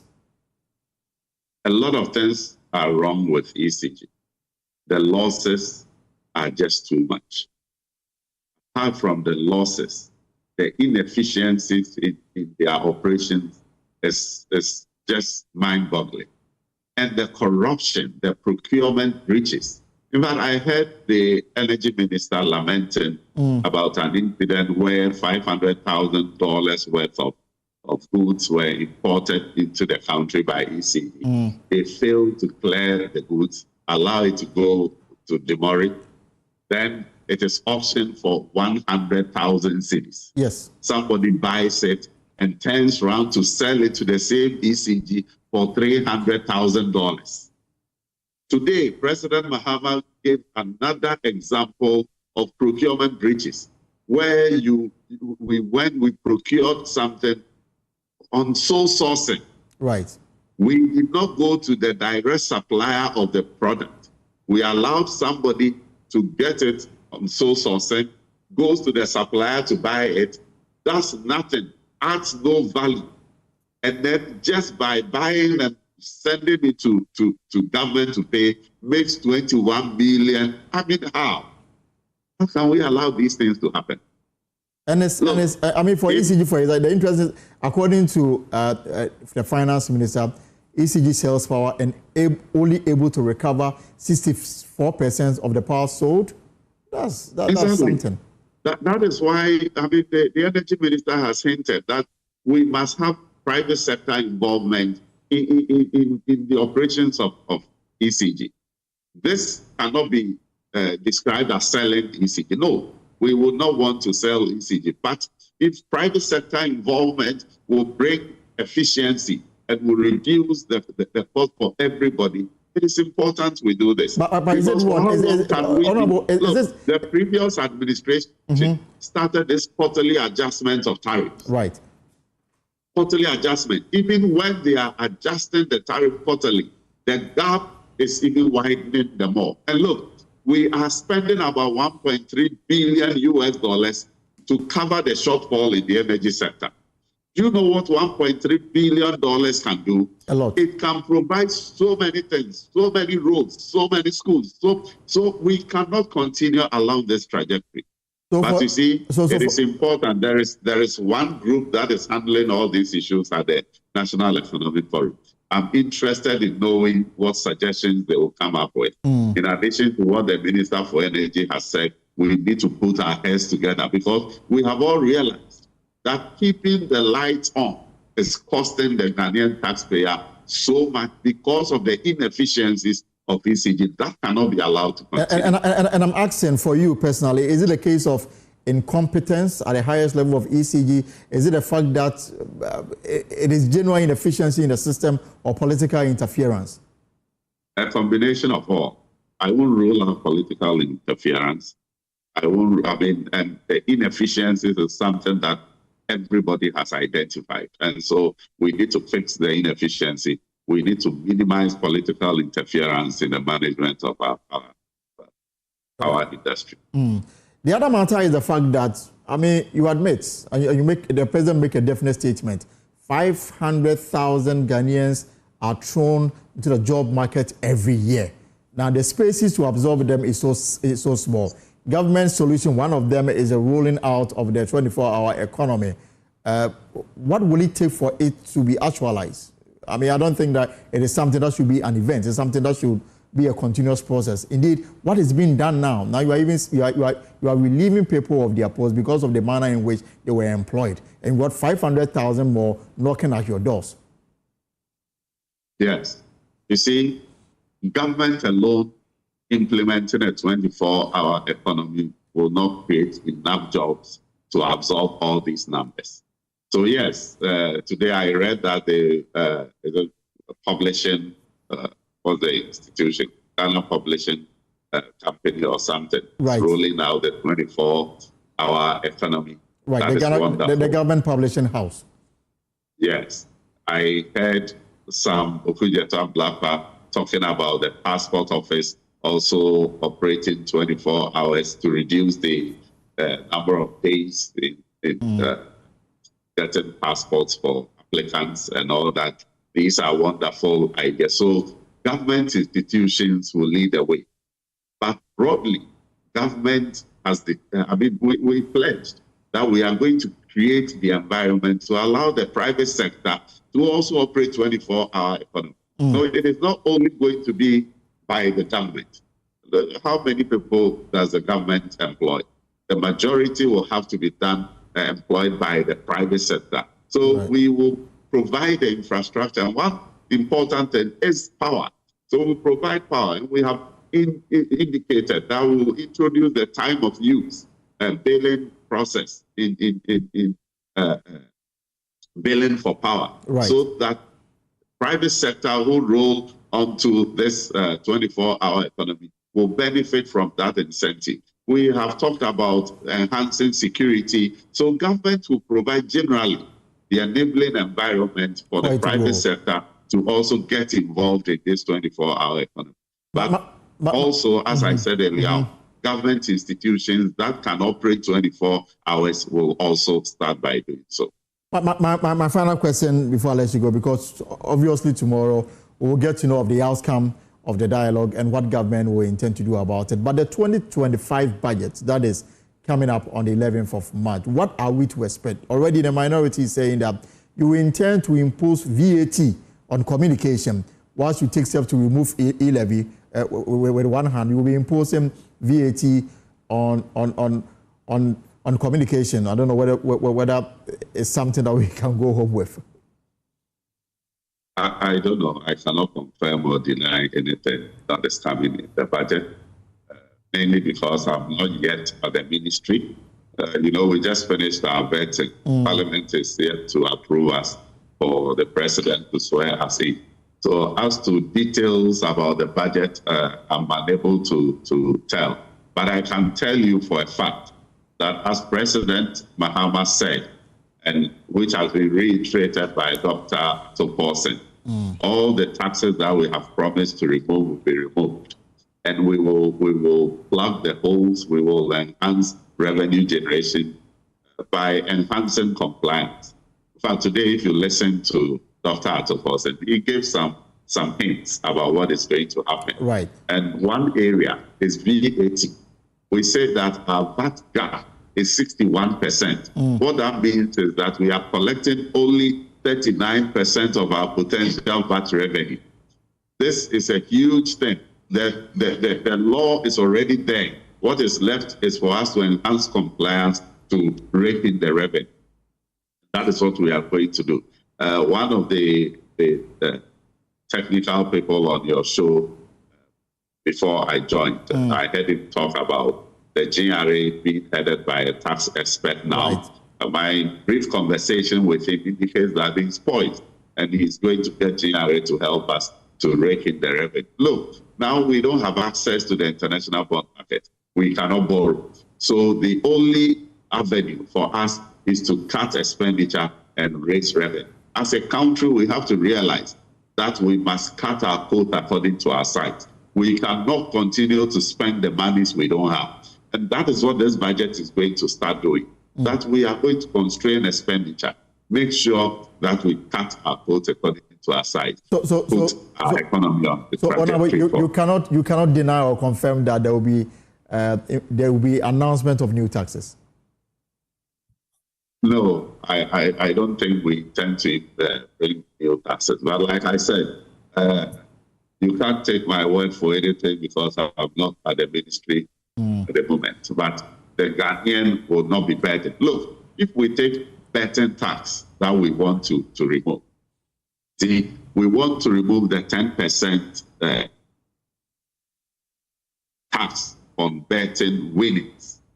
But there is a 20% tax on the betting companies. Right. That one will not be touched. That one will not be touched. And our assessment indicates that the betting companies underdeclare the revenues that they receive. And so we are going to be aggressive to use technology to ensure that the full amount is accounted for so government can take what is due her. And so these are some of the ways that I know I'm confident we are going to use to rake in more revenue. As always, thank you so much. Thank you. Right, this is a pause here on JoyNews. Let's take a short break and return with more on the program.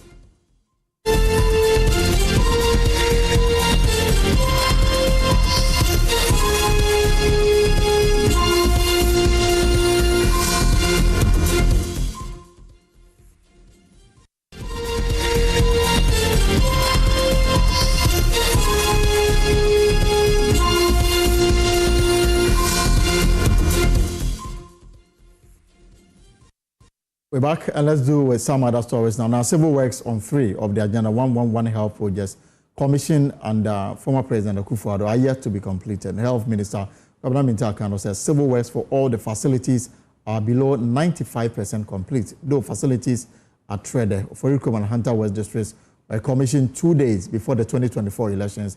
There were no plans in place for handing over to the Ghana Health Service for operationalization. The Health Minister, who is touring some facilities, says contractors at the Trede facility alone are owed over 100 million cedis. The place is still a construction site, as you have all witnessed, yet to be completed. You remember when His Excellency John Dramani Mahama appeared on the floor of the House during the State of the Nation address, he indicated forcefully that none of the Agenda 111 projects has been operationalized. This is one of the facilities that was commissioned. And so he has instructed me to inspect all the Agenda 111 projects and give me a blueprint as to how we can put them to good use. So we have come to inspect the Trede 1. As you have seen for yourself, the place is still under construction, and I am informed that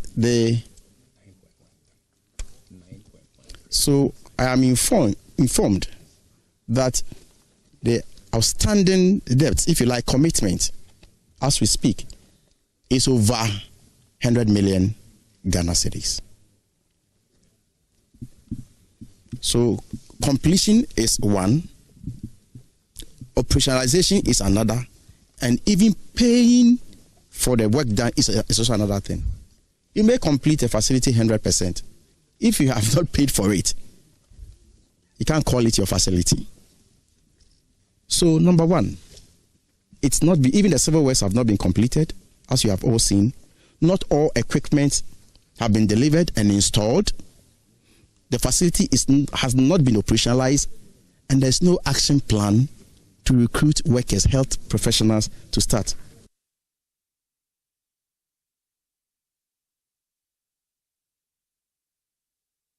All right, we'll bring you more in subsequent bulletin. Now, to kickstart our Ghana Mom series, the reason why I'm in this for a Monday afternoon, we'll take you on an expedition to a breathtaking landscape in the Savannah region, the Mole National Park. The wildlife haven is packed with the huge elephants, antelopes, baboons, and rare bird species. But beyond its incredible biodiversity, the park holds deep historical and cultural significance. This afternoon, we take you on a journey through Ghana's largest and oldest national park, showcasing its beauty, its conservation effort, and why it remains a must-visit destination for nature lovers. A piece by Martina Bugri.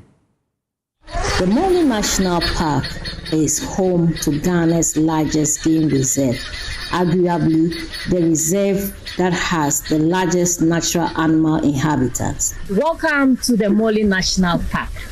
In the Ghana Man series, we take a tour around the park to show you the beauty of the Mole National Park. Established in 1958, it was named after the River Mole.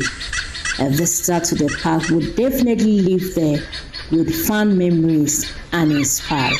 The park has over 60 mammals, among other animal species. Rakim Yusuf tells us about the park. In summary of the park, we have 94 species of mammals, 33 reptiles, 9 amphibians, 350 bird species, and over 700 tree species. The animals are welcoming, which offers tourists the opportunity to get up close with these animals. Behind me, it's an elephant, one of the several animals you would find when you visit the Mole National Park. Friendly as they are, the more you can get closer to these animals. Mole National Park, we have Mole the Savannah elephant. Scientific name is Lazadanta africana. They are bigger than the Asian elephant and that of the forest elephant. The second difference is that whether it is a male or female, they have the ivory or the tax. Asian and forest elephants is only the males that has the ivory. These are animal species that can stay 50 to 60 years before they die. Few instances, some exceed 70, maximum 75 years. So what makes Mole the preferred destination for visitors? Patience Teteji shares her thoughts. So big that it covers a land area or a land area of 4,577 square kilometers, which is very greater than almighty Greater Accra. Mole National Park is so unique in the sense that it has this variety of biodiversity in terms of flora and fauna. Talking about the flora aspect, we have diverse plant species moving for the diverse and distributed unevenly even in the park. So it makes Mole quite unique compared to other protected areas. Though we are networked one way or the other, and also it's interlinked with other cultural sites where you have ancient or archaeological aspects that falls within the park. For those looking for a serene atmosphere, the park's motel is an ideal choice. Gordon Lau, the facility manager, highlights its uniqueness. We are structured in a way that we are able to capture almost every packet. That is, we have different types of rooms. So depending on your packet, then you go in for that. So the experience here is actually different from the urban area, dining whilst there's wild animal around that harming you. People dine and then the elephant is very close to them. by the pool, the elephant is feeding on the flower or whatever. And that makes it so unique. Whether you are a nature lover, wildlife enthusiast, or simply looking for a tranquil getaway, Mole National Park has something for everyone. For Joy News, Martina Bugri reporting. Well, in Agaveji, one of the tidal waves affected communities in the Ketu South, families are being forced to exhume the graves of their loved ones as they relentlessly reclaim their sacred resting places. Now, heartbroken and desperate, they carry the remains of those they cherish, pleading for help before the waves erase what little they have. Now, this is a community fight, not just for their land, but for their history, dignity, and memories. Emmanuel Jivenu has more. It's an emotional scene here at Agaveji. The final resting place for these loved ones is no more. One by one, graves are opened and bodies exhumed as the sea relentlessly claims what should be sacred ground. Ebenezer Asa is the assemblyman for Agaveji. The sea have taken about 63 tons so far, and then the remaining bodies that my people get to, they have transferred them to other cemeteries. The Agaveji community has been battling the rising tides for years. Now, the sea is evading cemeteries and washing away graves. So where they have transferred those bodies to, if this sea defense project doesn't continue, and then we take the sea or we continue on the sea defense war, those cemeteries too will be taken away by the tidal wave. The coastal communities of Ketu South are under siege.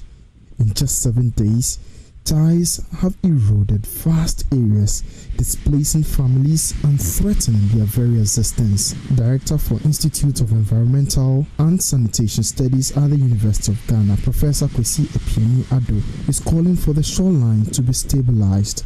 That would mean disastrous. We need to stabilize the shoreline. We could use a process called regretment, where we align rocks along the coast and push it into the water and stabilize the shoreline. Once we stabilize the shoreline, let's now put in some groins to trap sediment. And then as we trap sediment, let's now bring vegetation back into the system so that the system can naturally evolve. We don't have time on our side. We must stabilize the shoreline. The community is calling for urgent attention. Their MP, Ablan Jifa Gomashi, assures the residents that the government is committed to finding a lasting solution. His Excellency John Dramani Mahama hadn't gone home for 4 years. I am sure he would have continued that with the second phase, and I'm assuring them that they should have faith. Help is on the way. But for these families, time is running out. As they carry the remains of their loved ones further inland, the fear remains: how long until the sea follows? Emmanuel Jivenu, JoyNews, Agaveji, Volta region.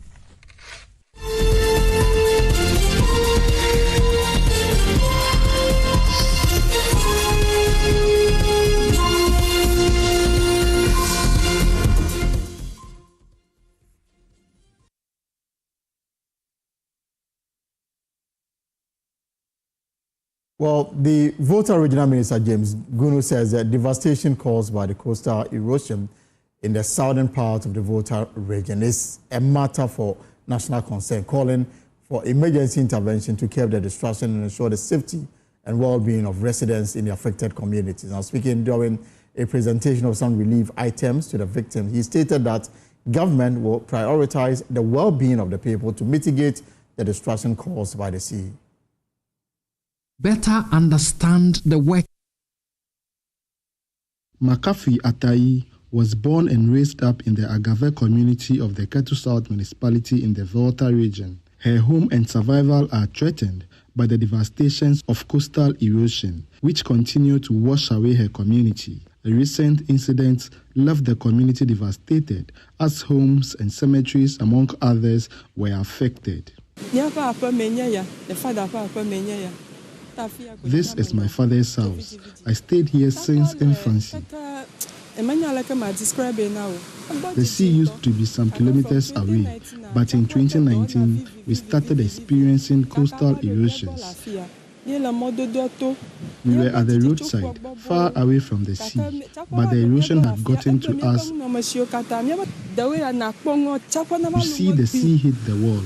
It makes a loud noise, and then the wall collapses. It is having a psychological effect on us.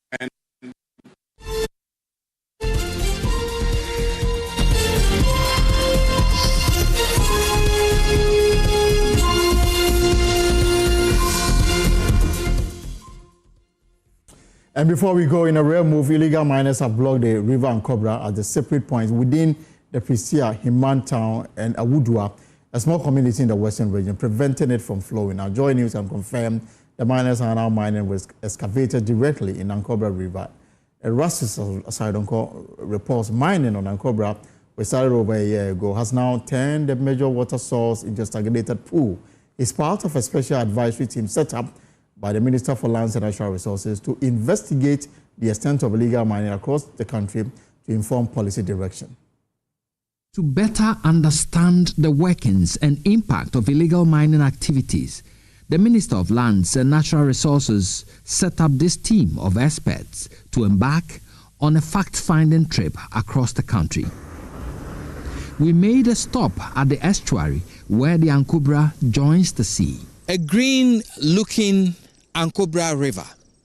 This is the estuary where the river Ankobra joins the sea. It has not been this green for a very long time, but it could be deceptive. We are here to tell you the story of a green Ankobra and probably why it is looking green, though what is making it milky brown is still happening across the length and breadth of this great resource. Come with me as we find out what could probably be a mirage. We took a ride on the Ankobra from the estuary to gauge the mood of the river. At high tide, the sea has made tremendous gains into the Ankobra, spreading its green salty water to cover the polluted shame of the river.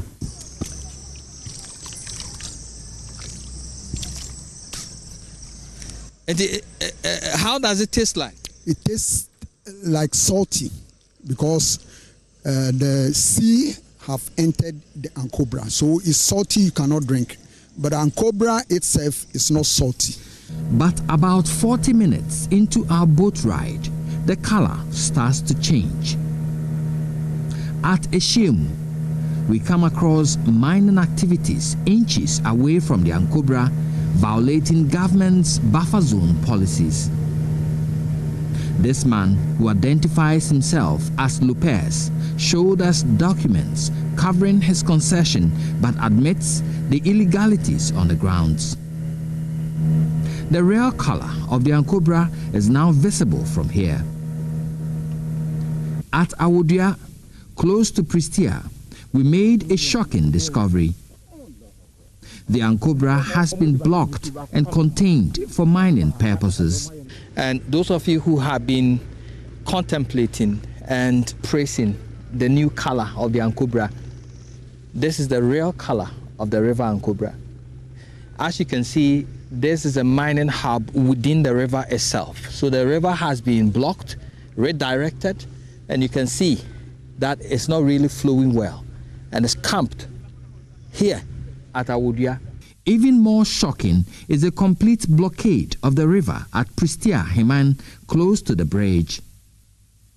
The illegal miners have separated the river and built an embankment to prevent the river from flowing. They are now mining directly in the basin of the stagnated Ankobra River. What we have found here at Pristia Heman is what can be described as total madness. This is the Ankobra River, and it will shock you to know that illegal miners, nature criminals, have been able to block a major river like the Ankobra, and so you can see the blockade over there. They've blocked entirely the river. So the flow from upstream has been blocked here, as you can see.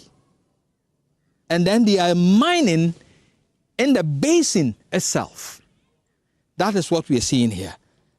And it is shocking to know that an entire community pretended over this, supported it, with the authorities, the chiefs and people supporting the blockade of a major river like the Ankobra for illegal mining purposes. The river is now a stagnated brown pool beneath the Pristia Heman Bridge.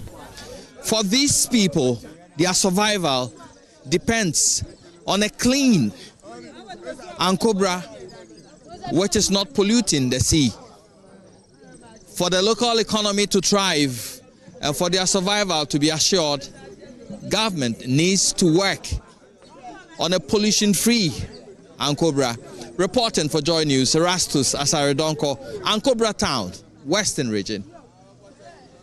And here, for more stories, log on to our website, myjoyonline.com, for more stories. And of course, we've got more on the National Economic Dialogue, on Top Story News, and of course, JoyNews. Whatever you are up to in the hours ahead, I hope it's profitable. My name is Elton Brobe. See you same time tomorrow as we celebrate another Ghana month. Enjoy your evening.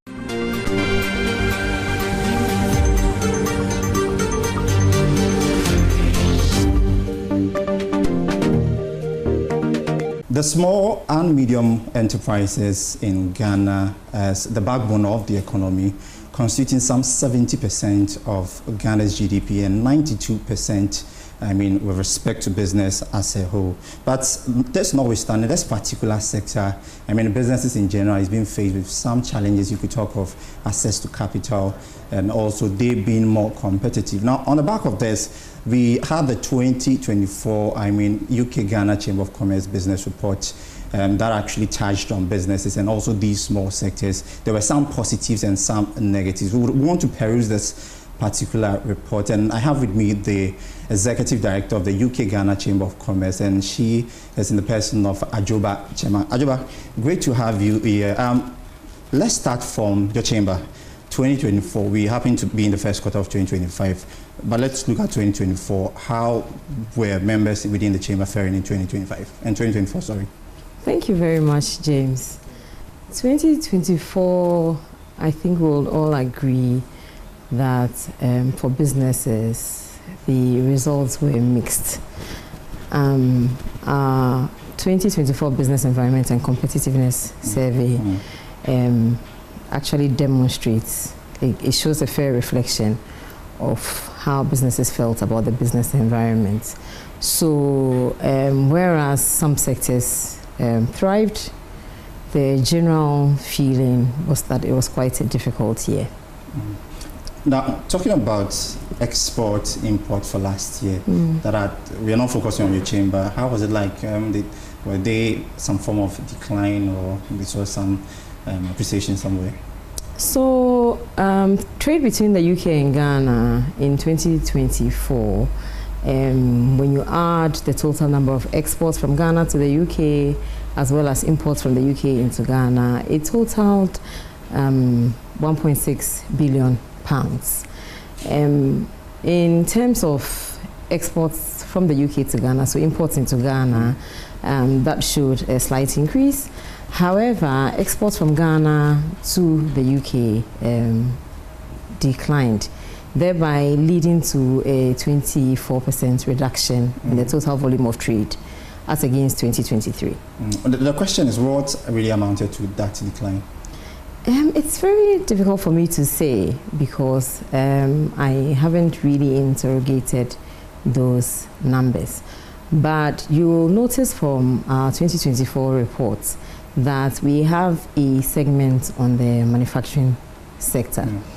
And so, given the sentiments that were expressed in our reports, I can safely say that it was a difficult period for the manufacturing sector, and so it will be expected that export volumes would also decline. Now let's touch on your report that had to do with the 2024 business environment report. Now, on that particular report, I mean, there have been some concerns and some positives in there. One of my key concerns to move forward.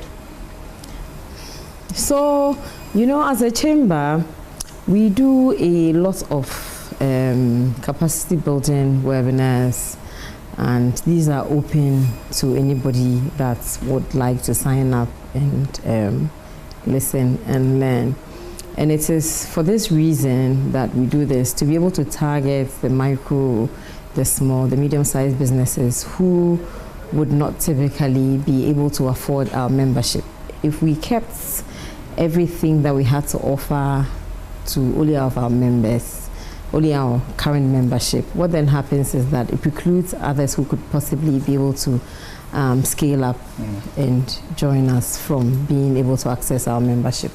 So you will notice that we run a series of campaigns around compliance with the regulatory environment. We do that once every quarter. We undertake the quarterly tax dialogues to create awareness about tax reforms, to also bring the public's concerns around tax administration to the ears of the Ghana Revenue Authority and the Ministry of Finance through the tax policy department at the Ministry of Finance. And in our own small way is to help build the capacity of these micro and small medium-sized businesses that you refer to, because we understand that if they're able to formalize their businesses, strengthen their corporate governance, you know, and essentially do all the things that are mandated by law for them to do, what then happens is that they become eligible for access to formal finance, and they're able to grow their businesses, employ more people, and then also contribute to tax revenue for government. Talking about tax brings me to my next question. Tax burdens on these businesses. I mean, there has been an issue, we've been discussing this over time. We currently find ourselves in a new government. I mean, government is promising to, you know, sort of scrap some taxes. We talk of e-levy, COVID tax and all of that. Yes. Now, how do we sort of support these small businesses to, you know, take advantage or full advantage of the AFCFTA going forward? We do. I mean, just last week, for example, we hosted a workshop in Accra for either Ghanaian exporters or potential Ghanaian exporters to the UK. And the TPA is the UK-Ghana Trade Partnership Agreement, which offers quota-free, tariff-free access to the UK market. There isn't much awareness about that, you know, and a lot of people that do business with the UK and exports from Ghana on a small scale will tell you about the challenges they face with meeting the standards, you know. And so when we do these sorts of workshops, we would typically invite the Ghana Standards Authority, for example, and make sure that they're creating awareness about even the standards that are mandatory in Ghana, because if we can meet the Ghana standards, then we can certainly meet the UK standards, because it's not much different. The challenge that small businesses face typically is a lack of awareness of what these requirements are. And so if you go through the rigors of registering with the Ghana Standards Authority, or if it's food or a drug, and you're able to go through the rigors of receiving certification from the Food and Drugs Authority here, then you're ready to meet the international market. And so as part of our efforts to help support these businesses, this is why we offer the webinars that we do on a regular basis. Still on taxes, how do we get our head around this whole taxation thing to, support these businesses once again? Government is doing its part, but from your point of view, from your interaction with the businesses, how do we get our head around it? We just want to look at the broader perspective of a broader space here. So the biggest frustration that our member companies typically face with tax is around tax administration. Everybody wants an efficient tax system, because it's not like we don't want to be compliant or they don't want to be compliant. You want a system where it's easy for you to undertake the admin, pay your taxes, and move on with your life. And where your documentation is in order as well. It's very easy when tax audits are undertaken, you're able to provide the right answers. And so everybody's very diligent about even their record keeping. I'm talking about my member companies here. Where they get frustrated is sometimes the audits where penalties are applied, and they would challenge it, and sometimes it's very cumbersome, the back and forth. Sometimes you don't get a response. We've been engaging with the tax authorities. There's been a lot of public awareness that we've helped to create on our platform. And so even as we've come to understand what the procedure is, and that it's more often than not is a default on the part of the companies in terms of following due process. That is compliance? Yes. Okay. So the more awareness we create about the rules and the requirements, it becomes much easier for companies to comply. And one of the things that we've been asking about year in, year out is the Independent Tax Appeals Board, because obviously if your right of appeal lies with the Commissioner General of the Ghana Revenue Authority, then it becomes difficult because you're already sort of in quotes in a battle with them. And so if they're the same people that are going to review your appeal, it becomes very, very difficult. So we would like to see that operationalized. I think as of last year, as we were engaging, the board had been set up, they were going through setting it up, the operations of it, So we'd like to see it actually start operating where people can send their appeals. The government of Ghana has already put together a medium-term reform agenda, which has been accepted by the IMF as part of the IMF program, which we signed up on. And it's more about the urgency in the implementation of these administrative reforms, the policy reforms, and the legal reforms, that if it could be done more urgently, where we see a lot more efficiency in the application of the tax laws, it would make it easier for everyone. One of the things that we've been excited to see since 2020, when we went through the global pandemic, is it fast-tracked the digitalization process, where, even for us as a chamber, we're a very small business.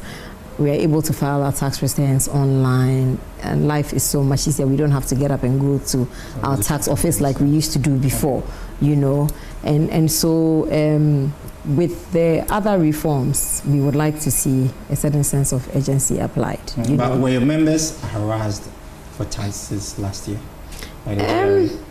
I wouldn't. Harassed is a very strong word, and we have such a good relationship with both the Ghana Revenue Authority and the tax policy team at the Ministry of Finance that I would not be in a hurry to call it harassment. Yes, there were complaints with regards to tax audits and also the implementation of the taxation of worldwide income program, where individuals who work for some of our member companies complained about being attacked, in quotes. And so we even hosted a roundtable with the team working on that, for them to explain to these individuals, particularly the experts in our network, exactly what it is, what you're supposed to declare, you know, and if you've earned income from outside Ghana or in your home country and you've paid the requisite taxes on it, all you have to do is show proof, you know, that you've actually paid the right taxes on this income, and then it becomes exempt here, you know. So it's a matter of keeping the right records and having proof, you know. And I think some of the challenges that were expressed were around even gifts that were received. Somebody said he had received a birthday gift of cash from a parent, and because it went through the bank account and the GRA was holding their bank statements, you know, they were told that they needed to account for it and pay the tax on it, and they were like, what's is it eligible for tax in my home country, you know? So I get a sense, even on our side, that if we did a little bit more education and all of us were enlightened about how to approach these things, it would make it easier for us at the end of the year when we are filing our tax returns to file the right tax returns and pay any tax that we omitted to pay at the time. You may have a good relationship with the Ghana Revenue Authority, but new year, new things. I don't know if there is something you want the GRA to also consider in supporting business.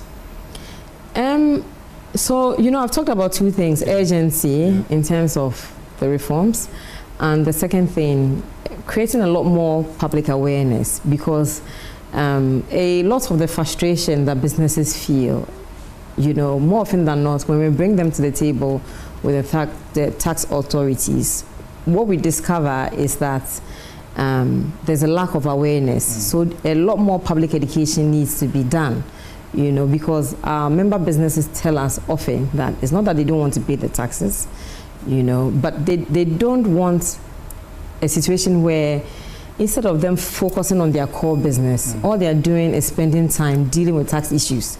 It can be time consuming. And what it is, like I said, we would typically find out that it was miscommunication. So it was a simple thing that could have been resolved if perhaps these businesses were educated a little bit more thoroughly about some of these reforms and the processes, the due process that they need to follow, you know, and they will just duly comply, and life will be so much easier for everybody. So my appeal would also be to the tax officials that to be a little bit more receptive to also engaging, you know, because if we take an adversarial approach, what then happens is that we are butting heads and nobody wins. But the GRA could also say, you know what, if we don't embark on this, these businesses are not willing to pay. No, that's not true. We've heard of cases like that. Because no, that's not. I have personally been embarked, going on a distress action with the GRA. Not in my membership. So I cannot speak for the people who don't want to pay. You know, I suppose there's possibly more reforms that are coming up because we have a new administration. They've talked about scrapping some taxes, you know, and also sanitizing, you know, yeah, because there are some taxes that are linked. When you talk about VAT, you know, there are some other taxes that are linked to VAT, and if the promised reforms come, it will make life easier also for vendors, for example, of services and goods in applying VAT, for example, to their goods and services. And so we're looking forward to that. But certainly, I don't know anybody in my business network that refuses to pay taxes. No. Now, let me still bring you back to government. As you said, new government, new policies. What is the role? I mean, what do you want government to do, the new government to do to support these businesses once again? Because it's very critical. So, when it comes to manufacturing, because, you know, we talked about the challenges that the manufacturing sector has faced, you know, when you look at our 2024 Business Environment and Competitiveness Survey reports, availability of power, for example, received a good rating. However, one of the most declined in the past 5 years is the high cost of power. You know, so can we find cheaper sources of power, electricity, and make it more and more available across the country? Because as we are all aware, once there's infrastructure, businesses will follow. So if there's power supply, there's good water supply, there's roads, there's access to all the things that make it attractive for somebody to set up a business, the private sector will certainly take advantage of these opportunities. And once these amenities are also available, businesses then can also produce more. And once they scale up, they will employ more people. And once there's a surplus beyond what is sold to the local market, then our exports will grow. And of course, the ripple effect would mean that there's more foreign exchange being brought into the country, and then our economy will certainly also stabilize. You spoke about power, and I mean, our energy sector in itself has been debt-ridden for some time now. So generally, it wouldn't come at a cheaper cost. And you spoke about different alternatives. Now, we're going the nuclear way, doing energy transition and all of that. I don't know, is any of your businesses embarking on, I mean, maybe solar or something of that sort, or is the chamber supporting them in any way? Unfortunately, not at this moment, no. But it's a conversation that is ongoing, you know, because for several years now, a lot of businesses have been considering green sources of energy, you know. So I know a number of our member companies have been engaging with suppliers of solar energy. At some point, we even had a company that came into Ghana that joined our membership that was looking to generate wind power, but unfortunately that didn't pan out and they left the country. But who knows? It's an ongoing conversation, and perhaps once we can find a way to adopt these greener technologies, as we all know, the initial cost outlay is quite high, but in the long term, it's cheaper for the businesses. As businesses, is the IMF program affecting you guys? Of course, it's affecting everybody. Yes. Right. So now let's move straight to the exchange rate. It's been of a great concern to even the normal, ordinary Ghanaian. Somewhere last year, Bank of Ghana injected some amount into the economy, and we saw some form of stability. And now it's hovering around 15 thereabout. That is to the dollar. To what extent is it affecting member companies? And also, I mean, let me just stick to member companies for now. So, of course, if there's instability in the exchange rate, it affects all businesses because we are quite heavily dependent upon imports. And so for a few months now, I think we've seen some stability, which is good because business thrives in an environment of consistency where they can easily plan, you know, and implement whatever strategies they have for their business. But when there's instability, it also destabilizes business operations. So yes, I mean, last year at some point we saw the cedi falling, and somewhere it was 16, yes, and therefore that was great concern. But I must say that things stabilize, so that's a good thing. That's a good thing. Now, on the export and port charges, how difficult or easy is it for member companies to, you know, what, with respect to the taxes at the port, how is the member company faring with that? So we haven't received any complaints. I think 2 years ago, there were challenges with clearing of goods at the ports, and so we did at the time engage with the Ghana Ports and Harbours Authority as well as Ghana Customs. But I must say that in 2024, we did get a lot of positive reviews about how well things were working. So I don't have anything. Were there some details with respect to those positives? Unfortunately, I don't have my notes here, you know, but I remember that, you know, we do these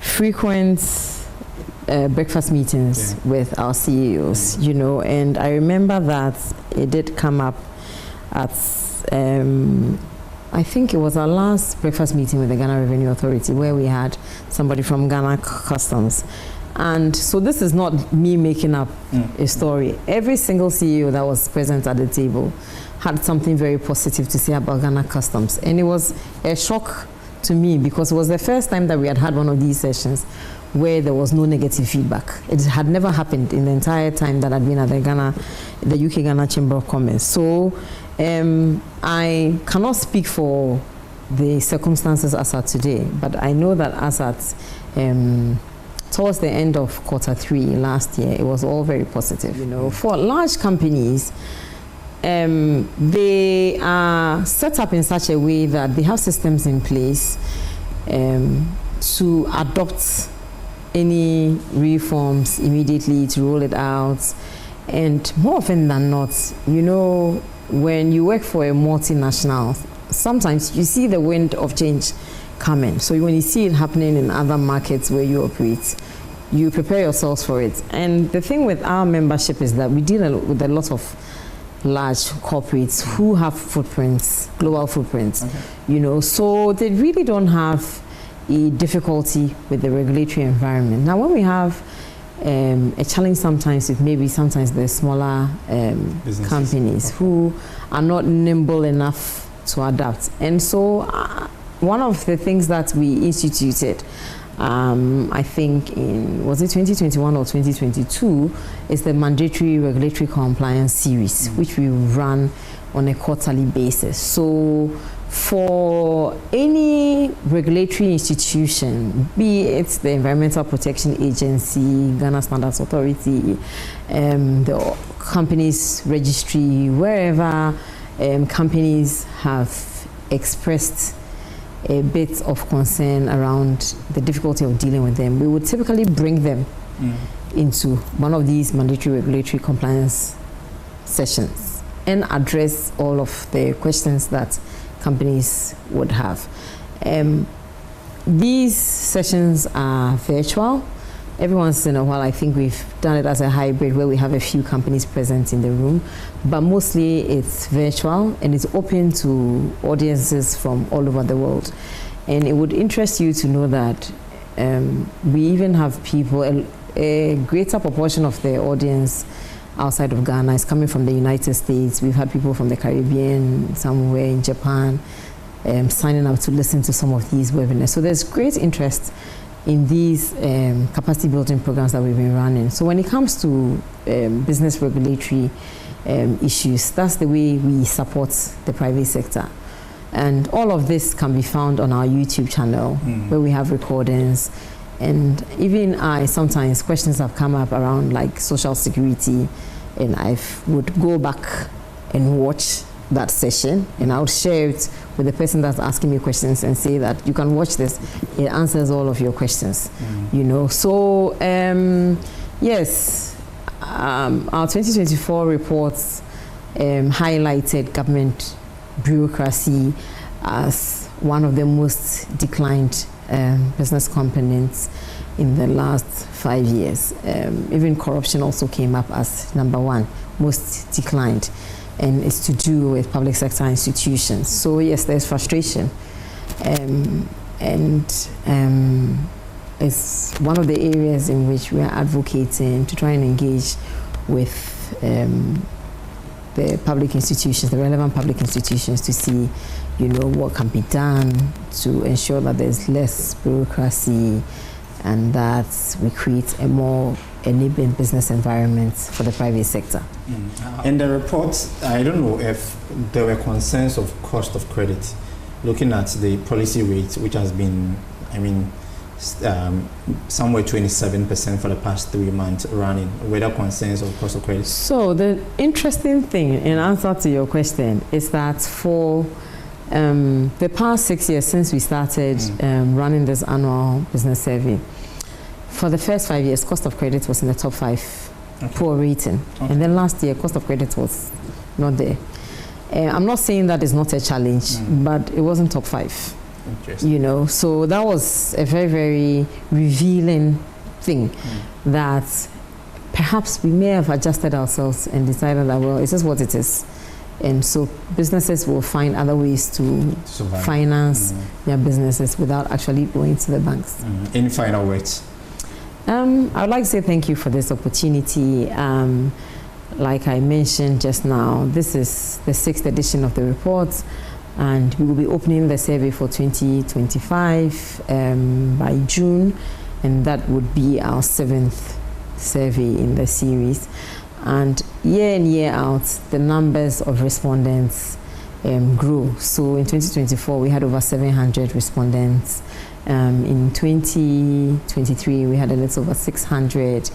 And so year in, year out, it becomes a better report that reflects the sentiments of the business community across the entire nation.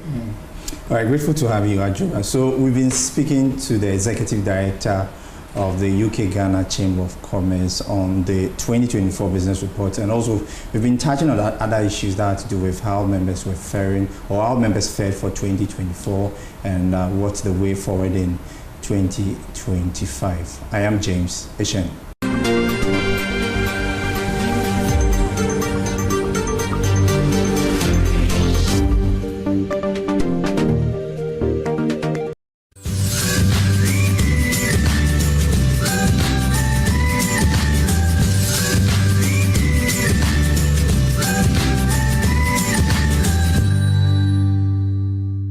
Hello beautiful people, welcome once again to Home Tips with Mira. The program is always about home tips, DIYs and home remedies. Fruits and vegetables form a major part of our diet because they contain essential minerals and nutrients necessary for our growth.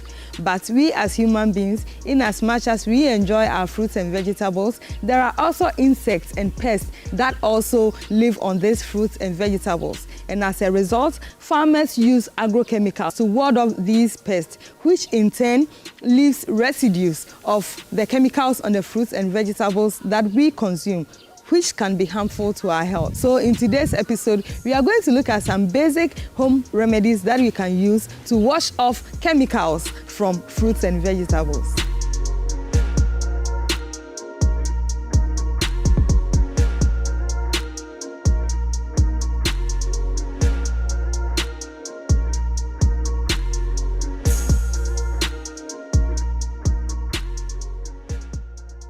Usage of pesticides on fruits and vegetables requires safety intervals. And by safety intervals, I mean from the time of applying the chemical on the fruit or vegetable to the time that we are supposed to eat it.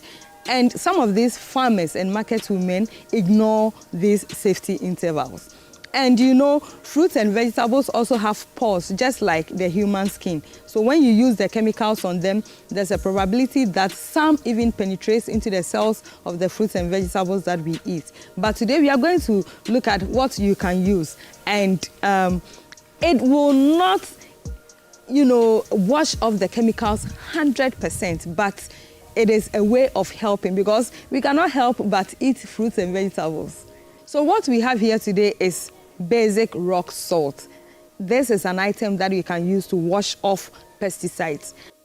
Another thing is baking soda. And I also have activated charcoal powder and white vinegar.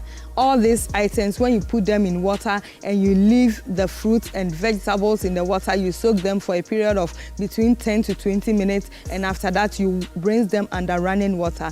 Your vegetable or fruits become so safe for consumption. Of course, that's why I'm here to teach you how to use these things to wash your fruits and vegetables effectively.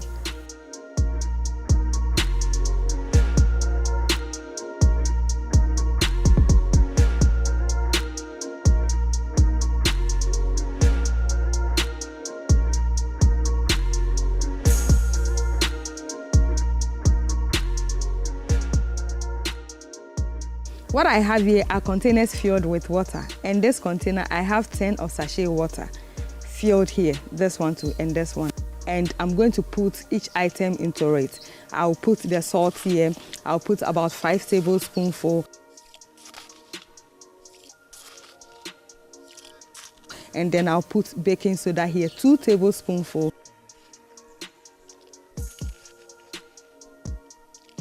And then I'll put the activated charcoal, also 2 tablespoonfuls. This is white vinegar, and I'm using 2 tablespoonfuls. in the water.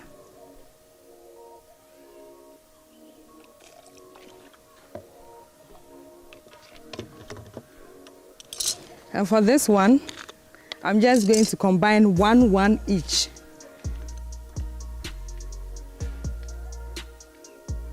One. One.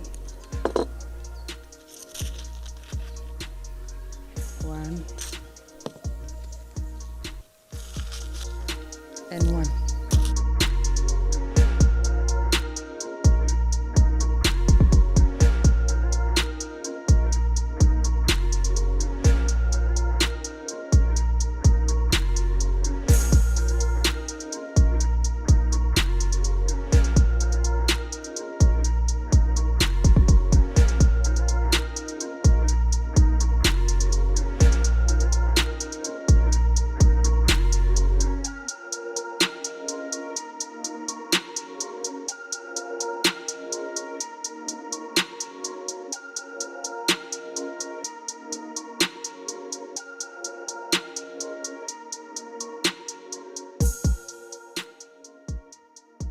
The fruits and vegetables have been in the water for 20 minutes. Now it is okay to remove them and rinse them under running water, and it will be so safe for consumption. And if you have salt, you can use salt to wash all your fruits and vegetables. And if you have baking soda, you can equally use him, or the activated charcoal powder, you can use him, or the white vinegar. It doesn't necessarily mean that use white vinegar to wash only your pepper, or baking soda to wash only your tomatoes. You can use any of these items to wash your fruits and vegetables, and they'll be so safe for consumption. Thank you so much for watching the show. And by every means, I want to encourage you to always wash your fruits and vegetables with what you have seen here today. And you know, gradual accumulation of these chemicals into our body can be so harmful to our health. Please, I would encourage you also to stay healthy. Be conscious of your health. Be conscious of what you eat, and take very good care of yourself, because that is all you have. Please go on my YouTube page to subscribe, and also follow me on Facebook, Home Tips with Mira. I have washed my mango and now I am confident to eat. Bon appetit.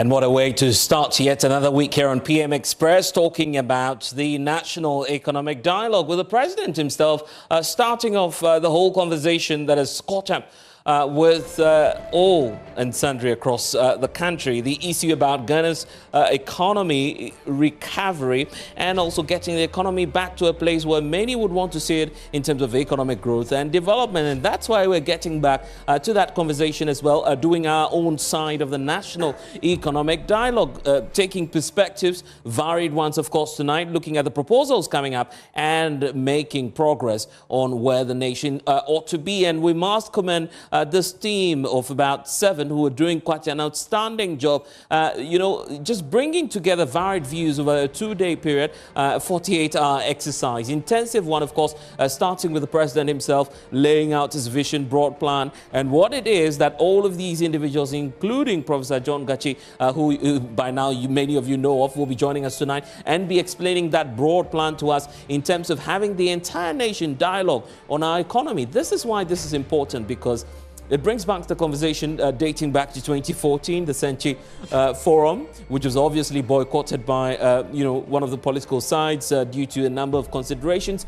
But the President believes that it's time to bring that back, because the NDC, after taking power, believes that their agenda is to carry out a entire reform of the Ghanaian economy, and it's broadly captured in the vision that was espoused by the finance minister today. And you see him talking about the fact that without any form of comprehensive reforms, Ghana would only achieve upper middle income status after 2050. We don't want to delay this vision. We want to, get on track, get things moving for the country as fast as possible, because this is the stark reality of where we are as a nation.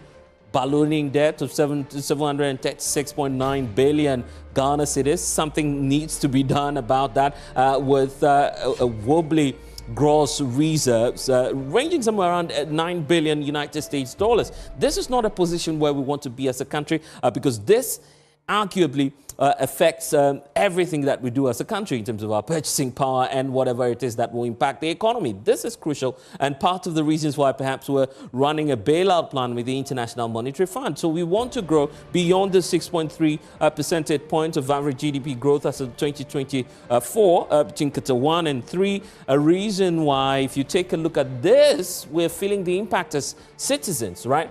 Late last year, inflation went as high as 54.1%. A lot of people across the country complaining about the standard of living, a reason for which, of course, then we have the interventions coming through from the erstwhile NPP administration, where the cutoff point was at the end of December 2024. Obviously, the NPP lost the election, and that's why we're faced with this challenge, isn't it? Because now a new administration will have to deal with all of these challenges, right? You're having a higher wage bill, energy subsidy issues that you have to deal with. The energy sector is quite crucial because we don't want the return of doom, so obviously. Then the interest payments and weak expenditure controls, which the government says it wants to work on. This is why perhaps the NPP minority in parliament is also concerned about what the president would do to keep the lights on, right? 2.5 billion United States dollars in terms of the debt that we're dealing with in the energy sector. How do we deal with that as a nation? And how do we even ensure sustainability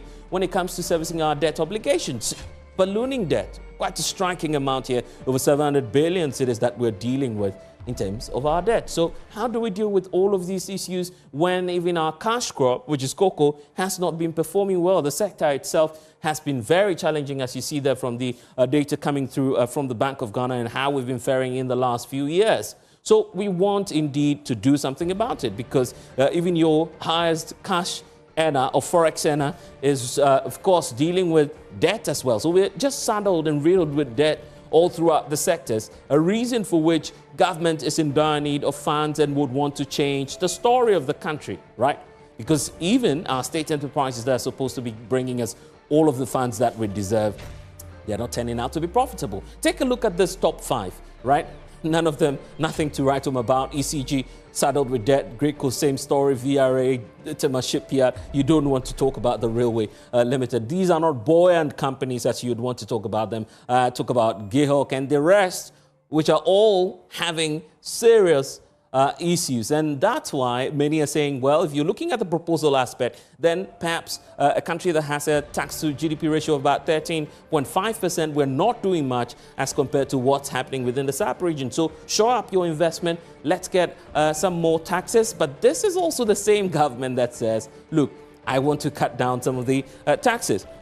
Look at the revenues coming in, and you look at the COVID-19 levy, the e-levy, and then the betting tax, which are three tax handles that were introduced by the erstwhile administration. Quite unpopular, but it is some sort of a stopgap measure if you're looking at revenue inflows. Because, yes, you may say that the e-levy isn't as good to you as an individual, but it's raking in quite some amount, 8 billion plus. Look at COVID levy, still generating some funds for the government, 5.1 in terms of betting tax. All of these, the government says it wants to do away with. So what will be the alternative? Because the critical question would then face the government as it moves forward, particularly when you look at the amounts we're losing, for instance, to tax exemptions, some 4.6 billion in all. Issues relating to how we're losing and hemorrhaging more in terms of public funds. So this is why we believe that we're looking at the perspectives, looking at the proposals and the way forward, because quite a number of proposals are being put forward. You take a look at what the Finance Ministry itself is saying on comprehensive reforms that ought to happen. There must be revenue mobilization, increased social spending, strengthening of fiscal control, and also passing out some ineffective energy subsidies, right? They need to go so we're able to pay the realistic amount and to get a buoyant energy sector. Then state-owned enterprises must be reformed as well. So that's a broad view of some of the major things that will happen, accompanied with this stark fiscal consolidation measures, which government believes will bring about some change. So that's the broad overview in terms of the proposal coming through from government. But in the next 48 hours, we will know what the way forward will be, because after the National Economic Dialogue, then we'll be looking at progress. How do we achieve that progress collectively and to get the buy-in of every Ghanaian? That's the question tonight. Be a part of the show here on PM Express with me, Blessed Suga. It's brought to you by Syntex Tank, Academic Times Journal, and also Pepsodent Cavity Fighter. We have more with my guest right after this break. Stay with us.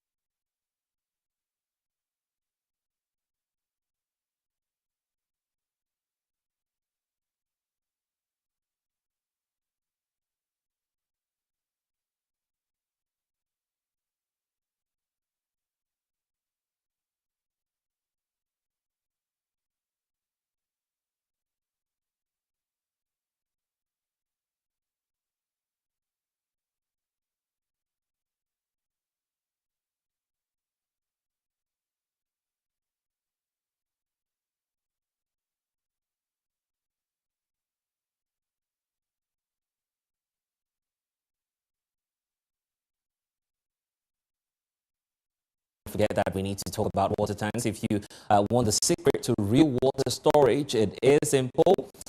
If your water tank doesn't have that tortoise on it, then it's certainly not a correct tank. So that's right, you need to opt for that tortoise tank, Syntex tank. That's what it is. It's for champions and champion of all water tanks. It's strong and durable and built to handle our Ghanaian weather. Rain or shine, Syntex tank has your back. So my people, all you need to do is to go out, check out your tank, and if it certainly doesn't have a tortoise on it, it's simple. Just upgrade, join the Syntex tank family today, and enjoy water storage that's tough like a tortoise. Call them on 0244 335 168 to buy now, or you can find out more about Syntex tank across 400 agents nationwide, and you can obviously shop online as well. And we're being supported by Academic Times, making impact in many communities across the country. And Academic Times is here with a journal that's launching a distinctive graphic publications and also a journal to showcase the and also empower students across all levels of education, while the journal Tertiary G seeks to ensure that tertiary students research and also make impact in their communities by contributing to institutional development. The High G and Basic G will seek to develop and prepare young minds for their higher education as well. So be on the lookout for Academic Times, which is supporting students across all levels as well. So you can always get in touch with them via email, because they have a number of emails that you can reach them on. You can also call them on 053 050 8034 or reach out to them.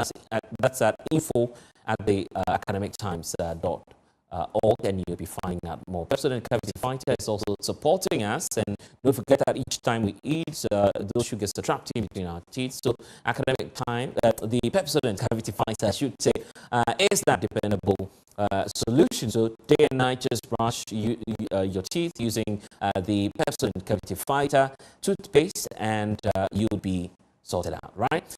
So it's time now to get back to our conversation, because we're focusing on that national dialogue. Joining me in studio is Dr. Stephen Amwa, who's in charge of MP and also former Deputy Finance Minister. We're also being joined by Professor John Gachi, a member of the Planning Committee of the National Economic Dialogue, which is still underway. And Charles Kusiapia is Head of Business and Economics Bureau at the Ghana Union of Traders Association. Thank you all, gentlemen, for joining us. I'll start off with Prof, because it's been a very long day for you, Prof. I believe doing quite a lot from the planning stage to where we are now, at least delivering on the very first part of what's supposed to be a long exercise, but it started. So let's get your own assessment of day one. The President was there, the Finance Minister, and all of our stakeholders. What's your impression about day one of the National Economic Dialogue? Well, thank you very much. Day one has been very good. As program, everything went on schedule. We had a welcome address from the chairman of the Planning Committee, followed by Dr. K.Y. Amwako, who provided a scene setting. Right. After that, the Minister for Finance provided detailed account about the state of the economy, and then that ushered us into hearing the President give us the keynote address. After that, we broke into our various thematic sessions. We have 6 thematic sections covering macroeconomic stability, growth with depth, private sector-led growth, infrastructure development,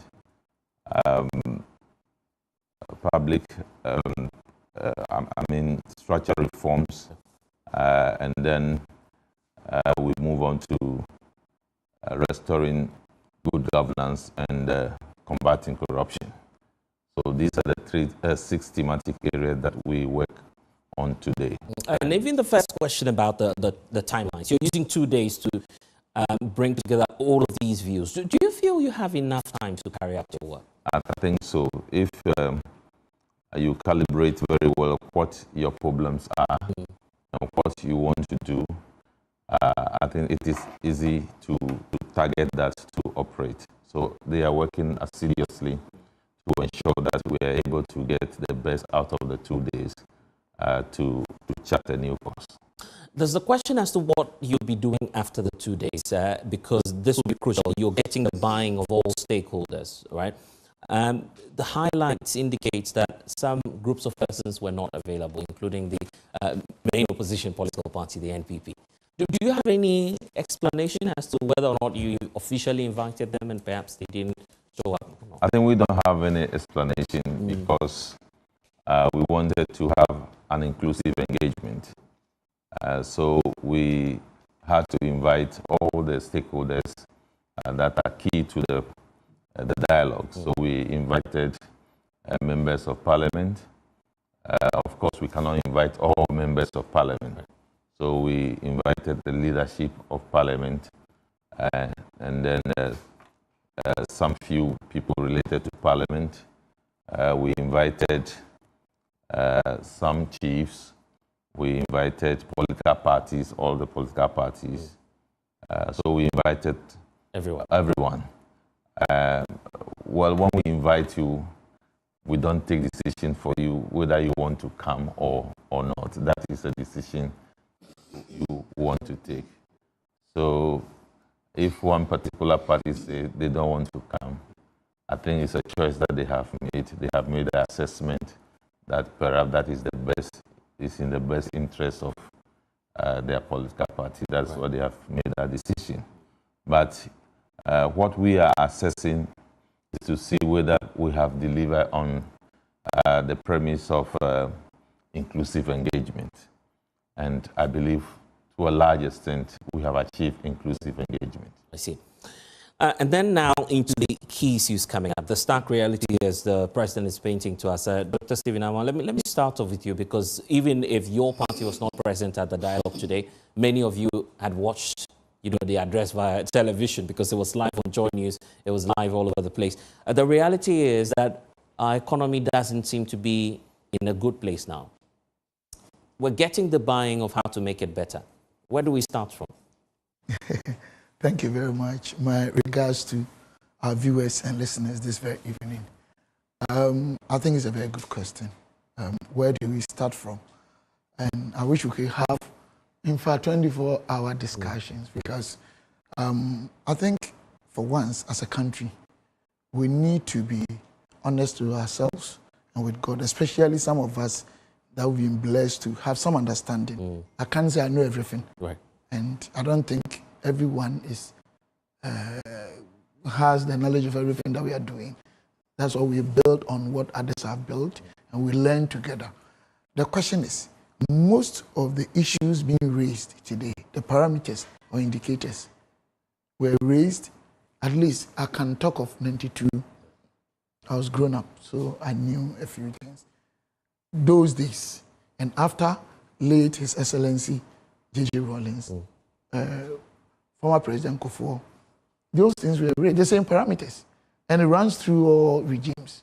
So the point is, what exactly is the cause? This is where, as a country, we need to come in terms with and really understand. As I'm talking to you, we can have all the, not that I'm against what they are doing, because bringing stakeholders together, to me, is very important to share ideas, build strategy out of collection of ideas, and then you develop your models. But there are so many wrong economic fundamentals that if we fail to realize and fix them, it doesn't matter who's in government. And some of them are so practical. In the first place, how do we deal with this whole thing about import-driven economy? If you depend on somebody, it means that you're in trouble. If something happens to the person, it happens to you. I think one of such experiences is what we had after the COVID. You can say whatever you want, but we depend on somebody's economy. In fact, global inflation rate post-COVID went in the hundreds. I mean, talking about the change in rate. Yeah. Global GDP, what happened to it? They grew negative 3.3. And we depend on these economies. So first thing, as a country, what can we do to be fully dependent, or to a very large extent? Two, you have a country that cost of doing business is so high. What is causing it? Have we sat down to think about it? There are so many wrong fundamentals, whether under party A or B. A country that governments, most of the time borrow on the domestic market at a higher rate than private sector. It's not done in anywhere the economic jurisdiction works. The T-bills give you returns higher than comparative assets from the private sector. So all the models from 1964 by Sharp, in the 70s by Ross, in the 90s by Chubuanan and Lian, and then I think getting to the 20s, we have Deming. In fact, I did one of them after that. I mean, examined by Canadian, Pakistani, and Ghanaian professors. All these models, to a large extent, they are not applicable in Ghana. Because it's not done anywhere. So we're out of gear, in your view? There's so many problems. Even how we manage our monetary policy, I always raise a lot of issues. One is inflationary targeted. Because basically, we are doing that to bring inflation down. But you can check from 2012 up to 2024, about 90% of the time, as it goes up this one. So apart from our own internal, unsystematic risk factors or specific mistakes we do or mismanagement we are talking about, we have a lot of problems that we need to fix. And what I'm gleaning so far from what you're telling us is that first, structurally, we're import dependent. You want us to check the monetary we need to check what? Policy, as you're saying. And then a lot of wrong economic anomalies, fundamentals. A lot of them. Right. Now, if we fail to, then if we want to move to where our president, His Excellency John Dramani Mahama, respectfully creating a picture as if the economy is in coma, totally, it is not true.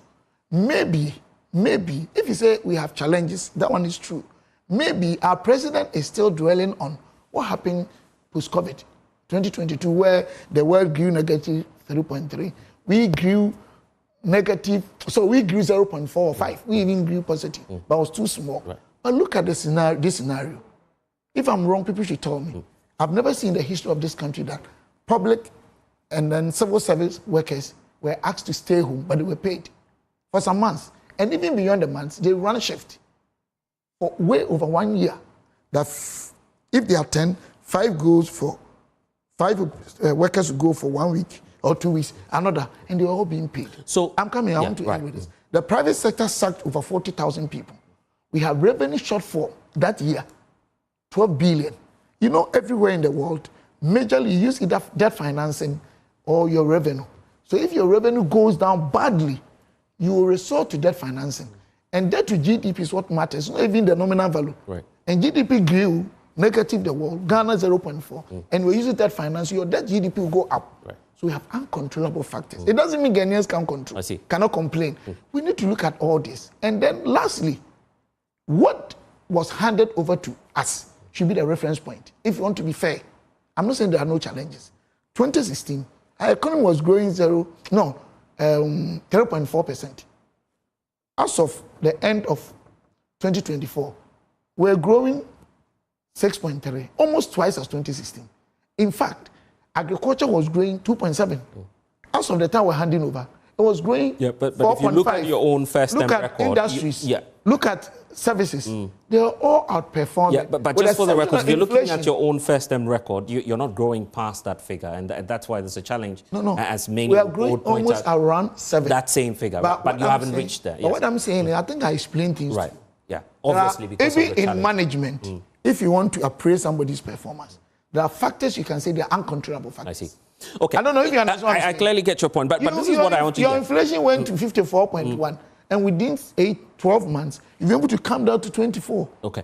Are we not still performing our obligations, paying emoluments, going about our pro-poor policy and stuff like that? How can you say this? Okay. I'm not saying there are no challenges. I get your point, but this is what I want to do. Never say there are no challenges. Professor John Gachi, let's go online. Let's hear from Charles Kusi as well, because you belong to the private sector, the Ghana Union of Traders, and we just had Dr. Stephen Amar point out how, the private sector should be championing growth now. You've monitored the conversation since morning. What's the input of the Ghana Union of Traders on this whole national economic dialogue? Charles, you would have to unmute so we can hear the points you're sharing. Yes. Charles, I hope you can hear me. Yeah, I can hear you. Can you hear me, Jim? Right, yes, loud and clear. Yeah. Yes, thank you. Good evening to you, to Doug and your panelists and to your viewers. Yes, it's been a mantra that businesses, private business for that matter, we are the engine of growth. But you always ask yourself, how has the engine been serviced? How has it been greased? And how is the engine performing? And over the period, you realize that businesses and private sectors have not taken a center stage in economic narratives of this country. And it's basically because of, for better words, lack of engagement from central government. And we appreciate such invitation that let's talk about our economy. Let's look at how we can change the status quo. Let's see how we can make Ghana the glorious country we all dream to have. So Doug was talking about, Dr. Stephen was talking about our economy being import driven.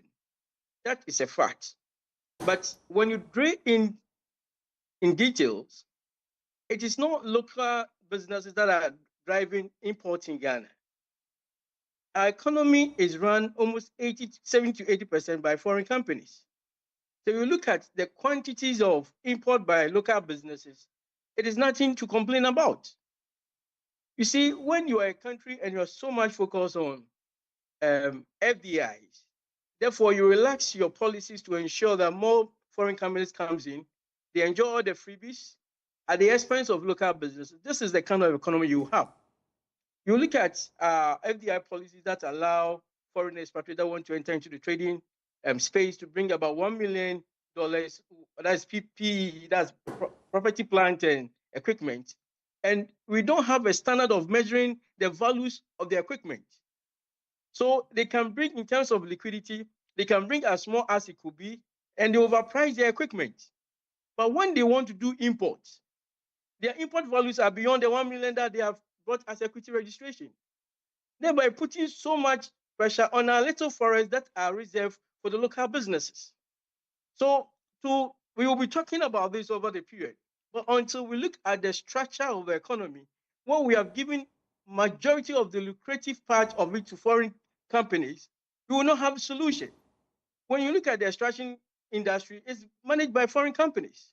And we are a country that we don't have retention policies for expatriates in terms of repatriation of profits and dividends. And you want to control your forest? Okay, but this point, I believe you've all been raising as Guta for quite some time now. Are you not becoming unfriendly to the investor community because you agree that it's just not your capital that will develop this country? We need investment from elsewhere too. Yes, so far as we need investment, we must make sure there's fairness in the market. There's equity in the market.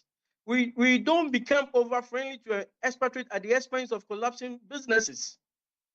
So there must be fair game, fair play in the market so that, you see, in a period where your country is not politically stable, then you want to go on that knee to attract more foreigners to come in. But you can understand that Ghana has been a hub of most of foreign companies because we have a stable political environment. So therefore, we cannot still be holding on to the past policies that we decided to not to attract foreign expatriates and FDIs. You see, when you continue to do one thing over the period and you're expecting the results, my brother, we will not get anywhere. So have you already tabled these concerns at the National Dialogue today? Of course, it's part of the discussions we place on it. And even before that, we've engaged governments. We've engaged previous governments and MPP. We are still engaging NDC. We engage GIPC. That is a center agency for attracting investment. That let's look at your laws. How is it helping us? You see, a typical example is that when foreign companies fulfill the requirement of equity registration, there's no monitoring to ensure accretion. So a company will come in, meet BOG equity registration, get license to operate in Ghana. The next day, he's at the commercial bank transferring money. When he transfers same money, what money is he going to use to trade in Ghana? That means that he have to overburden the little resources we have here. I see. So that's this narrative has changed. We will have national economic dialogue, and we will not go anywhere. The fundamentals Dr. Stephen Amwa said is something we should look at it to change the structure, change certain policies, to allow certain policies for local businesses to grow. Let me tell you all this. You see, if you call us the center or the engine of growth, policies about us must be conscious. It must be so targeted that the next 5 years, I want to grow my local businesses. Okay, and that's what you've raised in part about, you know, foreign involvement and all of these issues that you've tabled before you know, a number of stakeholders. That's coming in studio and speak to Professor Gachi, who's also with us. And Prof, I'm wondering how you're collating all of these views. Are you just collating the views at the forum, or perhaps you're monitoring the likes of Dr. Stephen Amwa and the others who are making inputs at this moment? Not a subscriber to the dialogue. Right. So I'm not sure that he's speaking to the dialogue. That's the first thing. But the point is that the dialogue has been structured in such a way that all the views that they are expressing will find expression in one thematic area or the other. Right. So if you take, for example, what our friend is talking about. The issue about the foreign involvement. If you look at private sector-led growth, those issues are being discussed there. If you come to growth with debt, that we are talking about growth that is spearheaded by productivity across board, diversification, value addition, expansion of export, infusion of technology in production processes, and also taking care of the development of human capital development. So all those things have a being place. Discussed, right? Some of the issues that the Honorable raised are also going to find expression under restoring macroeconomic stability. So all the issues have a place to be. I'm particularly concerned about our debt, because I feel that in all of these national economic dialogue that we're doing, the biggest challenge now, and correct me if I'm wrong, will be the issue about our debts, the debts we owe and how we are going to honor those obligations. How much will it feature on the agenda and the work that you're doing? Well, debt is part of the macroeconomic stability discussion. So issues of inflation, exchange rate environment, interest rate environment, the debt levels, not only the debt level, but the management of the debt itself. What we have now, is it adequate enough to manage the debt? The approaches we are using. For example, if we take debt management office, which is under the control of the chief director of the ministry, under the same bureaucracy. Some people believe that debt management office should be an independent one. All these issues are coming up already? All those issues are part of So we have an independent setup to tackle our debt? How is it? What's the proposal like? Yes. I'm not saying that is the proposal. Okay, yes. Well, the proposals will come after. Obviously. Yes, so we don't want to preempt it. But when you are highlighting debt, sometimes when we are talking about debt, we are only interested in the quantum of the debt. But that should not be the issue, but it should be how the approaches we use to manage the debt to become sustainable. And so we need to question the approaches we are using to manage the debt itself. And I just highlighted one. Okay. Of course, we have the architecture that says that we have a debt management office, but that is under the control of the chief director of the Ministry of Finance. But is that the best approach? Is that how debt management office is occasioned in Nigeria, is occasioned in UK and the rest? There are variations. Okay, so all those things will be thought about under the macroeconomic stability issue. And other issues like corruption and the rest will go under good governance and the rest. So those are the points I'm making. But from the engagements, yes. But the point is that, you see, the forum or the dialogue is occasioned because we have multiple challenges. It's not only debt that is the challenge of the Ghanaian economy. In fact, in 2024, the World Bank report on the Public Finance Review of Ghana indicate that even our investment in agriculture is not efficiently spent and is not well targeted. We have problem in agriculture. Cocoa sector is in a mess. We have dropped in production level almost by 50%. We should be worried about that. Cocoa sector is under threat of galamsey. Our cocoa may be downgraded very soon in the international market. These are problems of the economy. It's not just about debt.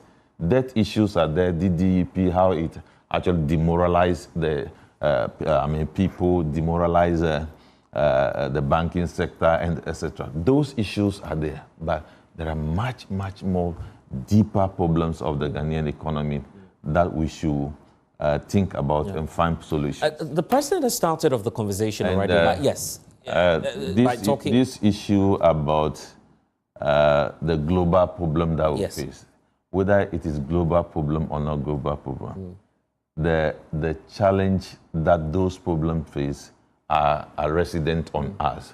We as a people who have to find solutions to address them properly. In fact, I was just about to go to that question. If we are addressing them and we are not using the best approach, we still have problems that we need to deal with. In fact, when we are dealing with COVID and the rest, there's no country reported around us that says that they are not able to pay their workers. So that it's only Ghana within the committee of countries that is paying workers who are not going to work. So that we shouldn't continue to be repeating some of those things.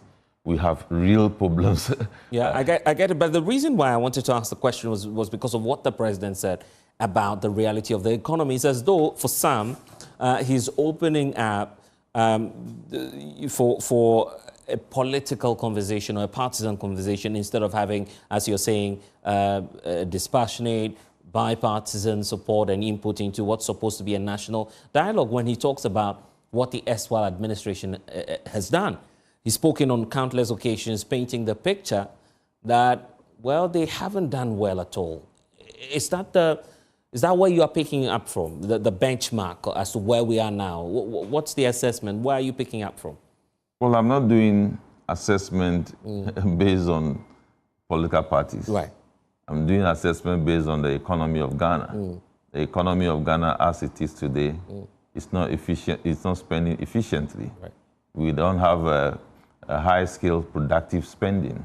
That is creating problem for us. Our social intervention programs, well-intentioned, but they're not delivering the best. So your point is it's not being politically hyped? Yeah, it's not delivering the best of, benefit to the Ghanaians. Yeah. So we have problem in every area. But how bad are the problems? That's the basis of the question, because just like Dr. Amma was pointing out, if you want to do an objective assessment, you need to take off from somewhere where everyone knows where we are. Is the president being a bit hyper about what our situation is, or perhaps that's the reality that we face? In my opinion, no, because the president just took office 2 months ago. Right. Something was handed over to him. He needs to tell us what was handed over to him. That is what he is doing. It is another thing for those who handed over to him to justify whether what they have done is not exactly what the president is saying. But that does not mean the president should not tell us the dire situation in the agri sector, the dire situation in the cocoa sector, the dire situation in the situation where the indigenous Ghanaians are not participating effectively in the extractive sector. The president should not say all this. I'm worried for you, Prof. I'm worried for you, Prof, because then when that happens, you, the technical people, are unable to bring the politicians to come along, because then they'll be divided. Does that not make your work more difficult? I don't think we are doing political work. Yeah. What we are doing is that we have challenge in the country. I'm saying it makes your work difficult, isn't it? I don't think so. I don't think so. Doc, what do you think about this? I don't think. But the point that we need to be serious about some of these issues, politics will come and go in the discussion, but we need to focus and address the main challenges of our economy. And that is what we are focused on doing at the dialogue. Dr. Amma, when will you submit your official memo, perhaps either as an individual or as a collective, the NPP, to the National Economic dialogue team? Because they will be waiting for your input, isn't it? Was much more parliamentary. And then we have our leadership. And of course, we have shared responsibilities. Right. And definitely every group or team organization has its structural and then functional mandate. So most of these decisions will have to be taken and led by... at the leadership level. Yeah, but I'm saying that because officially, we've not seen, to be fair, officially we've not seen any statement communicating that at least a certain group of people, either the NPP or any other political party has... Your questions are very important, and I love that. But I think if you look at the conversation we are having, we are talking about strategy. And strategy has about 3 lenses. One, strategy by ideas, collection of ideas. And you build your models out of that. I think what you are doing now falls within that. Somebody doesn't have to necessarily. If you do that, I think that will be more potent and nice, or nicer. Somebody can write, put something official, even sign it. Some of the discussions we are having now, I'm sure the good ones should form the basis. Exactly. You understand what I'm saying? But I think before I want to continue what you're saying about. My brother from the private sector, Guta, raised issues about how probably, and they put everything to the doorstep of the government, or governments, not necessarily one government. They are right. We need to analyze this in twofold contexts. One, systematic risk factors, where you're talking about bigger picture of the market risk, where maybe government can fit somewhere in it. That one I agree. Because there are factors that they are not within their reach or ability or capacity or capability. We also always gloss over the fact that we have very weak entrepreneurial ecosystem as a country. The ability and the orientation and the inclination of our own investors. We were talking about foreigners taking over our market. Yeah. Yes, I agree. Are they not being normally protected? Yes, we have laws that deal with those who do retailing, whether they are being adhered to or not. I agree to what he's saying. But we should also look at our investors themselves. Look, present regime can give about, if you like, they should try this. Pick about 100 entrepreneurs or investors, devoid of politics. Let the president issue paper, whether illegally that works. Give each of them 5 million Ghana cedis. No interest. You give it to them. After 2 years, go and check. So, as much as we are talking about giving them adequate and cheap finance, they also have specific, I call it unsystematic risk factors, company-specific risk factors as a country, whether in terms of their knowledge, in terms of their ability. Generally, not all of them. They also meet the world standard.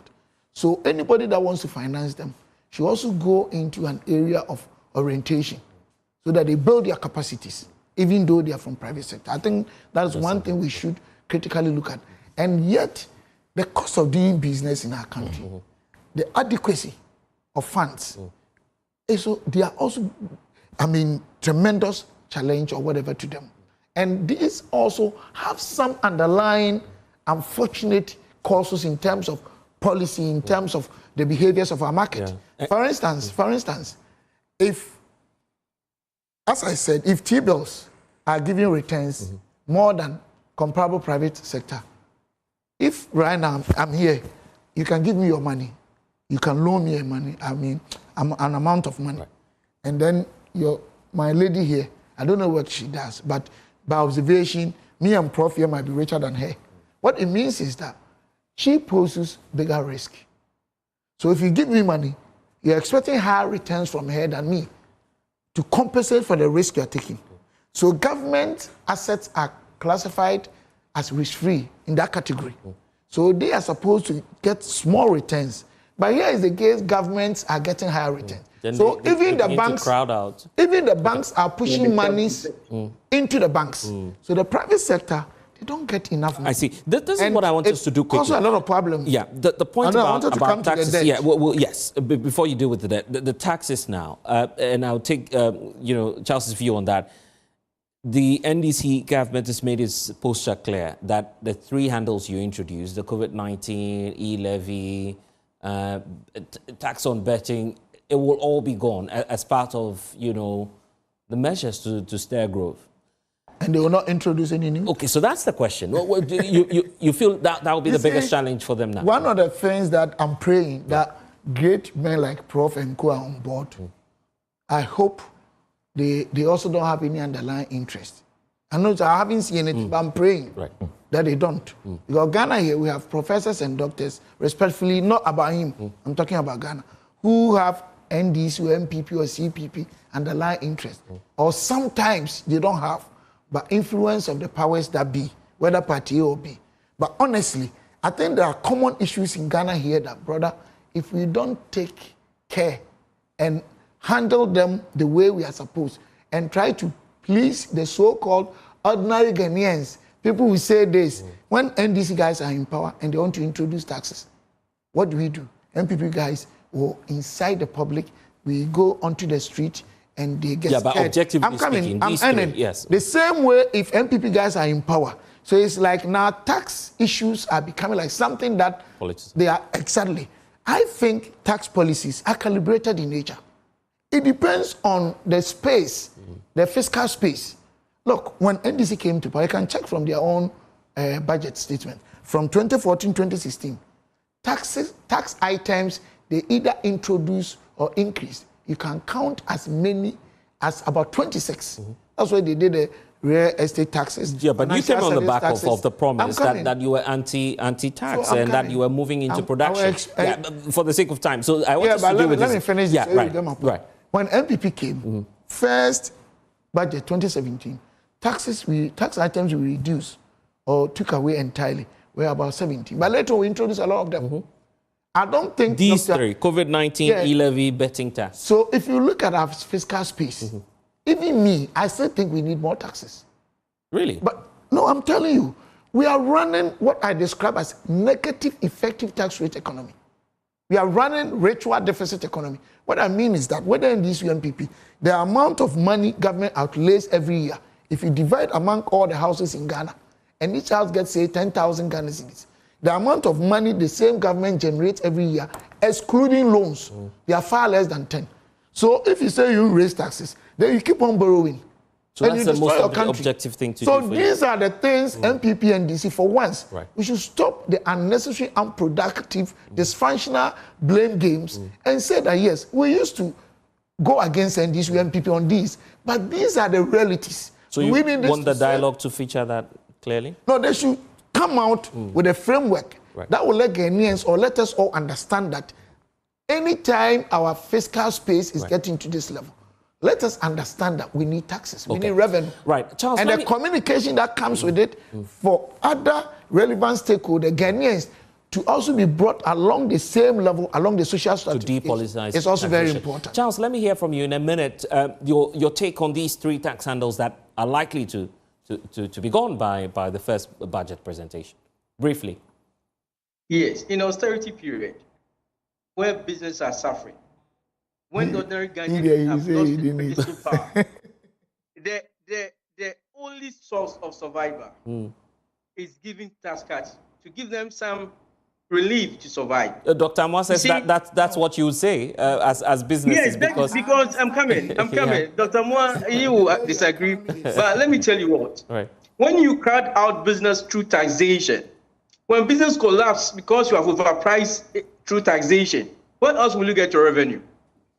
When you have introduced so many taxes, and the ordinary Ghanaian have lost his working capital, purchasing power, and he cannot buy. Where is the economic activities to generate revenue for government? Yeah, but he's also saying look at the other side because government needs the revenue. No, what's happening is this. Government needs money, but you must be rationalizing your expenditure if you want to change the narrative now.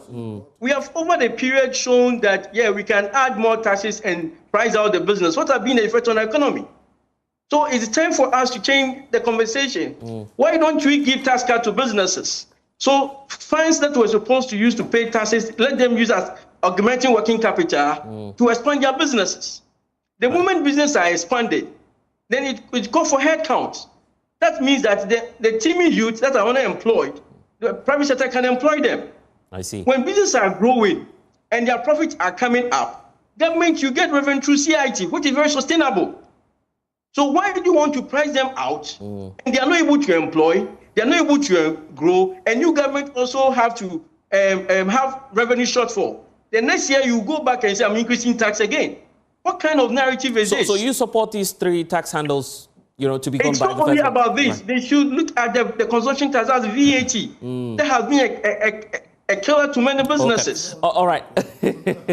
Well, Prof, you have a lot of work to do. I'm wondering, once you deal with this issue of depoliticizing tax, perhaps you might want to tell us what we'll be expecting tomorrow as well. Yeah, so tomorrow we'll continue with the breakout sessions into the thematic areas, and that will take some time. Around 12 p.m. Or 12 noon, we'll have our lunch. Then arrival of guests will start for the last day.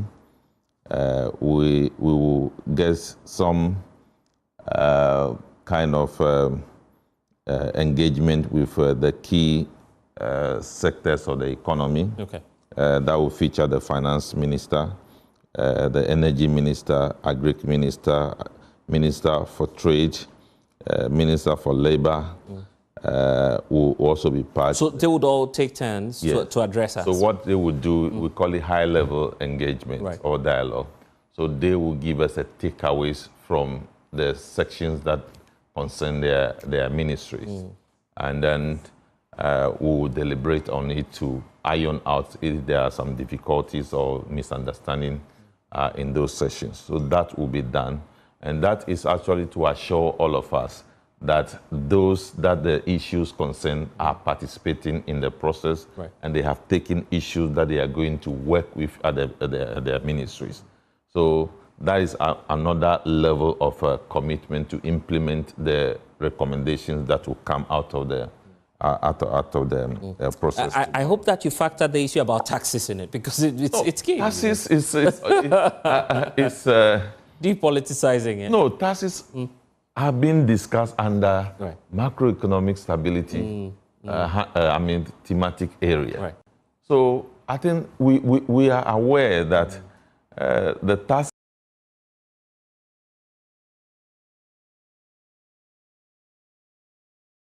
environment must be flexible, and we need to calibrate the tax level. In fact, the speech that the Minister for Finance gave, he told us about how rigid the VAT environment is. So we need to recalibrate the VAT to give some breathing space to businesses. So you don't pile taxes on businesses and people unnecessarily. There is a level that you cannot add more taxes. But the taxes should be efficient. The taxes to deliver, the cost of collecting the tax and their compliance with the tax should be efficient. Those are the things that you want to achieve with your fiscal policy. You should use your fiscal policy to drive growth. You should use your fiscal policy to drive business development. Those are the things that I believe we want to achieve. There's a lot of high expectation for you. Taxes should not be done in a manner. We need to go in 30 seconds. Ghanaians are expecting a lot in 30 seconds. What would you say to them? I must indicate that the Vice President of the Republic will be closing the section tomorrow. I see. Well, grateful to Dr. Stephen Amoah. We're done. Unfortunately, we need to go. 10 seconds. 10 seconds. Give me is it designate whatever as former finance minister. Please, I was former deputy finance minister. He's done his own introduction. I don't want my boss to come and meet me. Grateful. Great conversation we had with Professor John Gachi, Dr. Stephen Amoah, and also to you, Charles Kumi, for joining us online. Grateful. And we'll see you again. This has been PM Express with me, Blessed Smith. Bye-bye. Good night.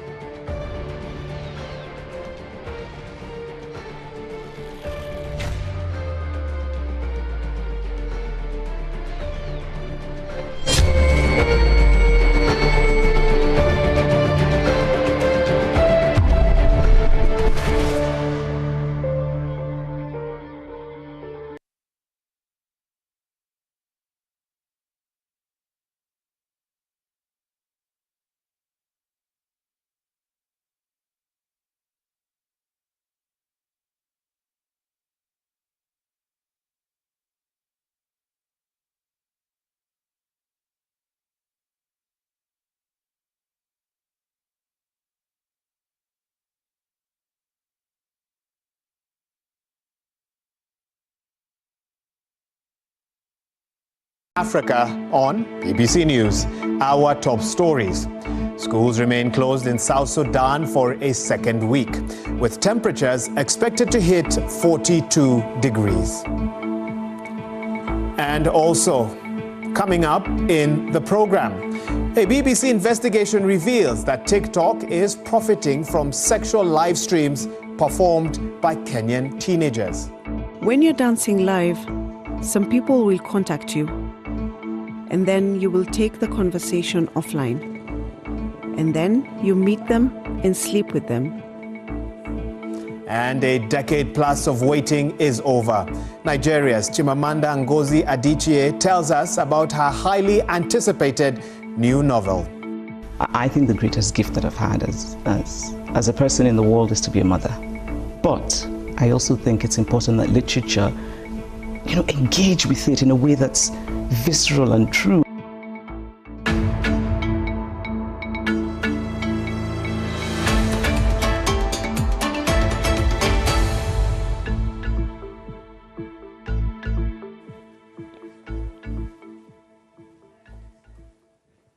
Well, many thanks for joining us. This is Focus on Africa. I'm Wahiga Mwaura.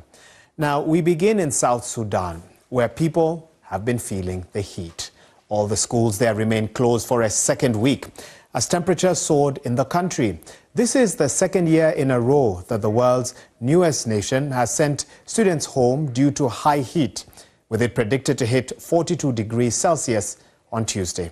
Education officials say an average of 12 students had been collapsing in the capital, Juba, every day. Now, they've also introduced half days for civil servants. Residents have also been urged to stay indoors and drink plenty of water as the high heat shows no sign of abating. There are now calls for the government to change the school calendar, with institutions closing in February and reopening in April when temperatures are usually lower. Most schools in South Sudan have no access to electricity for air conditioning, with many made out of iron sheets that trap heat. Whilst these temperatures used to be described as extreme, they are now becoming the norm in South Sudan, which is particularly vulnerable to climate change. Well, I spoke to Mawa Nemaya Joseph, a South Sudanese journalist and a director of Advanced Youth Radio in Juba. I asked him for more details on which areas of South Sudan are the most affected by this heat wave.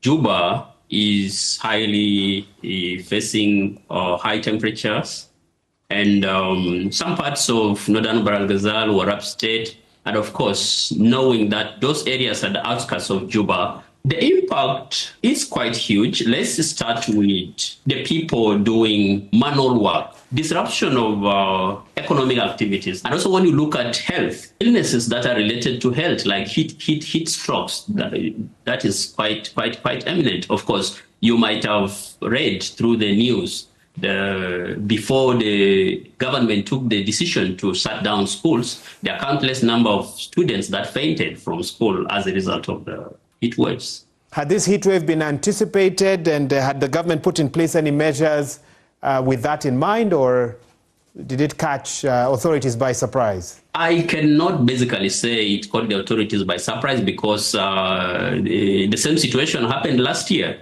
and schools were put on a hold. Similarly, the same this year. So in regards to the authorities being caught by surprise, I don't think so. I think there are regular updates that are usually transmitted through the media, the African Union updates. And I think it's clear the government's aware, and I think that's what informed the decision to put down schools. But in regards to measures that are put in place to counter that, there have been so limited measures apart from the advocacy or the awareness that is ever raised. How does this heat wave compare to previous ones? Severity and potentially how long it's expected to be on for? It's quite intense with the peak temperatures above 43 or 42 degrees Celsius as of today. The probability of people being on the street or going to do work is likely to be reduced, and that has direct impact on the economy. Let's see people doing manual work, like the construction workers, the drivers. the people selling in the markets. And in terms of agriculture, let's see water supply. With intense heats, there's most likely streams are likely to get low. And that has a direct impact on agriculture too. Has the government announced any other measures beyond closing schools? What proposals have been put on the table? As per now, I'm not aware of any other measure apart from stopping schools and the advocacy that happens in radio station. There's no clear measures that are at hand to counter the current heat wave. Is there any sense of what is causing this heat wave? Have the scientists previously explained why you have this kind of weather at this time of year? This takes us back to the conversation on climate change, but I think the level of conversation on climate change or the media having programs on climate change or any forum that discuss climate change in South Sudan has been extremely very low. And because of that, there's most likely that a lot of attention is not put in discussing matters like this. And I think the current heat wave is directly linked to climate change, and it's a high time that more conversations are put in that maybe that can inform policies, it can inform government decision to counter future occurrences. I mean, we've heard from neighboring countries, declarations by presidents and governments to push people to, for example, plant more trees, conserve water, to mitigate some of the effects of climate change. Are there any such initiatives ongoing in South Sudan? If they exist, that must be in a very smaller scale. And when it comes to commitments towards climate change, we also know that South Sudan is one of the countries that ratified the Paris Agreement on climate change. And looking at the impact of climate change in South Sudan, it has been huge. Today, we're experiencing the heat waves, but also down the road, there are issues to do with floods and also conflicts, intercommunal conflicts that resulted from climate-related issues.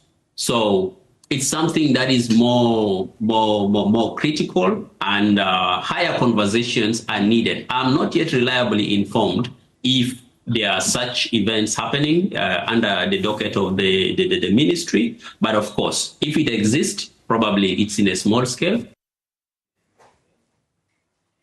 Meanwhile, a BBC Africa Eye investigation has found that TikTok is making profits from live streams selling sexual content in Kenya, with some involving teenagers as young as 15.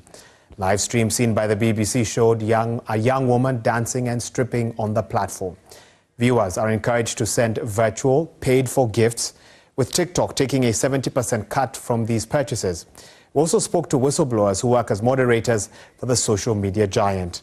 They say TikTok knows this is happening, but has failed to take adequate action.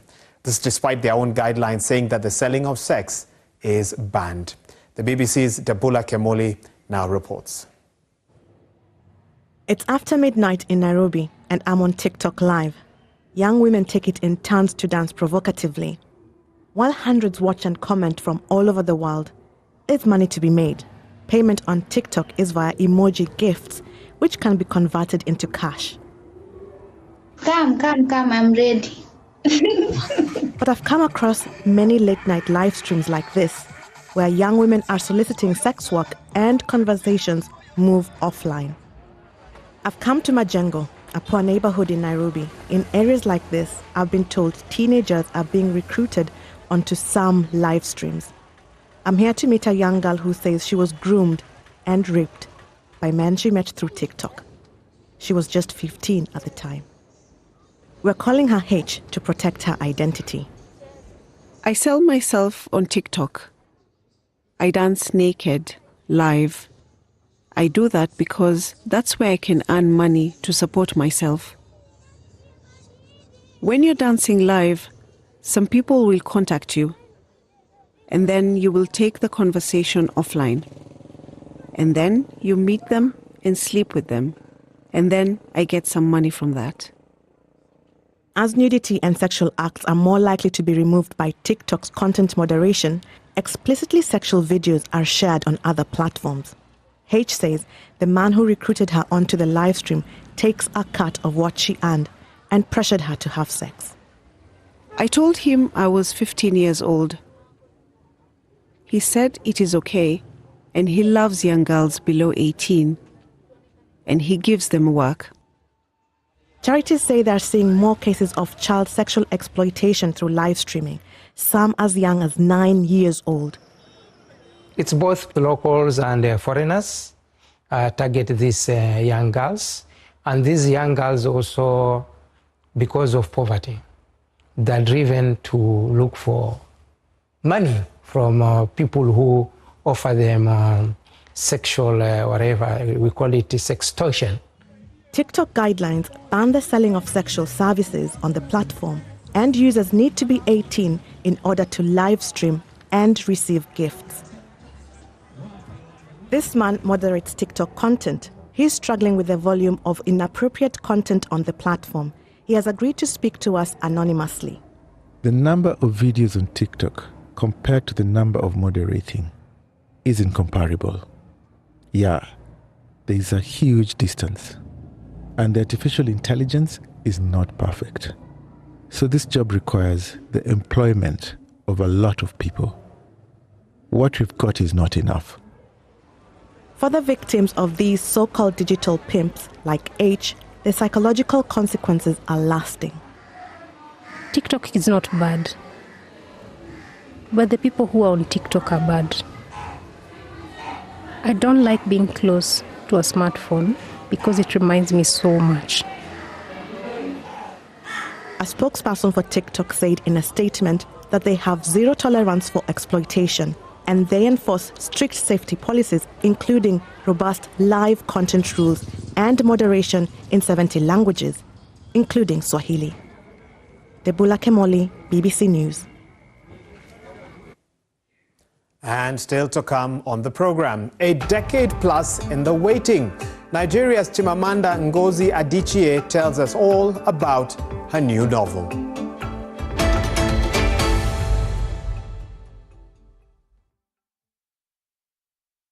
When you build more muscle, it helps with aging disabilities.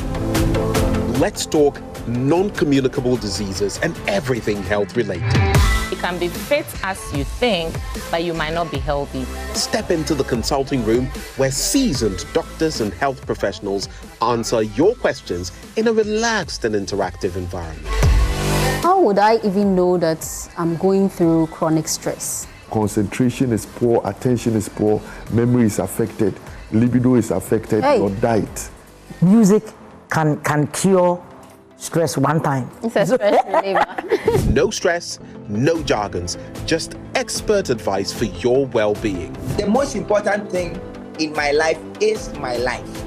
And if I die at 60 of something of a preventable disease, how smart am I? Welcome to Consulting Room 5, only on JoyNews. After you, now you.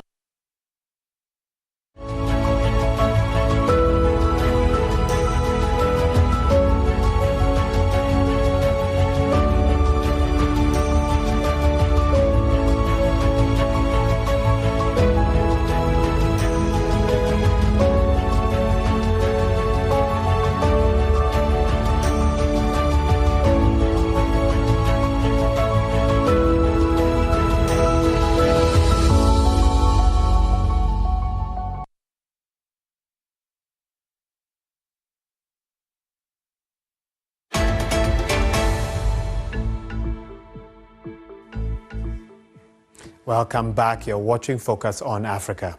Now, Nigerian-born US-based author Chimamanda Ngozi Adichie has been listed as one of Time magazine's 100 most influential people. Her essay, We Should All Be Feminists, was even sampled by Beyoncé and copied onto T-shirts. Over the years, she's written novels, poetry, and numerous short stories, and now her new book, Dream Count, marks a highly anticipated return to fiction after more than a decade away. So why the long wait? Well, she spoke to the BBC's Emma Barnett. I couldn't write for a while, and then I started writing again. What was it, do you think? What was the block? This is what I tell myself to feel better. that sometimes when you want to create, you don't, and that maybe this is a good thing because maybe it shouldn't be easy. Right? Maybe creativity should come with difficulties to somehow make it deeper. This is all to cheer myself up. But I can tell you that when I could not write, it was terrifying. I thought, what if I never write again? And at the same time, in this period, you become a mother. That does something to you, of course, as well. It does, it does. Actually, my block, and I don't like to use that expression because I'm too superstitious, happened when I became pregnant. Something just changed. And I'm not sure that it was just entirely physiological, but something changed. I think we should talk more openly, more honestly about what motherhood is, how wonderful and glorious it is, but also that it comes with a lot for a woman. It asks a lot of a woman. Dream Count tells a story of 4 women's lives interconnected, and you go into great detail about their stories, but it's also very visceral at times about women's health. It's interesting how little of literature is about women and women's bodies, women's sort of physicality. I think the greatest gift that I've had as a person in the world is to be a mother. But I also think it's important that literature, engage with it in a way that's visceral and true and possibly uncomfortable. You are now also the mother of sons, as we've said. I am indeed. How are you going to avoid that cage of masculinity that you talked about?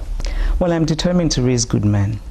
I kind of just thinking about how to make them never feel entitled to women's bodies. I think in general, we could argue that little girls now have women in public life that they can look up to. Women who, in my opinion, are kind of wholesome role models. And so little girls can say, I want to be like that. I don't really think boys have that. What it means is then that this space is occupied by just sort of noxious characters and ideas. And I wish that the good men would stand up. I really do believe that in the way that we make culture, culture doesn't make us, we can actually remake a masculinity that is compatible with equality. It can be done. In most African countries, booksellers have to import books like yours, and weak currencies can make such books expensive and therefore out of reach for many. What do you think of this? How can it be solved? Have you been aware of this issue? Oh yeah, and it is being solved. I have Nigerian editions of my books. I have a wonderful Nigerian publisher. And so my books, the Nigerian edition is relatively affordable in Nigeria and available. So we're not importing books. And actually across the continent, there are independent publishers who are doing this. If you import books, it just means that automatically books will not be available to a large percentage of the population. And when I started writing, it was very important to me to be read in Nigeria, in Africa. And so having my books published by my Nigerian publisher and also by other smaller independent publishers across the continent, Zimbabwe, we're changing it. It is changing, and it will continue to change, because there is one of the wonderful things that's happened in the literary world on the continent is a kind of sort of the surge of doing, right? Because we know that there are problems, and sometimes they're quite huge, but people are doing things, and a publisher like mine in Nigeria is an example of that. All right, let's head to London now. A rather interesting court case in the UK capital has generated a lot of online debate. It involves a 14-year-old who took his parents to court after they moved him from the UK to Ghana, where they were originally from. The boy said his parents had tricked him into going by telling him that the trip's purpose was to visit a sick relative, but instead they sent him to a boarding school. Well, he lost the case, as his parents successfully argued that he was at risk in the UK as he showed an interest in gang culture. This is not a new phenomenon. Many African parents in Europe and the US are sending their children back to their African countries of origin for their safety, but also, in some cases, for a better education. Well, let's now speak to someone who's been through a similar experience, Michael Arma, who was sent to Ghana at the age of 13. Also, we are joined by Michael's mother, Olivier Haibor, on the program. Olivia and Michael, to the both of you, welcome to Focus on Africa. And Olivia, I'll start with you. Why did you feel that Ghana was better for your child's development? What did it offer that you were looking for? Well, it's actually offered the best for my children. It was 2 of them who went, and they've having to learn a lot from over there, the culture, the discipline. And I believe Ghana gives the higher education, and then it actually shows that it's more safer to be there than to be here. And that is one of the reasons why I believe that I took my children over there. I see. And let me also hear from Michael on this one. Michael, what was the experience like for you those many years back? How different was life in a Ghanaian school from, the London school where you were studying? And what was the adjustment like? Well, it was a big shock and culture shock for me, especially coming from a place where in the UK, we was more focused on like popularity and everyone. It was a much more easygoing system in terms of educational wise. Whereas in Ghana, as soon as I got there, I noticed it was very intense, very competitive, and the teachers paid more attention to you studying and making sure you produce the best results. And also the discipline there and the culture there was completely different to what I'm used to, or what I was used to when I was living in the UK as well. I mean, when I first got there, it was a big shock and change for me, and it's something that I had to adjust myself to quite quickly as well, because I knew already that I was going to be living there for a while. So I naturally had to learn how to adjust to it. But the good thing is my parents had already taught me a lot, and family had taught me a lot before going there. So it wasn't too hard adjusting to the system itself. It was just hard adjusting to the educational standards that they live on. I see. Michael, if you can briefly, I'm sure many watching this are wondering, how do you think it fundamentally changed your life? How different would your life have been, for example, if you stayed in the UK? I know it's speculative, but I'm keen to hear your thoughts on what you think about that. I mean, it did change my life a lot. I noticed a big difference in the culture, discipline, and the way people acted around people as well. I mean, in the UK, I was part of, let's just say, what we call the popular people, and I used to follow a lot of my friends, and we used to get up to so many mischievous stuff. But then again, that's what we used to get up to in the UK, whereas in Ghana, everyone's mindset, even from a very young age, was more focused, business-driven, educational-driven. So I naturally matured a bit more quicker being there, and learning the culture and the discipline taught me a lot there as well, compared to what we have in the UK as well. So yeah, it was very good, and it wasn't easy, but it was very, very good, and it was really worth it. Let me go back to Mom Olivia. Tell us more about what you think of this case that's been discussed right now quite a bit, a child who sued his parents, and how the court ruled. Do you think the court faced a challenge balancing the child's rights versus the wishes of the parent? I think the court has actually done the right thing by challenging the parents over this. But I believe that this child should have been spoken to, and they shouldn't have lied to him. That's the only thing that I disagree with the whole thing. They should have told him the truth, and they should have tell him why he's going there and the reason.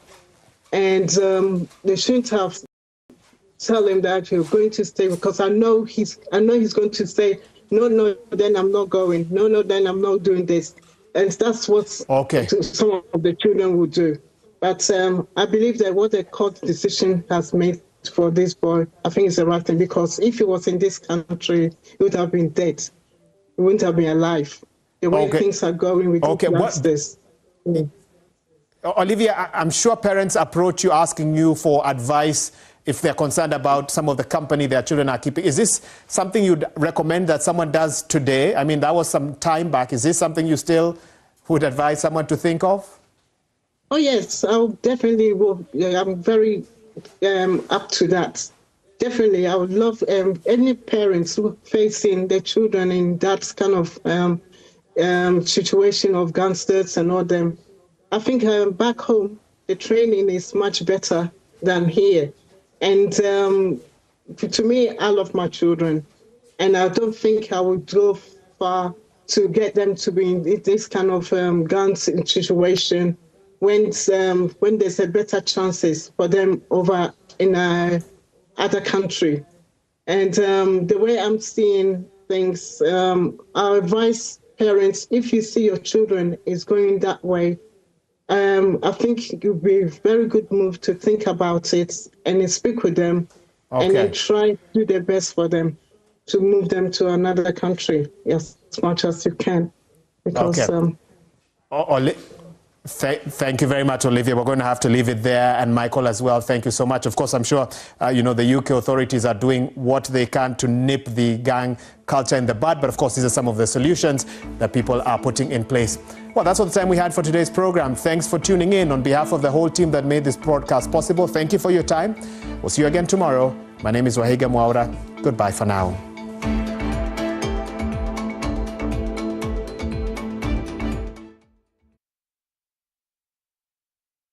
A lot of people will tell you, plan your life plan. I don't get any plan. Ronaldo will never lack. Messi will never lack because they made the most out of when they were on top. The day I go to sleep, I'll come down. I see the young boys, they all want to be famous instantly. They want to be on radio, want to be on television. They don't want to do the hard graft. I have really not been a big fan of vote buying because why do I have to pay you to save you? You're a tomboy is bad. It's not bad. Tomboy just means you like wearing male clothes. Does it worry you? Me.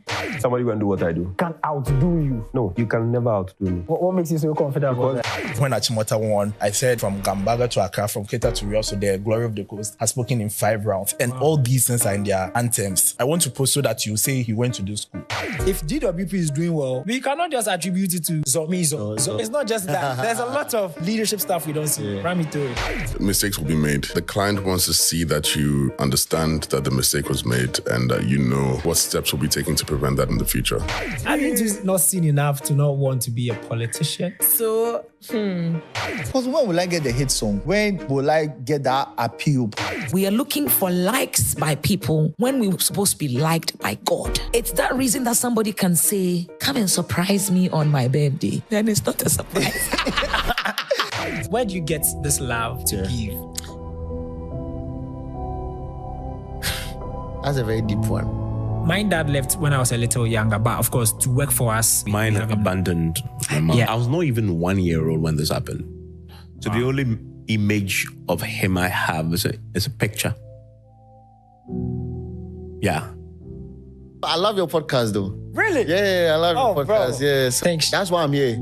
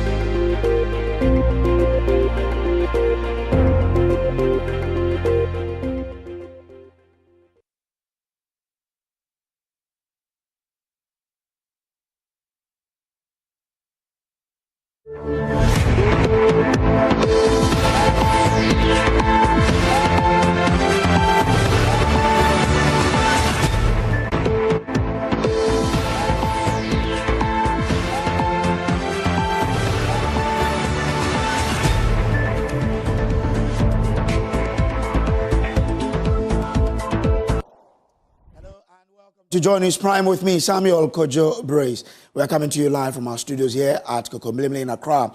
We're live on DSTV channel 421, GoTV channel 125, and around the world on myjoyonline.com. Coming up, President John Dramani Mahama lashes out at the erstwhile MPP government over what he describes as reckless management and weak leadership, resulting in Ghana's current economic woes. Years of financial mismanagement, irresponsible borrowing, reckless spending, and weak leadership that failed to address the underlying structural issues within our economy. But opposition MPP fights back, accusing him of delivering pure propaganda in a State of the Nation address as they deliver what they call the true State of the Nation address. Do propaganda, and we can assure you that this propaganda will come to hit and hurt him hard. We have more from the MPP in Parliament who have been defending their party's economic record during the 8 years in office. We have all the angles covered for you. Also, communities along the Ankobra River face a freshwater crisis after illegal miners blocked the river, allowing seawater to take over what was once their main source of fresh water. It tastes like salty because the sea have entered the Ankobra, so it's salty, you cannot drink. And the crisis deepens for coastal communities in Ketu South of the Volta region as 172 people have been displaced and 32 houses washed away by the sea. At the roadside, far away from the sea, but the erosion had gotten to us. We're live in the communities as families are racing against time, exhuming the remains of their loved ones as the sea encroaches upon their cemetery. And at 8 p.m., Pius Kojo will be here with Prime Business. Minister for Finance, Dr. Kasiala Tuforsen, indicates plans to reform the country's value-added tax system to improve revenue collection. We need urgent reforms to rationalize our value-added tax regime. Currently, it has been distorted, and as a result, there is very little compliance. And at 8:15, Daniel Kuranting will be here with Prime Sports. GFA President Ketu Kuriku introduces Black Stars head coach Otuado and technical director Wilfred Schaefer to sports minister. We are independent, fearless, credible. Thanks for choosing us. Please stay for details.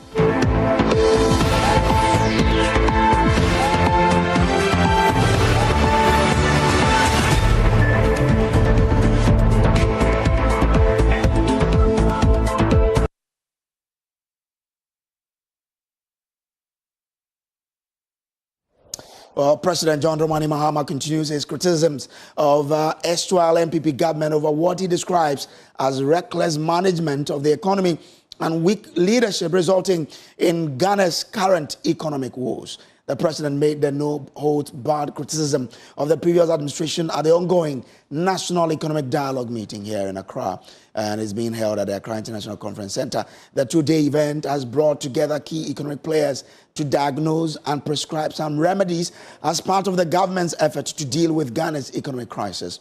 Listen to President John Dramani Mahama, who in his address took on the outgone government for taking the nation on what he describes as a reckless drive to economic crisis. When I assumed office barely 2 months ago, I inherited an economy that was in a state of deep crisis, one that was weighted down by numerous challenges. The economy was reeling from unprecedented levels of debt, soaring inflation, high unemployment, declining levels of foreign direct investment, and low business confidence. The financial struggles that our nation is facing have not arisen overnight. They have been the result of several years of financial mismanagement, irresponsible borrowing, reckless spending, and weak leadership that failed to address the underlying structural issues within our economy. This pervasive mismanagement culminated in Ghana's defaults on its debt obligations. This marked a devastating milestone for our dear country, spawning a cascade of economic problems that have severely impacted our people. Huge fiscal deficits, excessive government expenditures, and overall financial imprudence have compromised our economic resilience. Credible rating agencies such as Moody's, Fitch, Standard & Poor's, have all downgraded our international credit rating consecutively, leading to capital flight and a loss of investor confidence and trust. He also criticized previous managers of the Bank of Ghana for contributing to the high rate of inflation. The Bank of Ghana, instead of serving as an independent monetary authority, became a financing tool for government's excesses, fueling inflation and devaluing our currency. The cost of living has skyrocketed to unbearable levels, leaving families grappling with the inability to afford even the most basic necessities. At the same time, inflation erodes the value of wages and savings, pushing many into a cycle of poverty. Meanwhile, the ill-considered collapse of indigenous banks significantly reduced indigenous presence in Ghana's financial and banking space and led to massive job losses. For too long, Ghana has been plagued by short-term decision-making that prioritizes political expediency over long-term stability. We refuse to accept this as Ghana's reality. We reject the notion that economic hardship must be our norm. We refuse to surrender to the forces of stagnation and decline. Well, President John Dramani Mahama has assured of his commitment to implementing the recommendations by the committee. Here merely to recount our struggles, nor are we here to resign ourselves to economic stagnation. We are here to seek solutions, to adopt strategies that will put us on a sustainable path, growth trajectory, and to ensure that we build an economy that works for every Ghanaian. For me, this is not just another policy discussion. It is an urgent call to action. A crucial moment for us as stakeholders to unite with purpose and resolve the challenges that face us. We've gathered here to create a powerful platform where government officials, policymakers, business leaders, economists, industry experts, development partners, and other key figures come together to shape the future of our nation. The insights, diverse perspectives, and actionable recommendations that emerge from these discussions must transcend theoretical frameworks and drive real, impactful decisions that will guide our national economy forward. We can now hear from the Finance Minister, Dr. Kesiela Tuforsen, who says proposals from the dialogue will feature heavily in the government's first budget statement, which will be delivered in the next 8 days. Hope and prayer that the lessons that will emerge from these conversations will guide our steps and that we may not repeat the mistakes of recent past. The panel discussions, workshops, and breakout sessions have been carefully designed to confront the present economic challenges of our time. The resultant prescriptions and the critical policy initiatives will drive structural reforms and our transformation agenda to reset our economy and secure the prosperity of our citizens. Mr. Chairman, as we embark on this development of our medium-term plans, commencing with the forthcoming budget on March 11th, the insight, expertise, and experiences that will be garnered from these deliberations will prove very invaluable assets that will shape our collective path for our future. But the opposition, New Patriotic Party, are tearing into John Mahama's State of the Nation address presented to Parliament last week, describing it as pure propaganda without fact. During his address, John Mahama took on the MPP, insisting they recklessly managed the economy. But addressing journalists at what the MPP described as the true State of the Nation address, former Finance Minister Dr. Mohamed Amin Adam accused the president of telling lies in Parliament. Listen. One would have appreciated a true State of the Nation that acknowledged challenges in 2022, the remarkable turnaround as a result of the decisive policies of the MPP government, supported by the IMF, and the challenges still remaining that will require steadfastness from the new government. And when this is backed by a clarion call by the President to Ghanaians to support him and his new government to consolidate the gains, you would have had consensus across the political divide to drive the Building Back Better agenda for Ghana. But what did we get from the president?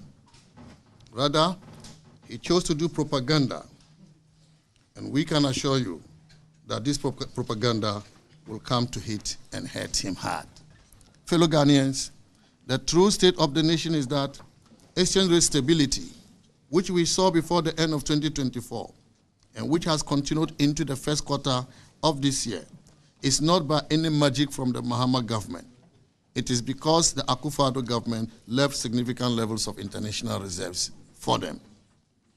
In addressing the issue of buffers created to support expenditure and maturing debt obligations, the president focused on the sinking fund as if it is the only source of buffers. The sinking fund is just one of our buffers. At each point in time, the government designates some accounts for buffer and for purposes of special payments.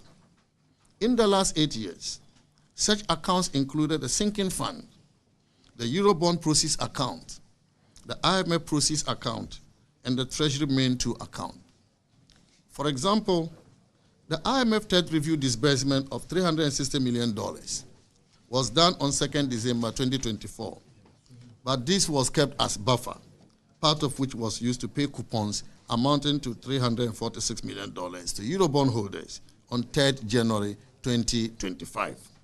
This was not done from the sinking fund. Well, Dr. Mohamed Amin Adam also claimed the current NDC government intends to raise the rate of existing taxes despite their promise to scrap some old taxes.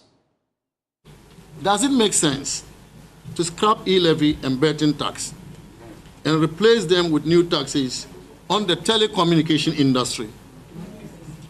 They are bringing back VAT on telecommunication. They are increasing the growth and sustainability levy on the mining industry. And they are bringing back VAT on the financial services and real estate industries. Wow. All these taxes will be passed on to customers, to the Ghanaian people.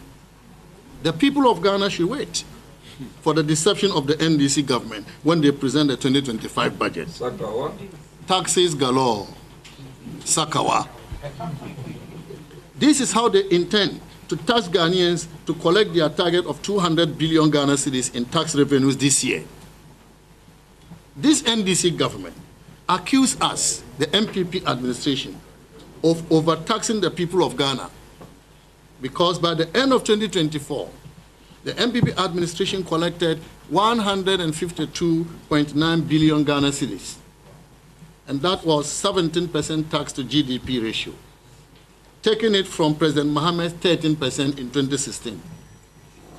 How do you then turn around to expect to collect 200 billion Ghana cedis in an economy you call a broken economy? Ladies and gentlemen, we, the mighty minority, will join the people of Ghana to resist any attempt to smuggle in new taxes or increase existing taxes. We owe it a duty to hold the government accountable for their promises to the people of Ghana. Well, Dr. Stephen Amoah is former Deputy Finance Minister, and he's joined us on the line for some reactions. Grateful to you, Doc, for joining. Now, the President, during the State of the Nation address, extended an invitation to you, the minority, and former managers of the economy. Why didn't you attend, to the National Economic Dialogue, for example? Thank you very much. I think I've been making my position, I was stating my position very clear and loud that this is a parliamentary issue and parliamentary decision. And the caucus, in my opinion, we have our leaders or leadership.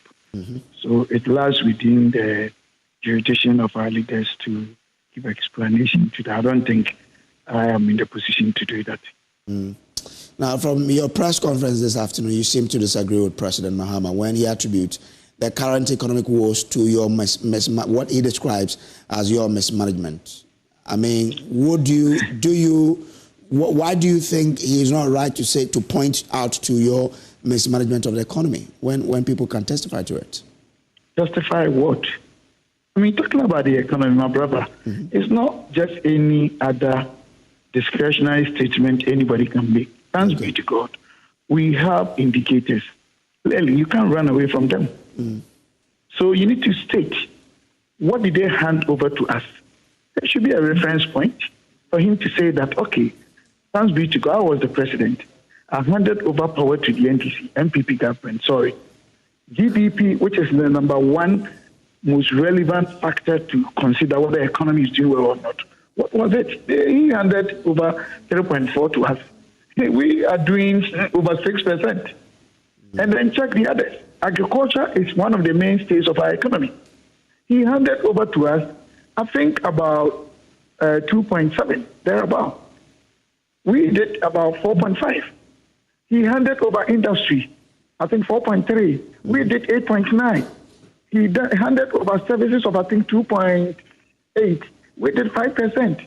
Go and check our primary balances and see whether we left a very strong fiscal, a consolidated economy or not. I'm not saying there are no challenges. When I come to the president could only state the inflation rate that we left 23 point something %, as against they left 15.4.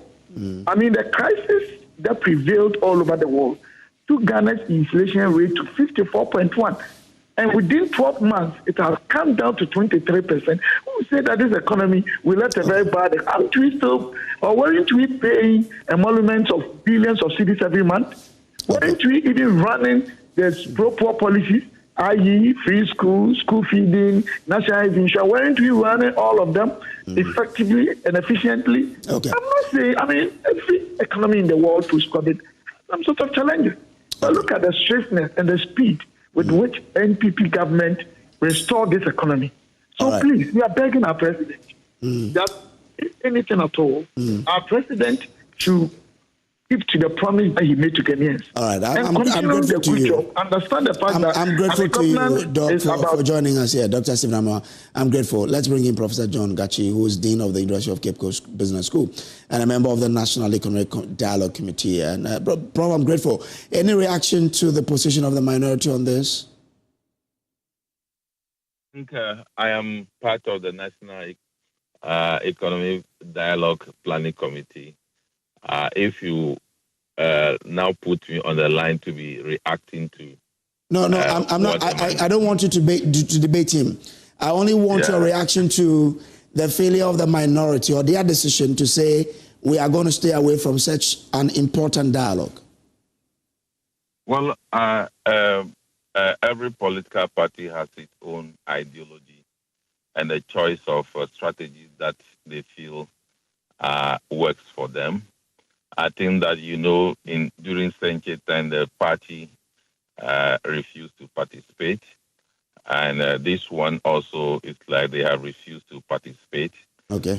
So it's like it's not part of their way of doing things.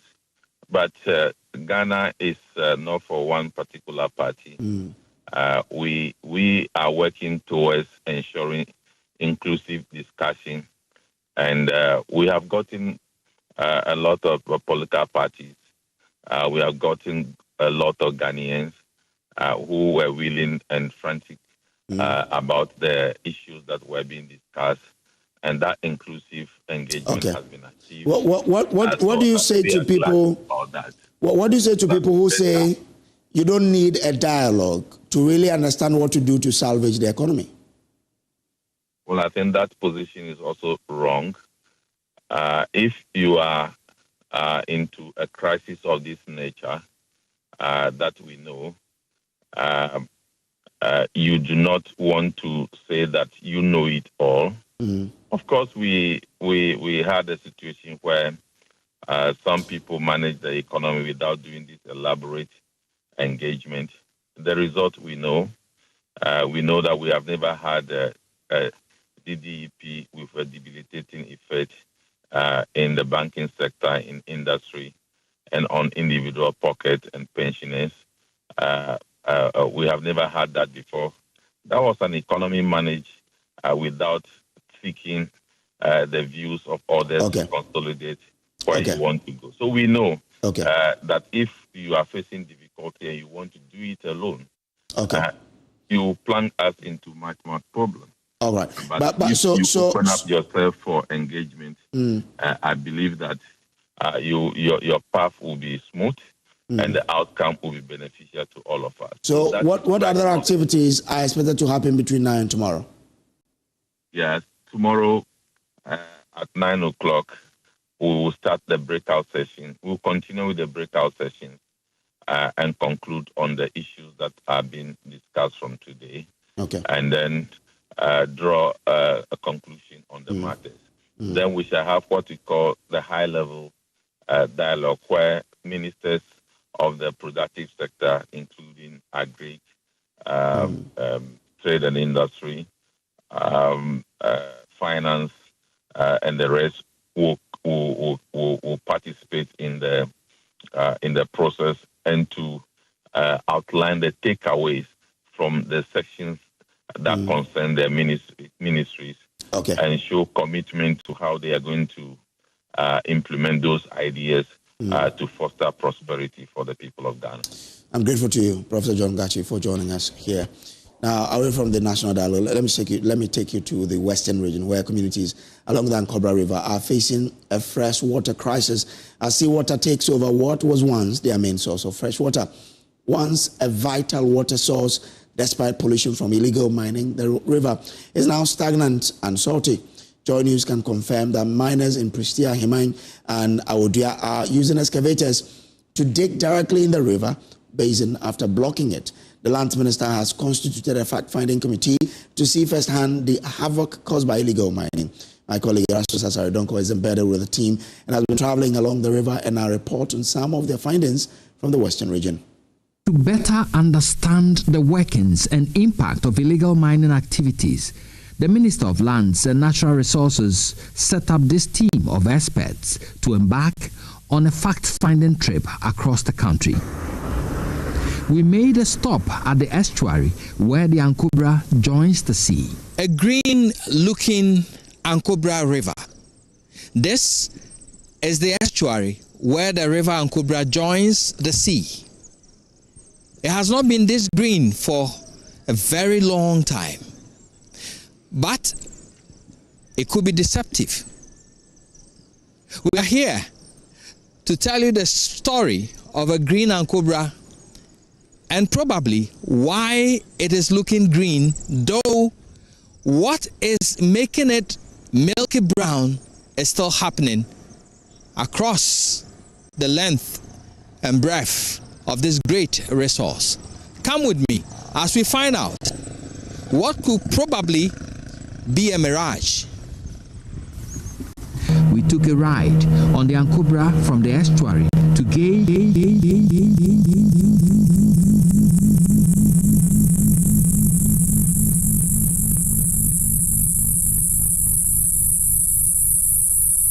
polluted shame of the river.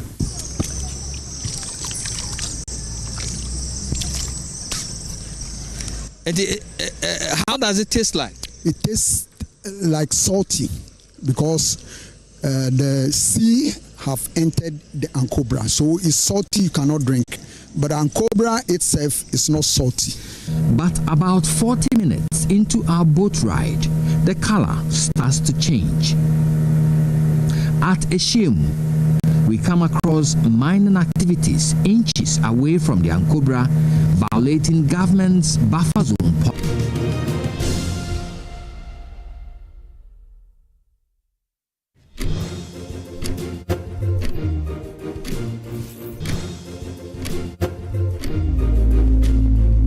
Imagine a family without a home.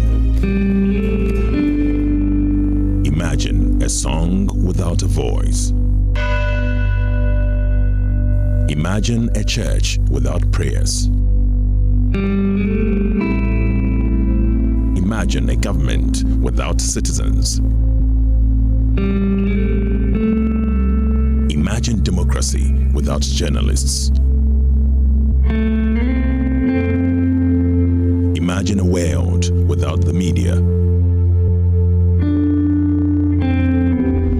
Life is full of issues and stories about people, communities, and governments. Stories that have to be told by well-trained journalists. That's why you can't imagine news without JoyNews.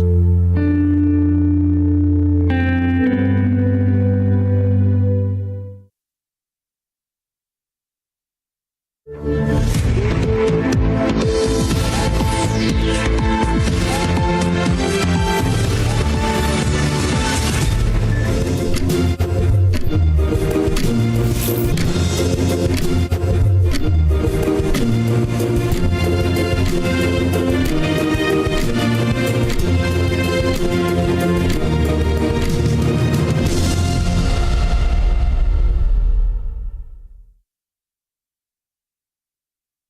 morning and welcome to the AM show. And if it's not Ben and Sweetie in Black this morning, I don't know who your hosts are. My name is Sweetie Abochi. My name is Benjamin Akapo. Okay, so it's a shade. Yeah. This is charcoal gray. Yeah. And right now, I give up. At this point, I seriously give up. But welcome aboard the AM show. You started something yesterday. Do you want to take up the challenge? Oh, miato gangwagaka agba anyaudo yim left, right, front, center. Oba miaba national economic no dialogue. No, please. You don't want to go there. But do you have a proverb for us this morning? No, not yet. I'll think about it. Maybe because of news review, I'll bring you something. I didn't really prepare for this. Okay. So I'm going to hold my horses. I didn't really prepare, but at least a few come to mind. So I'll hold my horses. When we get to the news review, then we'll do this together. But welcome aboard the AM show, another installment in Ghana Month. Now, here's what you can expect. We'll be serving you the news in a bit, and then we'll get into the news review. Matthew Nyindam is MP for Pandai, and Mohammed Batalia is MP for Sisala East. Both of them will join us from the different sides in Parliament to dissect the newspapers, after which we'll serve you sports and then get into our big stories. Now for our big story, stakeholders paint a gloomy picture of Ghana's economy as they gathered on the first day of the National Economic Dialogue session, with a call from President John Dramani Mahama to the nation to refuse to surrender to the forces of economic stagnation and decline. But the Eswala Akufo-Addo government say that they left the economy on a development trajectory with a total international reserve of $8.9 billion. And that's what's giving the Mahama government the fiscal space to operate. What are the facts? We'll discuss these issues on the AM show this morning. And that's why you want to stick and stay with us as we elaborate on those all-important issues. Share your thoughts via the social media stream. Call us when we activate the phone lines and let us know what's on your mind. Don't be political, be Ghanaian. Do stay with us. Up next is the news.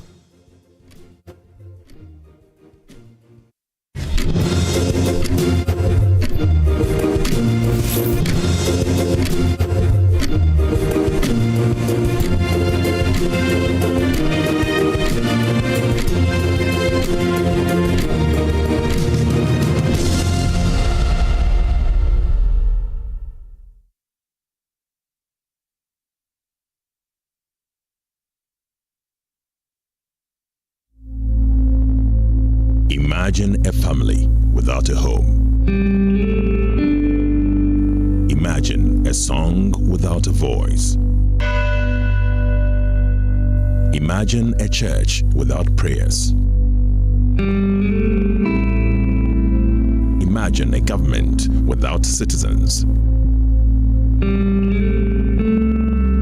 Imagine democracy without journalists. Imagine a world without the media.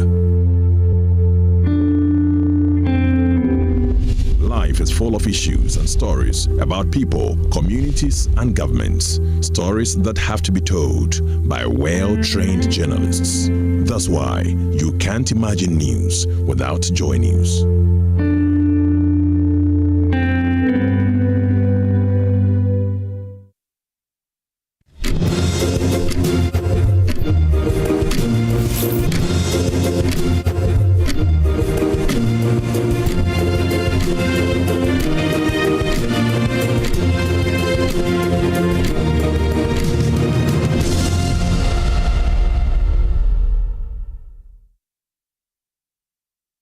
Live from Kokomemle, I'm Sweetie Abochi presenting the AM news to you, and details now. The government has officially launched extradition proceedings to repatriate a key suspect linked to the National Service Scheme scandal. This follows reports that some individuals wanted in connection with the case fled the country to evade prosecution. Now, the scandal involves allegations that over 80,000 fictitious names were fraudulently added to the scheme's payroll, leading to massive financial losses. During the State of the Nation address, President John Dramani Mahama announced that he has ordered a manhunt for fugitives involved in the NSA scandal. As part of our Operation Recover All the Loot policy, ORA, I've already tasked our investigative bodies to bring the culprits of the National Service Ghost Name scandal to justice. Such brazen theft of public funds must not go unpunished. It is estimated that the criminal addition of some more than 80,000 ghost names could have yielded the suspects over 50 million Ghana cedis every month. Unfortunately, some of these suspects are believed to have absconded from the country already. I have directed that they be declared wanted and their assets traced and frozen until investigations are completed. Minister of State in charge of government communications, Felix Ofosu-Kwakye, revealed on Newsfile with Samson Ladia-Inene that steps are being taken to bring the suspect back to Ghana to face justice. They were demanding payment for 180,000 people. Then, on 30th December 2024, there was another one demanding payment for 180,000 people, which meant that these monies have been going into Unigra. Indeed, we estimate that on the average, every month, 50 million Ghana cedis went into the pockets of those behind this scheme. And if you total the period that this has been going 50 on, million. 50 million Ghana cedis every month. And that is money that Chika and his colleagues in the finance ministry could have used for any number of investments in other sectors of the economy. So this is clear fraud that cannot be countenanced. Unfortunately, some of the people involved are said to have absconded. There are some who have gone into countries knowing that we do not have non-surrender agreements, extradition agreements with them.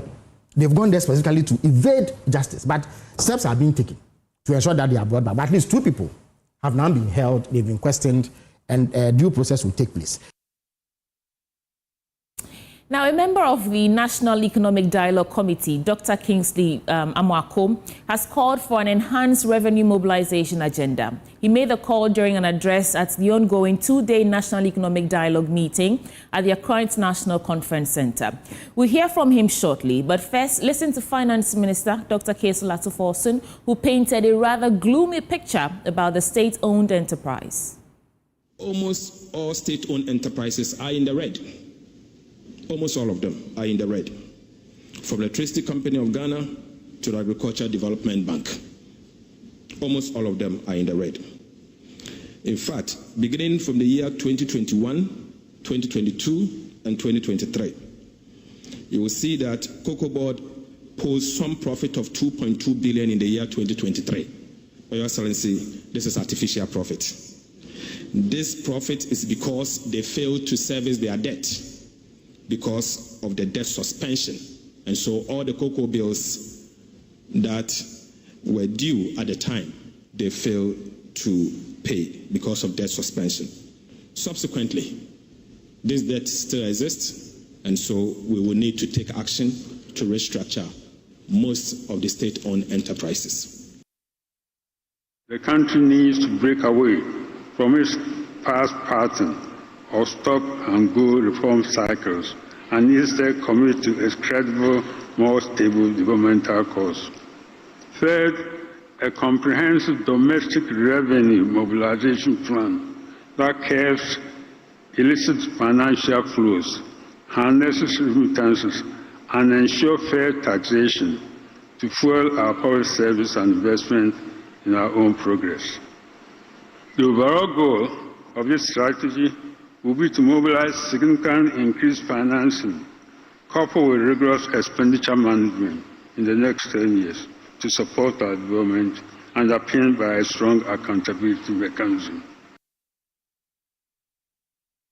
That was Dr. Amoako calling for enhanced revenue mobilization agenda. Meanwhile, former Deputy Finance Minister Dr. Stephen Amoah has responded to President Mahama's criticism, insisting the president picked and chose economic data which only paints gloomy pictures about the previous government. That he only selects inflation that we left about 23%. They handed over this country to us just 15.4. What about GDP that we are growing over 6% against their 3.4? Industry, we are growing about 4.5 against their 2.7. Talking about, industry 4.3. We left 8.9. Agric, we left 4.5 against 2.7. Industry 5 against 2. Primary balance, we left a positive. These are all indicators showing that, yes, some of them are not good, but most of them show that in 2024, last quarter of the year, we left a better, a well-restored economy for them to manage. So please, our president respectfully should do the needful but continue what we left from him. Because it's not at his painting, although there are challenges. Moving on, the opposition New Patriotic Party adhering into President John Dramani Mahama's State of the Nation address presented to Parliament last week, describing it as pure propaganda without any facts. During his address, John Dramani Mahama took on the NPP, insisting they recklessly managed the economy. But addressing journalists at what the NPP described as the true State of the Nation address, former Finance Minister Dr. Mohamed Amin Adam accused the president of telling lies in Parliament. Take a listen. One would have appreciated a true State of the Nation that acknowledged challenges in 2022, the remarkable turnaround as a result of the decisive policies of the MPP government, supported by the IMF, and the challenges still remaining that will require steadfastness from the new government. And when this is backed by a clarion call by the president to Ghanaians to support him and his new government to consolidate the gains, you would have had consensus across the political divide to drive the Building Back Better agenda for Ghana. But what did we get from the president? Rather, he chose to do propaganda, and we can assure you that this propaganda will come to hit and hurt him hard. Fellow Ghanaians, the true State of the Nation is that exchange rate stability, which we saw before the end of 2024, and which has continued into the first quarter of this year, is not by any magic from the Mahama government. It is because the Akufo-Addo government left significant levels of international reserves for them. In addressing the issue of buffers created to support expenditure and maturing debt obligations, the president focused on the sinking fund as if it is the only source of buffers. The sinking fund is just one of our buffers. At each point in time, the government designates some accounts for buffer and for purposes of special payments. In the last 8 years, such accounts included the sinking fund, the Eurobond proceeds account, the IMF proceeds account, and the Treasury Main 2 account. For example, the IMF third review disbursement of $360 million was done on 2nd December 2024, but this was kept as buffer, part of which was used to pay coupons amounting to $346 million to Eurobond holders on 3rd January 2025. This was not done from the sinking fund. Current NDC government intends to cut suspensions, to raise the rate of existing taxes despite their promise to scrap some old taxes. Let's take a listen. Does it make sense to scrap e-levy and betting tax and replace them with new taxes on the telecommunication industry? They are bringing back VAT on telecommunication. They are increasing the growth and sustainability levy on the mining industry.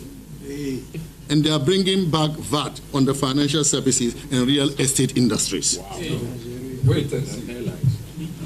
All these taxes will be passed on to customers, to the Ghanaian people.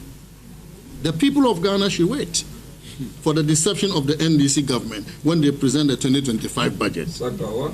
Taxes galore. Sakawa. This is how they intend to tax Ghanaians to collect their target of 200 billion Ghana cedis in tax revenues this year. This NDC government accused us, the MPP administration, of overtaxing the people of Ghana, because by the end of 2024, the MPP administration collected 152.9 billion Ghana cedis, and that was 17% tax to GDP ratio, taking it from President Mohammed's 13% in 2016. How do you then turn around to expect to collect 200 billion Ghana cedis in an economy you call a broken economy? Ladies and gentlemen, we, the mighty minority, will join the people of Ghana to resist any attempt to smuggle in new taxes or increase existing taxes.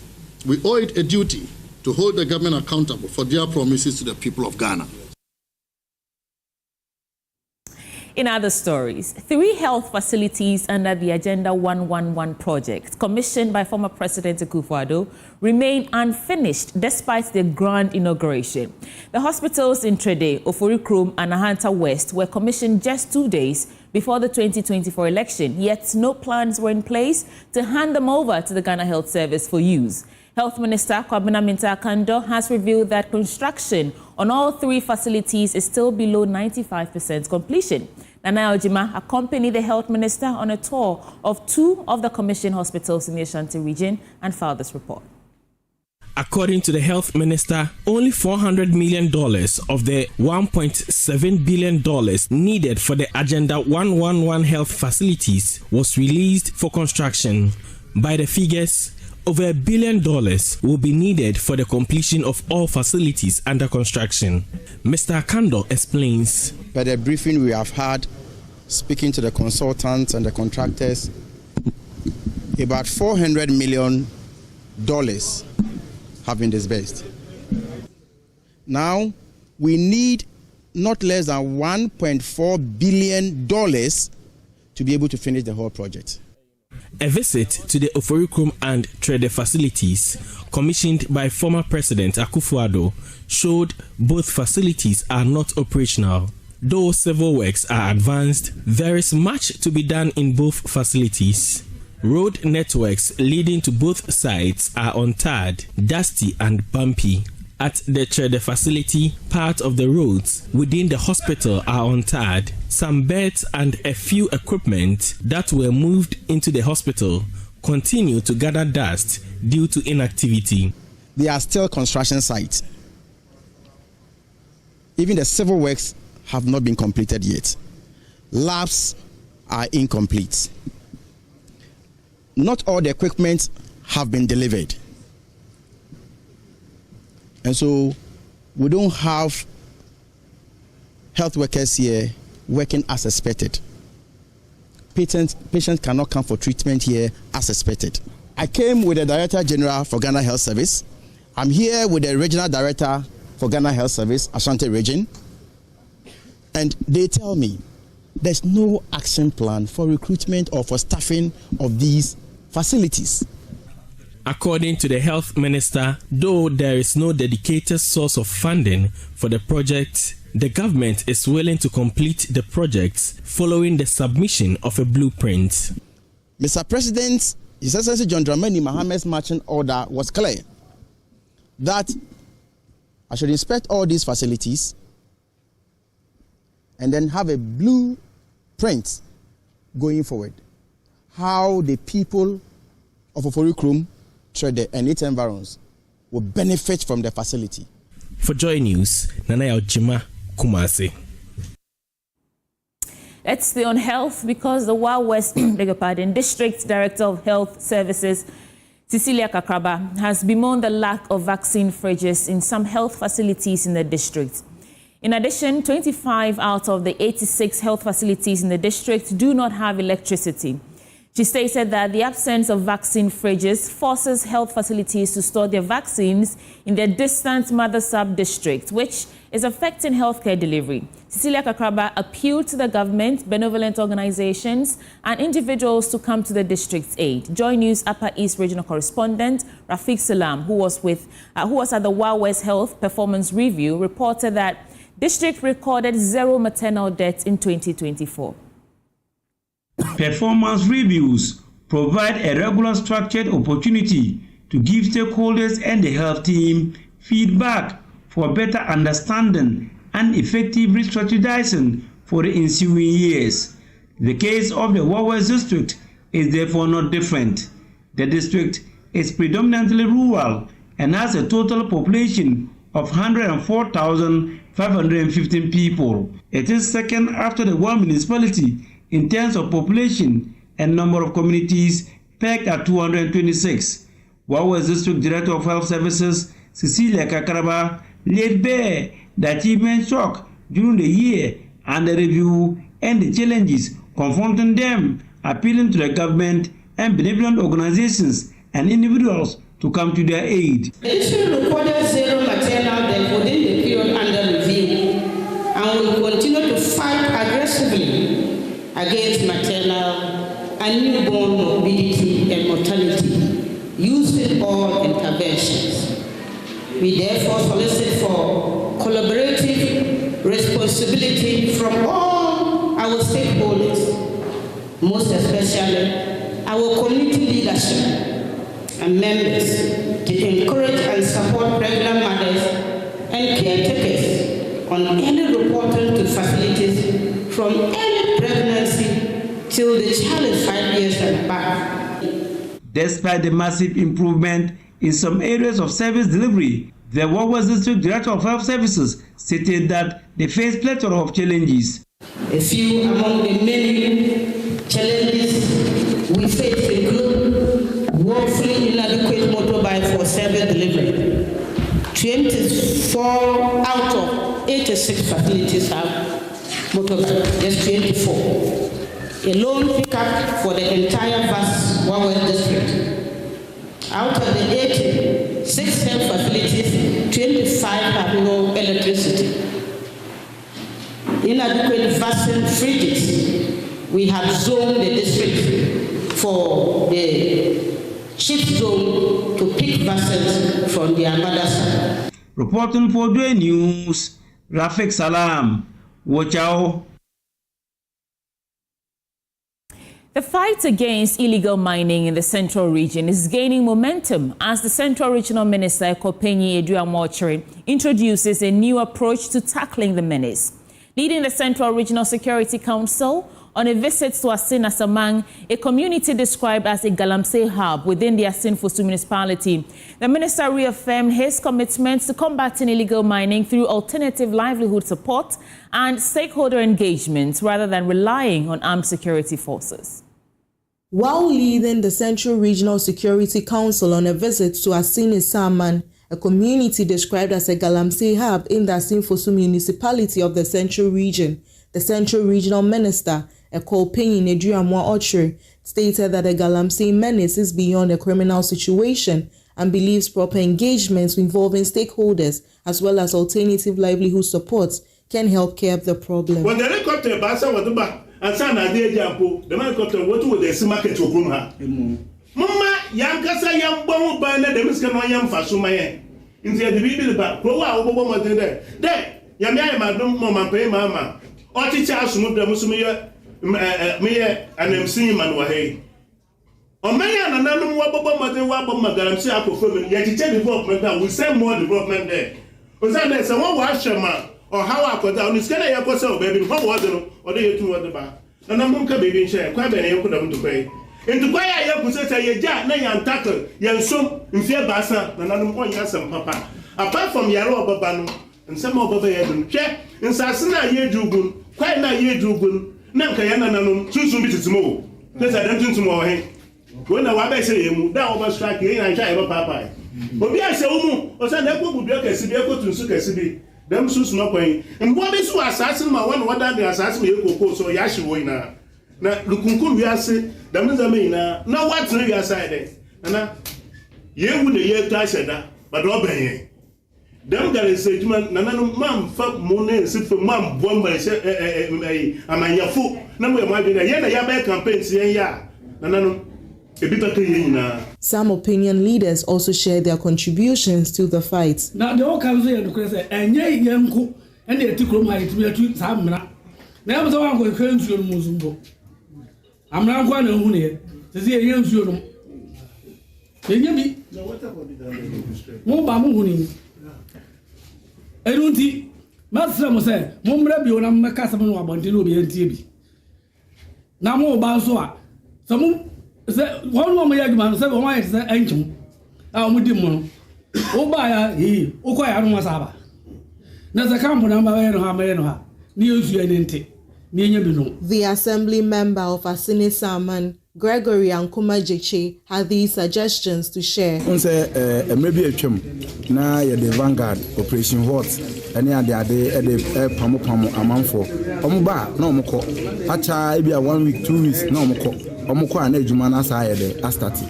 Think I must say, Enka, was small scale mining. Yet a task force. And think a bit me a share task force in the Mokina. Not task force in the Momono, a municipality no. Say they are Saint Central, Yate task force. Near they share a Saint Central in Sue Wahana. If he said no moment to me, a boy a cut cost. As say, you better suggest for a dear free crime. And now helicopter, a dear Omaba, Omobanso Mundigina, a cha 3 days, no moko, no Jumana Sayade, a coso, no or minus on Ede, and a boca. And to say to me a task force on the dia. I think say no moment to me a boy.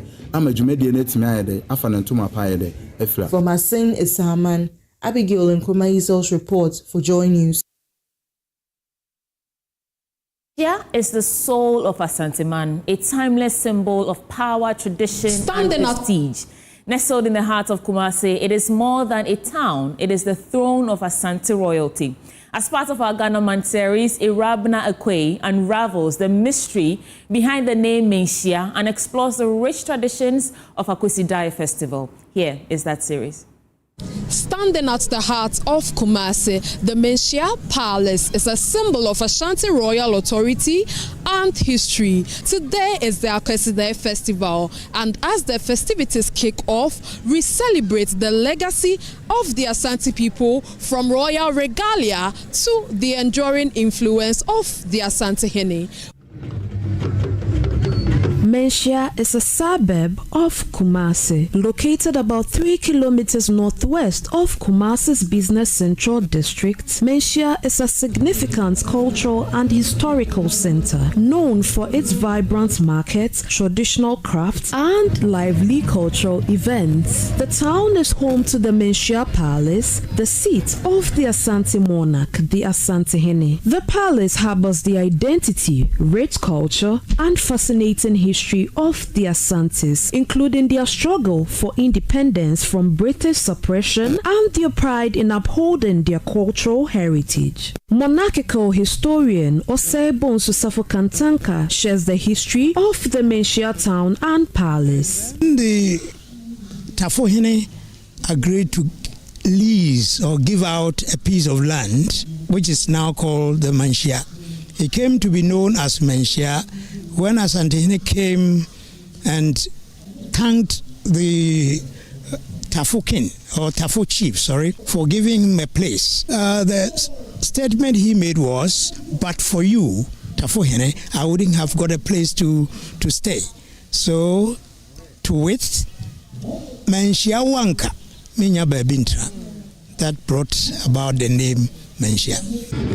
The biggest event that draws the largest crowd to Menhyia are the Akwesi Dai and Adai Festival. Celebrated every 6 weeks on a Sunday, the Akwesi Dai Festival brings together the Ashanti people and others from across Ghana and the world to celebrate culture and pay homage. When we talk of Akwesi Dai, we have two words put together to give us the name Akwesi Dai. That is Akwesi, somebody or something named on Sunday, named after Sunday, is called Akwesi or Kwesi. Ade is a sleeping place. The Ade is a special day set aside to offer prayers to the Almighty God through our ancestors. So the ancestors are believed to be our saints. They are in the spirit, so they can carry the message faster to the Almighty God than we, the ordinary human beings. As vibrant colors of kente swirl, the air fills with the spirit of celebration. Sounds of the Fonton from resonate, calling the community together and partake in this profound experience. But what do people associate with Menhyia and Akwesi Day? It symbolizes the blood that our ancestors lost when they were trying to build the empire. In Ashanti region, or let's say in Kumasi, this is our, let's say, Christmas. When Konfanoche bring the golden stew from the heaven to the earth for Asanteman, it means love and togetherness. And when you go to the Queen Mother place, when you finish, you just go there and you see what is going there as well. It's so amazing. It is a day our ancestors set aside to remember them. This festival and Menhyia is a reminder of the Ashanti people's resilience, culture, and reverence to their monarchy. From the grandeur of the Menhyia Palace, my name is Erabna Akwe. Let's update now with Benjamin Akakpo.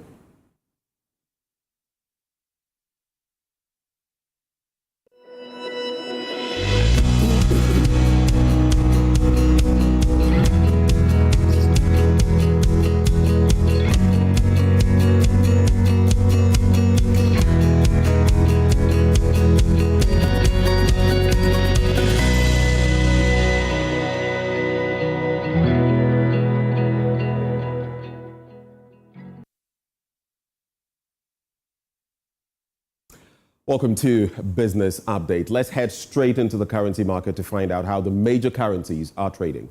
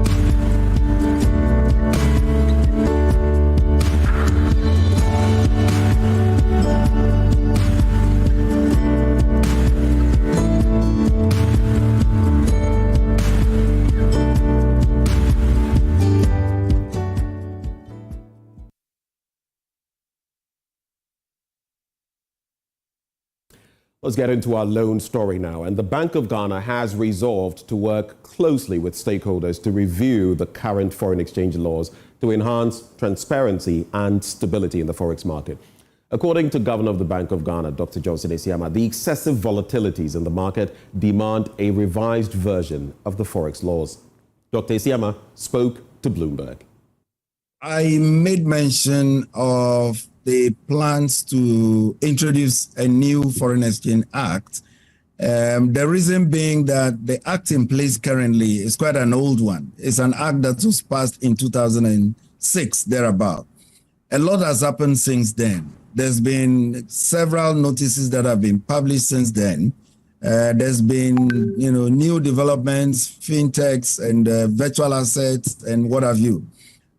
So the idea is to have a new law that is able to cover all these new developments, a new law that's able to take out all the inconsistencies to do with our notices, a new law that provides clarity to the markets. And that is exactly what I meant. It's nothing to do with foreign exchange controls, not at all. We believe in the markets. And so the idea is to provide that transparency, to provide that coverage, to ensure that we are better able to manage the foreign exchange markets. Now, remember, our objective is to avoid excessive volatility. Our objective is not to keep the exchange rate fixed. Our objective is to take out excessive volatility. We are maintaining the flexible exchange rate regime that we have. We are maintaining that to the letter. However, the excessive volatilities that become detrimental to expectations formation, that is what we want to take out. And that is what, if you watch, we've been doing in the recent days. and recent weeks. That will remain our focus going forward. We will be consulting the various stakeholders when we are putting together this new act. And as I said, it's meant to bring clarity. It's meant to bring about coverage. It's something we are going to be doing in a consultative way, nothing to surprise the markets at all. And in fact, the markets are actually asking for it. And we are happy to deliver just that. Well, let's head into our commodities market now.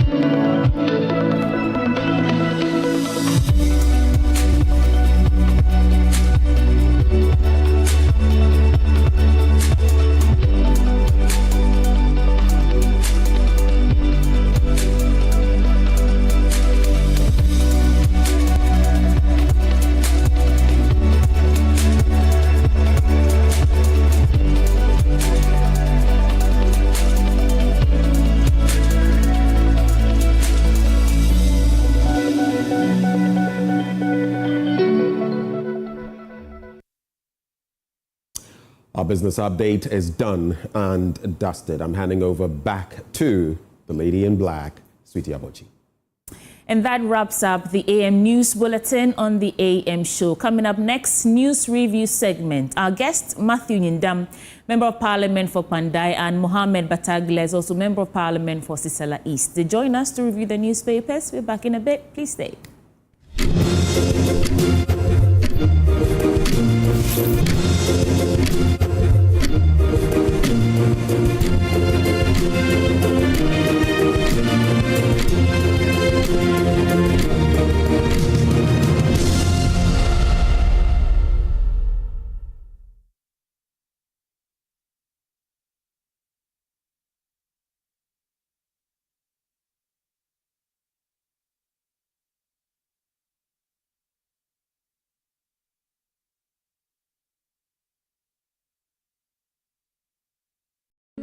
I've been living here for about 10 years, and I moved with my family to this place with my wife and one kid. Now I have 2 children. What attracted me to the estate was the finishing that the estate developers did to the units that I'm living in. In the estates, we've learned to grow as a community. We've learned to understand ourselves. We've learned to use the facilities that we have to relax and as a recreational area. We have a swimming pool, we have a tennis court, and we have a football pitch. So you wouldn't have anything to do outside the community when you are here. We also have a lot of developing land that you can buy. So I recommend anybody who wants to buy or who wants to build, because as you build, as you own, your property increases from day to day to day.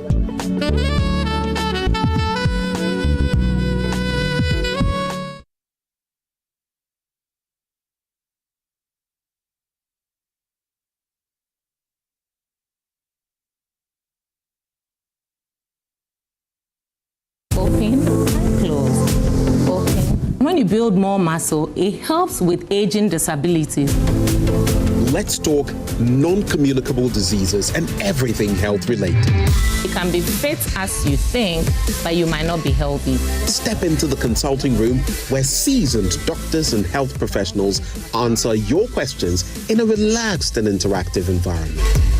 How would I even know that I'm going through chronic stress? Concentration is poor, attention is poor, memory is affected, libido is affected, your diet. Music can cure stress one time. It's a stress reliever. No stress, no jargons, just expert advice for your well-being. The most important thing in my life is my life. And if I die at 60 of something of a preventable disease, how smart am I? Welcome to Consulting Room 5, only on JoyNews. After you, may you.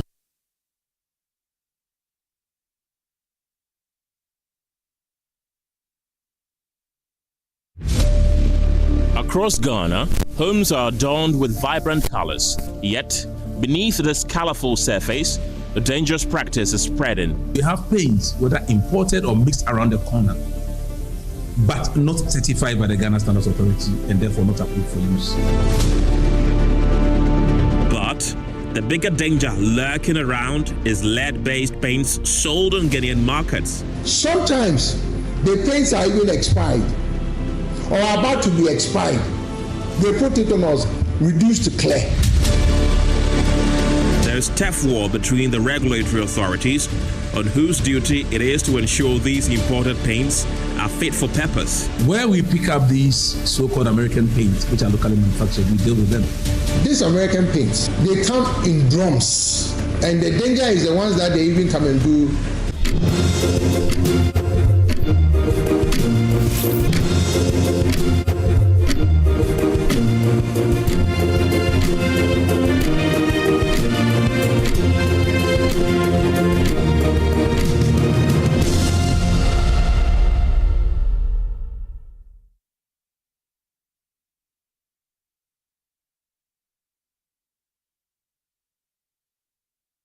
Welcome back on the AM show. We get into the news review segment, and we have both guests joining the conversation in a bit. We'll hear from Matthew Nyendam. He is Member of Parliament for Bandai. He will join us here shortly.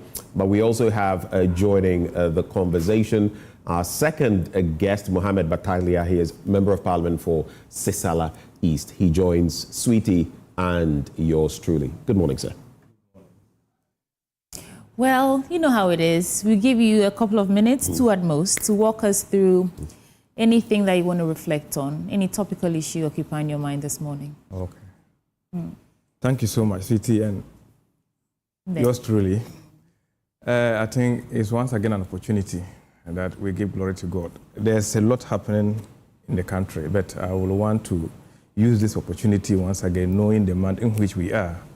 Not just the Ghana month, but the month of Ramadan, where Muslims have been enjoined by a holy book, especially Surah Al-Baqarah. If you look at chapter 183, that decree to the believer to fast, as it was decreed to those after us. And we are also called upon by this holy book to live righteous life.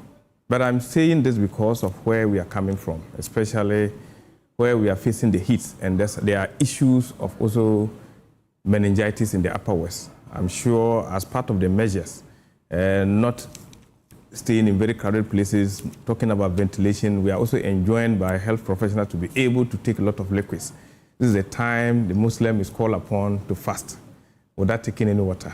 It is my plea to all of us that yes, as much as we are going through this second process, it's also very important we look at the health issues and make sure that we do things that will keep us alive, because we do not want to lose life through this. Thank you so much. Are you fasting?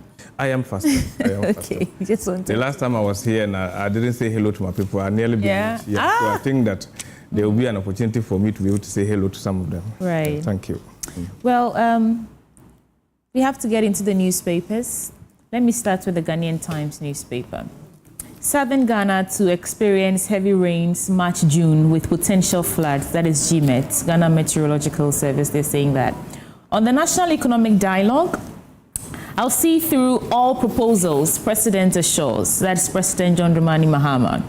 Man allegedly kills girlfriend, buries body in septic tank.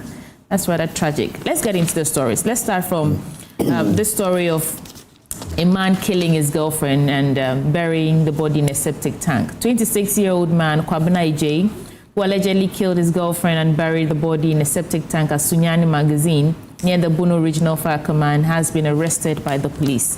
I think that's good news to us, because perpetrators of such crimes should face justice. Pastoral farming or pastoral farming, which is which? This is an editorial. You should pick one for yourself and read it. I'm just walking through the stories in the newspapers and see which one we would end on. NPP completed 3 hospitals under Agenda 111, Dr. Amin Adam says. The immediate past Minister of Finance, Dr. Mohamed Amin Adam, has stated that 3 district hospitals were successfully completed, equipped, and commissioned under the Agenda 111 hospital project before the previous government left office in December. On December 5th, 2024. We just brought you a story, a report really, from Nana Albuache about how they inspected those hospitals, 2 of those hospitals in the Ashanti region, together with the current health minister, and it doesn't seem to tally with what we are hearing now. It's not operational, but some parts of the hospital has been completed. He says civil work has been done. But let me throw this to you. What do you make of this? They said 3 hospitals were completed, but even before they left office, they said about 70% of them were at various stages of completion. Now we are saying just 3 have been completed. Well, sweetie, we are back at it again. I am sure this is clearly in reaction to the President's beautiful delivery at the House of Parliament on the 27th of February, where the President outlined and even indicated that $400 million was spent on the Agenda 111, yet we couldn't complete a single hospital. In the first battle, which has actually been flawed now, you can see, even as at yesterday, reportages that when they went round, there's still an estimated amount of over 100 million to be able to complete that. So I can see that it is just a knee-jerk reaction to also poo-poo what the President said. But the President said something that really exists, and people can fast-check. What I'm saying is that I think that these stories came out far before even the election 2024. And the verdict of the Ghanaian people communicated clearly to the politician that this tangent of communication is not making matters better for everybody. And I think that the quiet the MPP will be, that will be better for themselves. I told somebody that yes, in recent times, they should do some self-introspection and understand how they want to be in a position to help govern this country. Why am I saying so? They've been that loud, but unfortunately, the more they shout, the thinner their numbers become. And that they should watch out. Because if you move from 169 at one point to 137, and now you are at 88, that should tell you that the Ghanaian voter or the Ghanaian electorate cannot be taken for a ride. Have we seen this before? I was just trying to see if I can get into the performance tracker that was launched to see the progress of some of these projects. But has it been done before that opposition organized their own press conference to give the true state of the nation address? It's part of our political architecture. I think the oppositions have done this but we need to assess it and see, are the Ghanaian people taking that? Because now this information is abound. People will be able to analyze who is saying what, as against what is the reality. So people have seen it. You are talking about Central Region. Yesterday, the cameras were there. They've shown to the whole world that that's not the case. That marks a credibility issue. And I think that we as politicians should guide against that. And make sure that we do not allow maybe just partisan sentiments to make us make statements that will not inure to the generality or benefit of Ghanaians. Ben, you want to get a bite at this? I saw you smiling at me. I mean, it's become a bit of a trend where usually when the State of the Nation address is delivered, then you have the other side purportedly deliver the true State of the Nation, which is why I've also said that we should